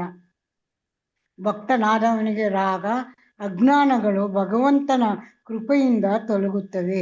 ಹೀಗೆ ಭಕ್ತನು ಪರಿಪೂರ್ಣ ಬ್ರಾಹ್ಮಣರಾಗಬಹುದು. ಬ್ರಾಹ್ಮಣನ ಕುರುಹಾದ ಸತ್ವಗುಣದಲ್ಲಿ ನೆಲೆಗೊಳ್ಳುತ್ತಾನೆ. ಯಾರು ಬೇಕಾದರೂ ಬ್ರಾಹ್ಮಣರಾಗಬಹುದು. ಅದಕ್ಕೆ ಅವರು ಸದ್ಗುರುವಿನ ಮಾರ್ಗದರ್ಶನದಲ್ಲಿ ಭಕ್ತಿ ಸೇವೆಯ ಮಾರ್ಗವನ್ನು ಅನುಸರಿಸಬೇಕು. ಅಷ್ಟೇ ಶ್ರೀಮದ್ ಭಾಗವತವು ಹೀಗೆ ಹೇಳುತ್ತದೆ. ನಾನು ಹರೇ ಕೃಷ್ಣ. ಹರೇ ಕೃಷ್ಣ ಕಿರಾತ ಮಾತಾಜಿ. ಹೂಣಾಂಧ್ರ ಧನ್ಯವಾದ. ಪುಲಿಂದ ಪುಲ್ಕಷ ಅಭೀರ ಶುಂಭ ಯವನಾಹ ಕಸಾದಯಃ ಯೇ ಅನ್ಯೇ ಚ ಪಾಪ ಯದ್ ಅಪಾಶ್ರಯಾಶ್ರಯಾಃ ಶುದ್ಧ್ಯಂತಿ ತಸ್ಮೈ ಪ್ರಭ ವಿಷ್ಣವೇ ನಮಃ. ಓದಿ ಮಾತಾಜಿ. ಹರೇ ಕೃಷ್ಣ. ಓದ್ಬೇಕ ಮಾತಾಜಿ? ಓದಿ. ಕೀಳು ಜಾತಿಯಲ್ಲಿ ಹುಟ್ಟಿದವನು ಕೂಡ ಭಗವಂತನ ಶುದ್ಧ ಭಕ್ತನ ಮಾರ್ಗದರ್ಶನದಿಂದ ಪರಿಶುದ್ಧನಾಗಬಹುದು, ಏಕೆಂದರೆ ಭಗವಂತನು ಅತ್ಯಂತ ಬಲಶಾಲಿ. ಬ್ರಾಹ್ಮಣನ ಅರ್ಹತೆ ಪಡೆದವನು ಭಗವಂತನಿಗೆ ಸಂತೋಷದಿಂದ ಉತ್ಸಾಹದಿಂದ ಭಕ್ತಿ ಸೇವೆ ಸಲ್ಲಿಸುತ್ತಾನೆ. ಆಗ ಅವನೆದುರು ಭಗವಂತನ ವಿದ್ಯೆ ತಂತಾನೆ ತೆರೆಯುತ್ತದೆ. ಭಗವಂತನ ವಿದ್ಯೆಯನ್ನು ಅರಿತ ಮೇಲೆ ಅವನು ಮೆಲ್ಲನೆ ಐಹಿಕ ವ್ಯಾಮೋಹಗಳಿಂದ ಮುಕ್ತನಾಗುತ್ತಾನೆ ಮತ್ತು ಭಗವಂತನ ಕೃಪೆಯಿಂದ ಅವನು ಸಂಶಯಗ್ರಸ್ತ ಮನಸ್ಸು ಸ್ಫಟಿಕದಂತೆ ಸ್ಪಷ್ಟವಾಗುತ್ತದೆ. ಒಬ್ಬನು ಈ ಹಂತವನ್ನು ತಲುಪಿದಾಗ ಮುಕ್ತಾತ್ಮನಾಗಿ ಜೀವನದ ಪ್ರತಿಯೊಂದು ಹಂತದಲ್ಲೂ ಭಗವಂತನನ್ನು ನೋಡಬಹುದು. ಇದು ಈ ಮಂತ್ರದಲ್ಲಿ ಹೇಳಿರುವಂತೆ ಸಂಭವಾತ್ ಎನ್ನುವುದರ ಪರಿಪೂರ್ಣತೆ. ಧನ್ಯವಾದಗಳು ಮಾತಾಜಿ. ಹರೇ ಕೃಷ್ಣ. ಹಾಗಾಗಿ ಇಲ್ಲಿ ಭಗವಂತ ಹೃದಯಾಂತರಾಳದಿಂದ ಕೊಡ್ತಾನಂತೆ ನಿರ್ದೇಶನ. ಯಾರಿಗೆ? ಶುದ್ಧ ಭಕ್ತರಿಗೆ ಕೊಡ್ತಾನೆ. ಏನಾಗತ್ತೆ? ಭಕ್ತರಿಗೆ ಆ ಭಗವಂತ ಕೊಡುವ ನಿರ್ದೇಶನದಿಂದ ನಮ್ಮಲ್ಲಿ ರಜೋಗುಣ ತಮೋಗುಣ ಹೊರಟೋಗ್ಬಿಡ್ತದೆ. ಆ ರಜೋಗುಣ ತಮೋಗುಣದಿಂದ ಸಕಲ ಕಲ್ಮಶಗಳು ಉಂಟಾದ ಸಕಲ ಕಲ್ಮಶಗಳು ತೊಳೆಯಲ್ಪಡುತ್ತೆ. ಭಗವಂತ ಏನು ಮಾಡ್ತಾನೆ? ಆ ಭಕ್ತರ ಹೃದಯದಲ್ಲಿ ಕುಳಿತುಕೊಂಡು ಅವನು ನಿರ್ದೇಶನ ಕೊಡ್ತಾನೆ. ಅದರಿಂದ ಆ ಭಕ್ತರಲ್ಲಿ ಏನಾಗುತ್ತೆ? ಎಲ್ಲ ಹೃದಯದಲ್ಲಿದ್ದ ಎಲ್ಲ ಕಲ್ಮಶಗಳು ಹೊರಟೋಗ್ಬಿಡುತ್ತೆ. ಅಂದರೆ ರಜಗುಣ ತಮೋಗುಣ ಹೊರಟೋಗುತ್ತೆ, ಮತ್ತೆ ಕಲ್ಮಶಗಳೆಲ್ಲ ಹೊರಟೋಗ್ಬಿಡುತ್ತೆ. ಭಕ್ತಿ ಮಾರ್ಗಕ್ಕೆ ಯಾರು ಬರೋದಿಲ್ಲ? ಅವರು ಅಜ್ಞಾನ ಮತ್ತೆ ಮೋಹ, ಅಟ್ಯಾಚ್ಮೆಂಟ್ಸ್ ಎಲ್ಲ ಇರ್ತದೆ ಅಲ್ವಾ? ಹರೇ ಕೃಷ್ಣ. ಹೌದು ಮಾತಾಜಿ. ತುಂಬಾ ಅಜ್ಞಾನ, ಏನು ಗೊತ್ತಿಲ್ಲ. ನಾನು ದೇಹ ಅಲ್ಲ, ನಾನು ಆತ್ಮ, ಇದು ಏನು ಗೊತ್ತಿರೋದಿಲ್ಲ. ಮತ್ತೆ ನಾನು ನನ್ನದು ಅಟ್ಯಾಚ್ಮೆಂಟ್ಸ್ ಅಲ್ವಾ? ಮೋಹ. ಮೋಹ. ಆದರೆ ನೋಡಿ, ಅಜ್ಞಾನದಲ್ಲಿ ಇದ್ದವರಿಗೆ ಯಾರು ಭಗವಂತ, ಯಾರು ದೇವರು, ಯಾರು ಯಾರು ಇದು ಗೊತ್ತಿಲ್ಲ ಅಲ್ವಾ? ನಾನು ಯಾರು? ನಾನು ಈಗ ಕೃಷ್ಣ ಪ್ರಜ್ಞೆ ಬಂದಾಗ ಗೊತ್ತಾಯ್ತು ನಮಗೆ, ನಾನು ದೇಹ ಅಲ್ಲ, ನಾನು ಆತ್ಮ. ಹಾಗಾದ್ರೆ ಈ ಆತ್ಮ ಯಾರು? ಭಗವಂತನ ನಿತ್ಯ ನಿರಂತರ ಸೇವಕ ಅಲ್ವಾ? ಹೌದು ಮಾತಾಜಿ. ನಿತ್ಯ ನಿರಂತರ ಸೇವಕ ನಾನು ಭಗವಂತನದು. ಸೊ ಅಂತ ನಮ್ಗೀಗ ಗೊತ್ತಾಗಿದೆ ಅಲ್ವಾ? ಹೌದು. ಭಗವಂತ ಯಾರು? ಇದು ಗೊತ್ತಿಲ್ಲ. ಭಗವಂತ ದೇವೋತ್ತಮ ಪರಮ ಪುರುಷ ಯಾರು? ಕೃಷ್ಣ. ಇದು ಗೊತ್ತಿಲ್ಲ ಎಷ್ಟೋ ಜನರಿಗೆ ಅಲ್ವಾ? ಯಾಕೆ ಅಂದ್ರೆ ಅವರು ಅಜ್ಞಾನದಲ್ಲಿ ಇದ್ದಾರೆ. ಅವರು ರಾಗದಲ್ಲಿ ರಾಗ ಅಂದ್ರೆ ಮೋಹ, ನಾನು ನನ್ನದು ಎಂಬ ಮೋಹ. ಸೊ ಹಾಗಾಗಿ ಯಾರು ಮೋಹದಲ್ಲಿ ಇರ್ತಾರೆ, ಯಾರು ಅಜ್ಞಾನದಲ್ಲಿ ಇರ್ತಾನೆ, ಅವನು ಎಂತ ದೊಡ್ಡ ಧಾರ್ಮಿಕ ವ್ಯಕ್ತಿ ಅಂದ್ರೂ ಅವನಿಗೆ ಆತ್ಮ ಸಾಕ್ಷಾತ್ಕಾರ ಆಗಿರೋದಿಲ್ಲ. ಆದರೆ ಭಕ್ತಿಗೆ ಬಂದ್ರೆ ಆ ಭಗವಂತನ ಕೃಪೆಯಿಂದ ನಮ್ಮಲ್ಲಿ ಆ ಅಜ್ಞಾನ ಹೊರಟೋಗ್ಬಿಡುತ್ತೆ. ಆಮೇಲೆ ಆ ಒಂದು ಮೋಹ ಹೊರಟೋಗ್ಬಿಡುತ್ತೆ, ನಾನು ನನ್ನದು ಮೋಹ ಅಲ್ವಾ? ಭಕ್ತಿಗೆ ಬಂದಾಗ ಯಾಕೆ ಹೋಗುತ್ತೆ ಅಂದ್ರೆ ಭಗವಂತನ ಕೃಪೆಯಿಂದ ಹೋಗ್ತದೆ. ಸೊ ಹಾಗಾಗಿ ಆ ಭಗವಂತನ ಕೃಪೆಯಿಂದ ಮಾತ್ರ ನಮಗೆ ಈ ರಾಗ, ಈ ಅಜ್ಞಾನ ಇದು ಹೋಗಲಿಕ್ಕೆ ಸಾಧ್ಯ. ಸೊ ಅದಕ್ಕೆ ಯಾರು ಬೇಕಾದ್ರೂ ಬ್ರಾಹ್ಮಣ ಆಗ್ಬೋದು. ಬ್ರಾಹ್ಮಣ ಆಗೋದು ಅಂದ್ರೆ ಏನು? ಬ್ರಾಹ್ಮಣನ ಗುಣಗಳನ್ನ ಪಡ್ಕೊಳ್ಬೇಕು ಅಲ್ವಾ? ಬ್ರಾಹ್ಮಣನ ಗುಣಗಳನ್ನ ಪಡ್ಕೊಳ್ಬೇಕು. ಆ ಬ್ರಾಹ್ಮಣ ಗುಣಗಳು ಯಾವುದು ಅಂತ ಭಗವದ್ಗೀತೆಯಲ್ಲಿ ಹೇಳಿದೆ ಅಲ್ವಾ? 18ನೇ ಅಧ್ಯಾಯದಲ್ಲಿ ಹೇಳಿದೆ. ಶಮೋ ತಪಃ ಶೌಚಂ ಕ್ಷಾಂತಿರಾರ್ಜವಮೇವ ಚ ಜ್ಞಾನಂ ವಿಜ್ಞಾನಂ ಆಸ್ತಿಕ್ಯಂ ಬ್ರಹ್ಮ ಕರ್ಮ ಸ್ವಭಾವಜಂ. ಅಂದರೆ ಬ್ರಾಹ್ಮಣ ಅಂತಂದ್ರೆ ಅವನಲ್ಲಿ ಶಾಂತಿ ಸ್ವಭಾವ ಇರಬೇಕು, ಆತ್ಮ ಸಂಯಮ ಇರಬೇಕು, ತಪಸ್ಸು ಮಾಡಬೇಕು, ಶುಚಿತ್ವ ಇರಬೇಕು, ಸಹನೆ ಇರಬೇಕು, ಪ್ರಾಮಾಣಿಕತೆ ಇರಬೇಕು, ಜ್ಞಾನ ಪಡ್ಕೊಂಡಿರಬೇಕು, ವಿವೇಕ ಇರಬೇಕು, ಮತ್ತೆ ಆಸ್ತಿಕ್ಯ ಅಂದ್ರೆ ಧಾರ್ಮಿಕತೆ ಇರಬೇಕು. ಅದು ಬ್ರಾಹ್ಮಣತ್ವ. ಈ 9 ಗುಣಗಳು ಇದ್ರೆ ಅವನು ಬ್ರಾಹ್ಮಣ. ಅವನು ಯಾರು ಬೇಕಾದ್ರೂ ಬ್ರಾಹ್ಮಣ ಆಗ್ಬೋದು, ಹುಟ್ಟಿನಿಂದ ಅಲ್ಲ. ಬ್ರಾಹ್ಮಣ ಅಂದ್ರೆ ಬ್ರಾಹ್ಮಣತ್ವವನ್ನು ಪಡ್ಕೊಳ್ಳೋದು. ಅಂದ್ರೆ ಕಿರಾತ ಇರ್ಬೋದು, ಗೂಣಾಂಧ್ರ ಇರ್ಬೋದು, ಪುಲಿಂದ ಇರ್ಬೋದು, ಪುಲ್ಕಷ ಇರ್ಬೋದು, ಶುಂಭ ಯವನ ಕಸಾದೆಯರಾಗಿ ಹುಟ್ಟಿರ್ಬೋದು, ಕೀಳು ಜಾತಿಯಲ್ಲಿ ಜನ್ಮ ಪಡೆದಿರ್ಬೋದು. ಆದರೆ ಭಗವಂತನ ಶುದ್ಧ ಭಕ್ತನ ಸಂಪರ್ಕದಲ್ಲಿ ಅವ್ರು ಏನಾಗ್ಬಿಡ್ತಾರೆ? ಪರಿಶುದ್ಧಿ ಹೊಂದ್ಬಿಡ್ತಾರೆ. ಉದಾಹರಣೆ ಅಂದರೆ ಶೀಲ ಪ್ರಭುಪಾದರು ಅಲ್ವಾ? ಹರೇ ಕೃಷ್ಣ. ಅವರು ಏನು ಮಾಡಿದ್ರು? ಹಿಪ್ಪಿಗಳನ್ನ ಅವರು ಶುದ್ಧ ಭಕ್ತರನ್ನಾಗಿ ಮಾಡಿದ್ರು ಅಲ್ವಾ? ಹೌದು ಪ್ರಪಂಚದಾದ್ಯಂತ ಎಷ್ಟೋ ಅದರನ್ನ ಜನರನ್ನ ಅವರು ಏನ್ ಮಾಡಿದ್ರು? ಕೀಳು ಜಾತಿ ಮೇಲು ಜಾತಿ ಈ ತರ ನೋಡ್ಲಿಲ್ಲ ಅಲ್ವಾ? ಹೌದು ಹೌದು ಜಾತಿ ಮುಖ್ಯವಲ್ಲ, ಅಲ್ಲಿ ಶುದ್ಧ ಭಕ್ತನ ಮಾರ್ಗದರ್ಶನದಿಂದ ಪರಿಶುದ್ಧನಾಗ್ತಾನೆ. ಅಂದ್ರೆ ಪರಿಶುದ್ಧ ಆಗೋದು ಅಂದ್ರೆ ರಜೋಗುಣ ತಮೋಗುಣ ಹೋಗೋದು, ರಾಗ ಅಜ್ಞಾನ ತೊಲಗೋದು.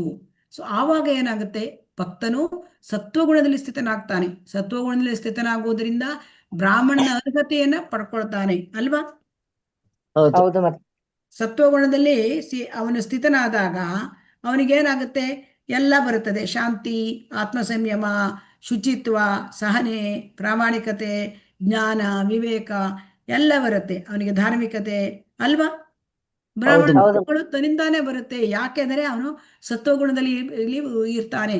ರಜೋಗುಣ ತಮೋಗುಣ ಹೊರಟೋಗುತ್ತೆ ಭಗವಂತನ ಅನುಗ್ರಹದಿಂದ, ಮತ್ತೆ ಗುರುವಿನ ಒಂದು ಕರುಣೆಯಿಂದ ಹೊರಟೋಗುತ್ತೆ ಅಲ್ವಾ? ಹೌದು ಮತ್ತೆ ಅಂದ್ರೆ ಭಕ್ತರ ಸಹವಾಸದಲ್ಲಿ ಇರ್ತಾನೆ. ಆವಾಗ ಏನಾಗ್ತೆ? ಅವನು ಬ್ರಾಹ್ಮಣ ಅರ್ಹತೆಯನ್ನು ಪಡ್ಕೊಳ್ತಾನೆ. ಯಾವ ಜಾತಿಯಲ್ಲಿ ಹುಟ್ಟಿದ್ರು ಕೂಡ ಯಾರು ಕೂಡ ಬ್ರಾಹ್ಮಣ ಆಗ್ಬಹುದು. ಏನ್ ಮಾಡ್ಬೇಕು? ಶುದ್ಧ ಭಕ್ತನ ಮಾರ್ಗದರ್ಶನ ಪಡ್ಕೋಬೇಕು. ಆಗ ಪರಿಶುದ್ಧನಾಗಬೇಕು, ಭಕ್ತಿ ಸೇವೆಯಲ್ಲಿ ತೊಡಗಬೇಕು. ಆಗ ಏನಾಗುತ್ತೆ? ಭಗವಂತನಿಗೆ ಸಂತೋಷದಿಂದ ಉತ್ಸಾಹದಿಂದ ಭಕ್ತಿ ಸೇವೆ ಸಲ್ಲಿಸ್ತಾನೆ ಯಾರು? ಭಕ್ತನಾದವನು. ಆವಾಗ ಭಗವಂತನ ವಿದ್ಯೆ ತನ್ನಿಂತಾನೇ ದೊರೀತದೆ. ಸೊ ನಾಹಂ ಪ್ರಕಾಶಯಮಿ ಸರ್ವಸ್ವ. ಅವ ಭಗವಂತ ಹೇಳ್ತಾನೆ, ನಾನು ಎಲ್ಲರಿಗೂ ನನ್ನನ್ನು ತೋರಿಸ್ಕೊಳ್ಳೋದಿಲ್ಲ ಅಲ್ವಾ? ಭಗವಂತನನ್ನ ಅರ್ಥ ಮಾಡ್ಕೊಳಕ್ ಸಾಧ್ಯ ಇಲ್ಲ. ಈ ಹೇಗೆ ಹೇಗೆ ಅಂದ್ರೆ ಈ ಭೌತಿಕ ಇಂದ್ರಿಯಗಳಿಂದ ನಮ್ಗೆ ಅರ್ಥ ಮಾಡ್ಕೊಳಕ್ ಸಾಧ್ಯ ಇಲ್ಲ. ಸಾಧ್ಯ ಇದೆಯಾ? ಇಲ್ಲ ಮಾತಾಜಿ. ಅದಕ್ಕೆ ಹೇಳ್ತಾನೆ, ಅಥ ಶ್ರೀಕೃಷ್ಣ ನಾಮಾದಿ ನ ಭವೇದ್ ಗ್ರಾಹ್ಯಮಿಂದ್ರಿಯೈಃ ಸೇವೋನ್ಮುಖೈಃ ಜಿಹ್ವಾದೌ ಸ್ವಯಮೇವ ಸ್ಫುರತಿ ಅಧಃ. ಅಥ ಶ್ರೀಕೃಷ್ಣ ನಾಮಾದಿ ನ ಭವೇದ್ ಗ್ರಾಹ್ಯಮಿಂದ್ರಿಯೈಃ. ಈಗ ಶ್ರೀಕೃಷ್ಣನ ನಾಮ, ರೂಪ, ಗುಣ ಇದ್ಯಾವುದು ನಮಗೆ ಅರ್ಥ ಆಗೋದಿಲ್ಲ. ಯಾಕೆ ಅರ್ಥ ಆಗೋದಿಲ್ಲ ಅಂದ್ರೆ ನಮಗೆ ಭೌತಿಕ ಚರ್ಮ ಚಕ್ಷಿಗೆ ಭಗವಂತ ಕಾಣುವುದಿಲ್ಲ. ಆಗ್ತದ್ಯಾ? ನಾವು ಪ್ರೇಮದ ಕಣ್ಣನ್ನು ಬೆಳೆಸ್ಕೊಂಡಂಗ ಆಗುತ್ತೆ ಅಲ್ವಾ? ಪ್ರೇಮಾಂಜನಚುರಿತ ವಿಲೋಚನೇನ ಸಂತಾಸದೈವ ಹೃದಯೇಶು ವಿಲೋಕಯಂತಿ ಯಂ ಶ್ಯಾಮ ಸುಂದರಮಚಿಂತ್ಯ ಗುಣಸ್ವರೂಪಂ ಗೋವಿಂದಮಾದಿ ಪುರುಷಂ ತಮಹಂ ಭಜಾಮಿ. ಅದಕ್ಕೆ ಪ್ರೇಮದ ಕಣ್ಣು. ಸಂತೋಷದಿಂದ ಉತ್ಸಾಹದಿಂದ ಭಗವಂತನ ಭಕ್ತಿ ಸೇವೆ ಮಾಡಿದಾಗ ಪ್ರೇಮ ಭಗವಂತನ ಪ್ರೇಮ ಪಡ್ಕೊಳ್ತಾನೆ ಅವನು. ಆಗ ಅವನಿಗೆ ಭಗವಂತನ ದರ್ಶನ ಆಗತ್ತಂತೆ, ಭಗವಂತನ ವಿದ್ಯೆ ಅರ್ಥ ಆಗತ್ತಂತೆ. ಭಗವಂತನ ವಿದ್ಯೆಯನ್ನು ಅರ್ಥ ಮಾಡಿಕೊಂಡ ಮೇಲೆ, ಭಗವಂತನ ವಿದ್ಯೆ ಅಂದ್ರೆ ಕೃಷ್ಣ ಪ್ರಜ್ಞೆ. ಆ ಕೃಷ್ಣ ಪ್ರಜ್ಞೆ ಭಗವಂತನ ವಿದ್ಯೆ ಅಂದರೆ ಕೃಷ್ಣ ವಿಜ್ಞಾನ. ಅದನ್ನ ಅರ್ಥ ಮಾಡಿಕೊಂಡ ಮೇಲೆ ಅವನಿಗೆ ಮೆಲ್ಲನೆ ಐಹಿಕ ವ್ಯಾಮೋಹಗಳಿಂದ ಮುಕ್ತನಾಗ್ತಾನೆ. ಈ ಐಹಿಕ ವ್ಯಾಮೋಹ ಹೇಳೋದು ನಮಗೆ ಎಷ್ಟು ವರ್ಷದಿಂದ ಇದೆ? ಕೋಟ್ಯಾಂತರ ಜನ್ಮದಿಂದ ಇದೆ ಇದು ಅಲ್ವಾ? ಅದು ಸುಲಭವಾಗಿ ಹೋಗೋದಿಲ್ಲ. ಆದರೆ ಅದಕ್ಕೆ ಆ ಕೃಷ್ಣ ವಿಜ್ಞಾನವನ್ನು ನಾವು ತಿಳ್ಕೊಳ್ಬೇಕು. ಯಾವಾಗ ತಿಳ್ಕೊತೇವೆ? ಭಕ್ತಿ ಸೇವೆ ಮಾಡಿದಾಗ ಮಾತ್ರ. ಯಾಕೆ ತಿಳ್ಕೊತೇವೆ? ಭಗವಂತನ ಕೃಪೆಯಿಂದ ನಮ್ಗೆ ಅರ್ಥ ಆಗತ್ತೆ. ಸೊ ಆ ಭಗವಂತನ ಕೃಪೆಯಿಂದ ರಾಗ ಅಜ್ಞಾನ ಎಲ್ಲ ತೊಲಗುತ್ತದೆ. ಆಗ ಭಗವಂತನ ಕೃಪೆಯಿಂದ ಅವನ ಸಂಶಯಗ್ರಸ್ತ ಮನಸ್ಸು ಸ್ಫಟಿಕದಂತೆ ಸ್ಪಷ್ಟವಾಗುತ್ತದೆ. ಏವಂ ಪ್ರಸನ್ನ ಮನಸ್ಸು ಭಗವದ್ಭಕ್ತಿ ಯೋಗತಃ. ಏವಂ ಪ್ರಸನ್ನ ಮನಸ್ಸು. ಯಾವಾಗ ಪ್ರಸನ್ನ ಮನಸ್ಸಾಗುತ್ತೆ? ರಜೋಗುಣ ತಮೋಗುಣ ಹೊರಟು ಹೋದಾಗ ಮನಸ್ಸು ಪ್ರಸನ್ನವಾಗುತ್ತದೆ. ರಾಗ ಅಜ್ಞಾನಗಳು ತೊಲಗಿದಾಗ ಮನಸ್ಸು ಪ್ರಸನ್ನವಾಗುತ್ತೆ. ಆ ಮನಸ್ಸು ಪ್ರಸನ್ನವಾದಾಗ ಅವನು ಏನಾಗ್ತಾನೆ? ಮುಕ್ತಾತ್ಮನಾಗ್ತಾನೆ. ಬ್ರಹ್ಮಭೂತ ಹಂತವನ್ನು ತಲುಪ್ತಾನೆ. ಬ್ರಹ್ಮಭೂತ ಹಂತ ತಲುಪಿ ಭಕ್ತಿ ಸೇವೆಗೆ ತೊಡಗಿದಾಗ ಅವನು ಜೀವನದ ಪ್ರತಿಯೊಂದು ಹಂತದಲ್ಲೂ ಭಗವಂತನ ನೋಡಬಹುದು. ಅಂದರೆ ಎಲ್ಲಿ ಸುಖ ಬರಲಿ ದುಃಖ ಬರಲಿ ಎಲ್ಲೆಲ್ಲಿಯೂ ಕೃಷ್ಣನನ್ನೇ ಕಾಣ್ತಾನೆ. ದುಃಖ ಬಂದರೆ ಓಹೋ ನನಗೆ ಹೆಚ್ಚು ದುಃಖ ಬರಬೇಕಾಗಿತ್ತು, ನಾನು ತುಂಬ ಪಾಪ ಮಾಡಿದ್ದಾನೆ, ಭಗವಂತ ಸ್ವಲ್ಪದರಲ್ಲೇ ನನಗೆ ಸ್ವಲ್ಪವನ್ನೇ ಕೊಟ್ಟಿದ್ದಾನೆ ಅಲ್ವಾ? ಅದು ಭಗವಂತನ ಕರುಣೆ ಅಂತ ತಿಳ್ಕೊಳ್ತಾನೆ. ಸುಖ ಬಂದರೆ ಅಯ್ಯೋ ಇದು ಸುಖಕ್ಕೆ ನಾನು ಅರ್ಹನೇ ಅಲ್ಲ, ಭಗವಂತನೇ ನನಗೆ ಅನುಗ್ರಹ ಕೊಟ್ಟಿದ್ದಾನೆ ಅಲ್ವಾ? ಎಲ್ಲೆಲ್ಲಿಯೂ ಭಗವಂತನ ನೋಡ್ತಾನಂತೆ. ಶುದ್ಧ ಭಕ್ತನಾದವನು ಕೃಷ್ಣನನ್ನು ಎಲ್ಲೆಲ್ಲೂ ಕಾಳ್ತಾನೆ. ಇದು ಈ ಮಂತ್ರದಲ್ಲಿ ಸಂಭವಾತ್ ಎನ್ನುವುದರ ಪರಿಪೂರ್ಣತೆ. ಸಂಭವಾತ್ ಅಂದರೆ ಭಗವಂತನ ಭಕ್ತಿ ಸೇವೆಯ ಹಂತವನ್ನು ತಲುಪಿ ಅಲ್ಲಿ ಭಕ್ತಿಯಲ್ಲಿ ಪರಿಪೂರ್ಣತೆಯನ್ನು ಪಡೆದಾಗ ಅವನು ಎಲ್ಲೆಲ್ಲೂ ಭಗವಂತನನ್ನು ಕಾಣ್ತಾನೆ. ಸೊ ಅದರಿಂದ ಇವತ್ತಿನ ದಿನ ನಾವೇನು ಕಲಿತಿದ್ದೇವೆ ನೋಡೋಣ. ಹರೇ ಕೃಷ್ಣ. 13ನೆಯ ಶ್ಲೋಕದಲ್ಲಿ ಏನು ಹೇಳ್ತಾರೆ? ಅನ್ಯದೇವಾಹು ಸಂಭವಾತ್ ಅನ್ಯದಾಹು ಅಸಂಭವಾತ್ ಇತಿ ಶುಶ್ರುಮಧೀರಾಣಾಂ ಏನಸ್ತಾ ವಿಚಕ್ಷಿರೇ. ಅಂದರೆ ಈಶೋಪನಿಷತ್ತು ನಮಗೇನು ಹೇಳ್ತದೆ? ಆ ಭಗವಂತ ಸರ್ವಕಾರಣ ಕಾರಣ, ಅವನು ಪರಮ ಕಾರಣಕರ್ತ. ಅವನನ್ನು ಪೂಜೆ ಮಾಡಿದರೆ ಒಂದು ರೀತಿಯ ಪರಿಣಾಮ, ಪರಮನಲ್ಲದವನು ಪೂಜೆ ಮಾಡಿದ್ರೆ ಇನ್ನೊಂದು ಪರಿಣಾಮ. ಇದನ್ನು ನೇರವಾಗಿ ಹೇಳುವುದಿಲ್ಲ, ಪರೋಕ್ಷವಾಗಿ ಕೃಷ್ಣನನ್ನ ಸಂಬೋಧಿಸುತ್ತದೆ. ಆದರೆ ಈಶೋಪನಿಷತ್ತು ಆ ಥರ ಹೇಳ್ತದೆ. ಭಗವದ್ಗೀತೆ ನೇರವಾಗಿ ಕೃಷ್ಣ ದೇವೋತ್ತಮ ಪರಮಪುರುಷ ಅಂತ ಹೇಳೋದನ್ನ ನಮಗೆ ತಿಳಿಸುತ್ತೆ. ಹಾಗಾಗಿ ಇದನ್ನೆಲ್ಲ ತಿಳ್ಕೊಳ್ಬೇಕು. ನಾವು ಭಗವಂತನನ್ನು ಪೂಜೆ ಮಾಡಿದರೆ ಭಗವಂತನ ಲೋಕಕ್ಕೆ ಹೋಗ್ಬೋದು, ದೇವತೆಗಳನ್ನ ಪೂಜೆ ಮಾಡಿದ್ರೆ ದೇವತೆಗಳ ಲೋಕಕ್ಕೆ ಹೋಗ್ಬೇಕಾಗ್ತದೆ, ಭೂತ ಪಿಶಾಚಿಗಳ ಪೂಜೆ ಮಾಡಿದರೆ ಯಕ್ಷರಾಕ್ಷಸರ ಆ ಭೂತ ಲೋಕಕ್ಕೆ ಹೋಗಬೇಕಾಗತ್ತೆ. ಆಮೇಲೆ ನಾವು ಅಂದರೆ ನಿರಾಕಾರ ಆ ನಿರಾಕಾರವಾದಿಗಳಾದರೆ ನಿರಾಕಾರ ಬ್ರಹ್ಮನ್ಗೆ ಹೋಗ್ಬಿಡ್ತೇವೆ. ಸೊ ಅದಕ್ಕೆ ನಾವು ನಮ್ಮ ಗುರಿ ಏನು? ಕೃಷ್ಣನನ್ನು ಪೂಜೆ ಮಾಡಿದ್ರೆ ನಾವು ಭಗವಂತನ ಲೋಕಕ್ಕೆ ಹೋಗ್ತೇವೆ. ಇದು ತಿಳ್ಕೊಂಡಾಗ ನಮ್ಮ ಗುರಿ ಯಾವುದು, ಆ ಗುರಿಯನ್ನು ನಾವು ಮೊದಲು ಅರ್ಥ ಮಾಡ್ಕೊಂಡಾಗ ಆ ಗುರಿ ಹೇಗೆ ಪಡ್ಕೊಳ್ಳೋದು ಹೇಳೋದನ್ನ ನಾವು ಧೀರ ಪ್ರಮಾಣ ಪುರುಷರಿಂದ ಕೇಳ್ಕೋಬೇಕು. ಧೀರರಂತಂದರೆ ಐಹಿಕ ಜಗತ್ತಿನ ಬದಲಾವಣೆಯಿಂದ ವಿಚಲಿತಲಾಗದವರು. ಸೊ ಹಾಗಾಗಿ ಇಲ್ಲಿ ಶ್ರೀಲ ಪ್ರಭುಪಾದ ನಮಗೆ ಹೇಳ್ತಾರೆ, ನೀವು ಅಂದರೆ ಎಷ್ಟೋ ಯೋಜನೆಗಳನ್ನು ಮಾಡಿಕೊಂಡು ಇಲ್ಲಿ ಇರ್ಬೋದಾದರೆ ಇರ್ಬೋದು ಐಹಿಕ ಲೋಕ, ಆದರೆ ಇದು ಹಾಳು ಲೋಕ. ಸೊ ಈ ಭೌತಿಕ ಪ್ರಪಂಚ ಅದು ಆ ಬ್ರಹ್ಮ ಭುವನ ಲೋಕೋ ಪುನರಾವರ್ತಿನೋ ಅರ್ಜುನ. ಸೊ ಇದು ದುಃಖಾಲಯಂ ಅಶಾಶ್ವತಂ. ಈ ಹಾಳು ಲೋಕ ಇದು ಒಳ್ಳೆಯ ಲೋಕ ಅಲ್ಲ, ಇರ್ಲಿಕ್ಕೆ ಯೋಗ್ಯ ಅಲ್ಲ, ಜೆಂಟಲ್ಮ್ಯಾನ್ ಇರತಕ್ಕಂಥ ಲೋಕ ಅಲ್ಲ. ಸೊ ಅದು ಭಗವಂತನ ಲೋಕ, ಶಾಶ್ವತ ದಿವ್ಯ ಧಾಮ, ಅಲ್ಲಿ ಆನಂದದ ಧಾಮ. ಅಲ್ಲಿ ಹೋದರೆ ನಮಗೆ ಶಾಶ್ವತವಾದ ಆನಂದವನ್ನು ಅನುಭವಿಸುವುದು. ಈ ಹಾಳು ಲೋಕದಲ್ಲಿ ಇರಬೇಕು ಅಂದರೆ ಇರಬಹುದು, ಆದರೆ ಇದು ದುಃಖಾಲಯ ಅಶಾಶ್ವತ ಅಂತ ತಿಳ್ಕೊಳ್ಳಿ. ಅದರಿಂದ ಎಲ್ಲ ಮಾರ್ಗಗಳು ಒಂದೇ ಗಮ್ಯಸ್ಥಾನಕ್ಕೆ ಹೋಗ್ತವೆ ಹೇಳೋದು ಯಾವ ಒಂದು ವೈದಿಕ ಸಾಹಿತ್ಯದಲ್ಲೂ ಹೇಳಿಲ್ಲ. ಅದನ್ನು ಸದ್ಗುರು ಹೇಳೋದಿಲ್ಲ. ನೀವು ಯಾರನ್ನಾದರೂ ಪೂಜೆ ಮಾಡಿದರೆ ನೀವು ಭಗವಂತನನ್ನು ಪಡ್ಕೊಳ್ತೀರಿ, ಇದನ್ನು ಆ ಸದ್ಗುರು ಹೇಳೋದಿಲ್ಲ. ಹಾಗಾದರೆ ಏನು ಹೇಳಬೇಕು ಅಂದರೆ ನಾವು ಇದನ್ನು ತುಂಬ ಸಿಂಪಲ್ಲಾಗಿ ಅರ್ಥ ಮಾಡ್ಕೊಳ್ಳುವಂಗೆ ಎಂತಹ ಸಾಮಾನ್ಯ ಮನುಷ್ಯರಿಗೂ ಗೊತ್ತಾಗುತ್ತೆ. ಕಲ್ಕತ್ತೆಗೆ ಟಿಕೆಟ್ ತೆಗೆದ್ರೆ ನಮಗೆ ಕಲ್ಕತ್ತೆಗೆ ಹೋಗಬಹುದು, ಮುಂಬೈ ಹೋಗ್ಲಿಕ್ಕೆ ಆಗೋದಿಲ್ಲ. ಸೊ ಹಾಗಾಗಿ ನಾವು ಪರಂಪರೆಯಿಂದ ಬಂದ ಗುರುವಿನಿಂದ ಜ್ಞಾನವನ್ನು ಪಡ್ಕೊಳ್ಬೇಕು. ಆ ಪರಂಪರೆ ಹೇಳೋದು ಬಹಳ ಮುಖ್ಯವಾದದ್ದು. ಯಾಕೆಂದರೆ ಪರಂಪರೆ ಅದು ಶ್ರೀಕೃಷ್ಣನಿಂದ ಆಕರವಾಗುತ್ತೆ. ಸೊ ಅದನ್ನು ಶ್ರೀಕೃಷ್ಣನಿಂದ ನೇರವಾಗಿ ಭಗವಂತ ಶ್ರೀಕೃಷ್ಣ ನೇರವಾಗಿ ಅರ್ಜುನನಿಗೆ ಉಪದೇಶಿಸಿದ. ಅರ್ಜುನ ಪುಣ್ಯವಂತ ಅಲ್ವಾ? ಹರೇ ಕೃಷ್ಣ. ಆದರೆ ಅರ್ಜುನ ಪ್ಯೂರ್ ನಾವಲ್ಲ. ಆದ್ದರಿಂದ ನಾವು ಅದೇ ಭಗವಂತನಿಂದ ಬಂದ ಒಂದು ಪರಂಪರೆಯಿಂದ ಜ್ಞಾನವನ್ನು ನಾವು ಪಡ್ಕೊಳ್ಬೇಕು. ಅದು ಹೊರತು ನಾವು ತಾವೇ ಗುರುಗಳು ಅಂತ ಯಾರು ಡಿಕ್ಲೇರ್ ಮಾಡ್ಕೋತಾರೆ, ಅವರು ಏನು ಬೇಕಾದರೂ ಬರೀತಾರೆ ತಮ್ಮದೇ ಆದ ವ್ಯಾಖ್ಯಾನದಿಂದ. ಅವರಿಗೆ ಭಗವಂತನ ಬಗ್ಗೆ ಏನೂ ಗೊತ್ತಿಲ್ಲ, ನಂಬಿಕೆ ಇಲ್ಲ ಭಗವಂತನ ಧಾಮದ ಬಗ್ಗೆ. ಅವರ ಬಗ್ಗೆ ಅವರು ಏನು ಭಗವದ್ಗೀತೆ ವ್ಯಾಖ್ಯಾನಿಸ್ತಾರೆ? ಸಾಧ್ಯ ಇಲ್ಲ. ಆದ್ದರಿಂದ ಬುದ್ಧಿ ಇಲ್ಲದಿದ್ದವರು ಅವರು ಏನು ಮಾಡ್ತಾರೆ? ಅವರು ಈ ಥರ ದೇವತೆಗಳನ್ನು ಪೂಜೆ ಮಾಡ್ತಾರೆ. ಆದರೆ ಭಗವದ್ಗೀತೆಯಲ್ಲಿ ಹೇಳಿದ್ದಾನೆ, ಸರ್ವಧರ್ಮ ಪ್ರತ್ಯಜ್ಯ ಮಾಮೇಕಂ ಶರಣಂ ವ್ರಜ, ಹಂಗೆ ಅಹಂ ತ್ವಾಂ ಸರ್ವ ಪಾಪೇಭ್ಯೋ ಮೋಕ್ಷಯಿಷ್ಯಾಮಿ ಮಾ ಶುಚಃ ಅಂತ ಹೇಳಿದ್ದಾರೆ.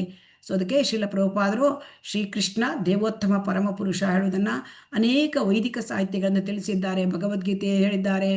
ಆಮೇಲೆ ಬ್ರಹ್ಮನಿಗೆ ಭಾಗವತದಲ್ಲಿ ಬ್ರಹ್ಮನಿಗೆ ಜ್ಞಾನ ಕೊಟ್ಟವನು ಭಗವಂತ. ಆಮೇಲೆ ಇಲ್ಲಿ ಅಥರ್ವ ವೇದದಲ್ಲಿ ಕೂಡ ಹೇಳಿದೆ, ಪರಮಪುರುಷನು ದೇವೋತ್ತಮ ಪರಮಪುರುಷ ನಾರಾಯಣ, ಅವನು ಶ್ರೀಕೃಷ್ಣನ ಪೂರ್ಣ ಅವತಾರ, ಅವನೇ ಎಲ್ಲರನ್ನು ಕೂಡ ಸೃಷ್ಟಿ ಮಾಡಿದ್ದಾನೆ. ಸೊ ಹಾಗೆ ಹೇಳ್ತಾರೆ. ಆಮೇಲೆ ಶ್ರೀ ಶಂಕರಾಚಾರ್ಯರು ಕೂಡ ಇದನ್ನು ಒಪ್ಪಿದ್ದಾರೆ. ದೇವೋತ್ತಮ ಪರಮಪುರುಷ ಗೋವಿಂದ ಆದಿಪುರುಷ ಅಂತ ಒಪ್ಪಿದ್ದಾರೆ, ಅವರು ಅಂತ ಒಪ್ಪಿದ್ದಾರೆ. ಸೊ ಹಾಗಾಗಿ ಇಲ್ಲಿ ಏನು ಹೇಳ್ತಾ ಇದ್ದಾರೆ? ಎಲ್ಲರಿಗೂ ಕೂಡ ನನ್ನ ಬಗ್ಗೆ ಪೂರ್ಣ ಜ್ಞಾನ ಇಲ್ಲ ಅಂತ ಭಗವಂತ ಹೇಳ್ತಾನೆ. ಸೊ ಯಾರಿಗೆ ಎಂಥ ದೇವತೆಗಳಿಗೂ ಕೂಡ ಅವರಿಗೆ ಗೊತ್ತಿಲ್ಲ, ಋಷಿ ಮುನಿಗಳಿಗೂ ಗೊತ್ತಿಲ್ಲ. ಯಾಕೆಂದರೆ ಅವರು ಕೂಡ ಮಾಯಾಶಕ್ತಿಯಿಂದ ಇದ್ದಾರೆ ಅಲ್ವಾ? ಹಾಗಾಗಿ ಹೌದು. ಎಲ್ಲ ವೇದ ಸಾಹಿತ್ಯ ಬ್ರಹ್ಮ ಸಂಹಿತೆಯಲ್ಲೂ ಕೂಡ ಹೇಳಿದೆ, ಕೃಷ್ಣನೇ ದೇವೋತ್ತಮ ಪರಮ ಪುರುಷ, ಸರ್ವ ಕಾರಣ ಕೃಷ್ಣ ಈಶ್ವರ ಪರಮ ಕೃಷ್ಣ ಸಚ್ಚಿದಾನಂದ ವಿಗ್ರಹ ಆನಂದ ವಿಗ್ರಹ. ಹೇಳಿದ್ದಾರೆ.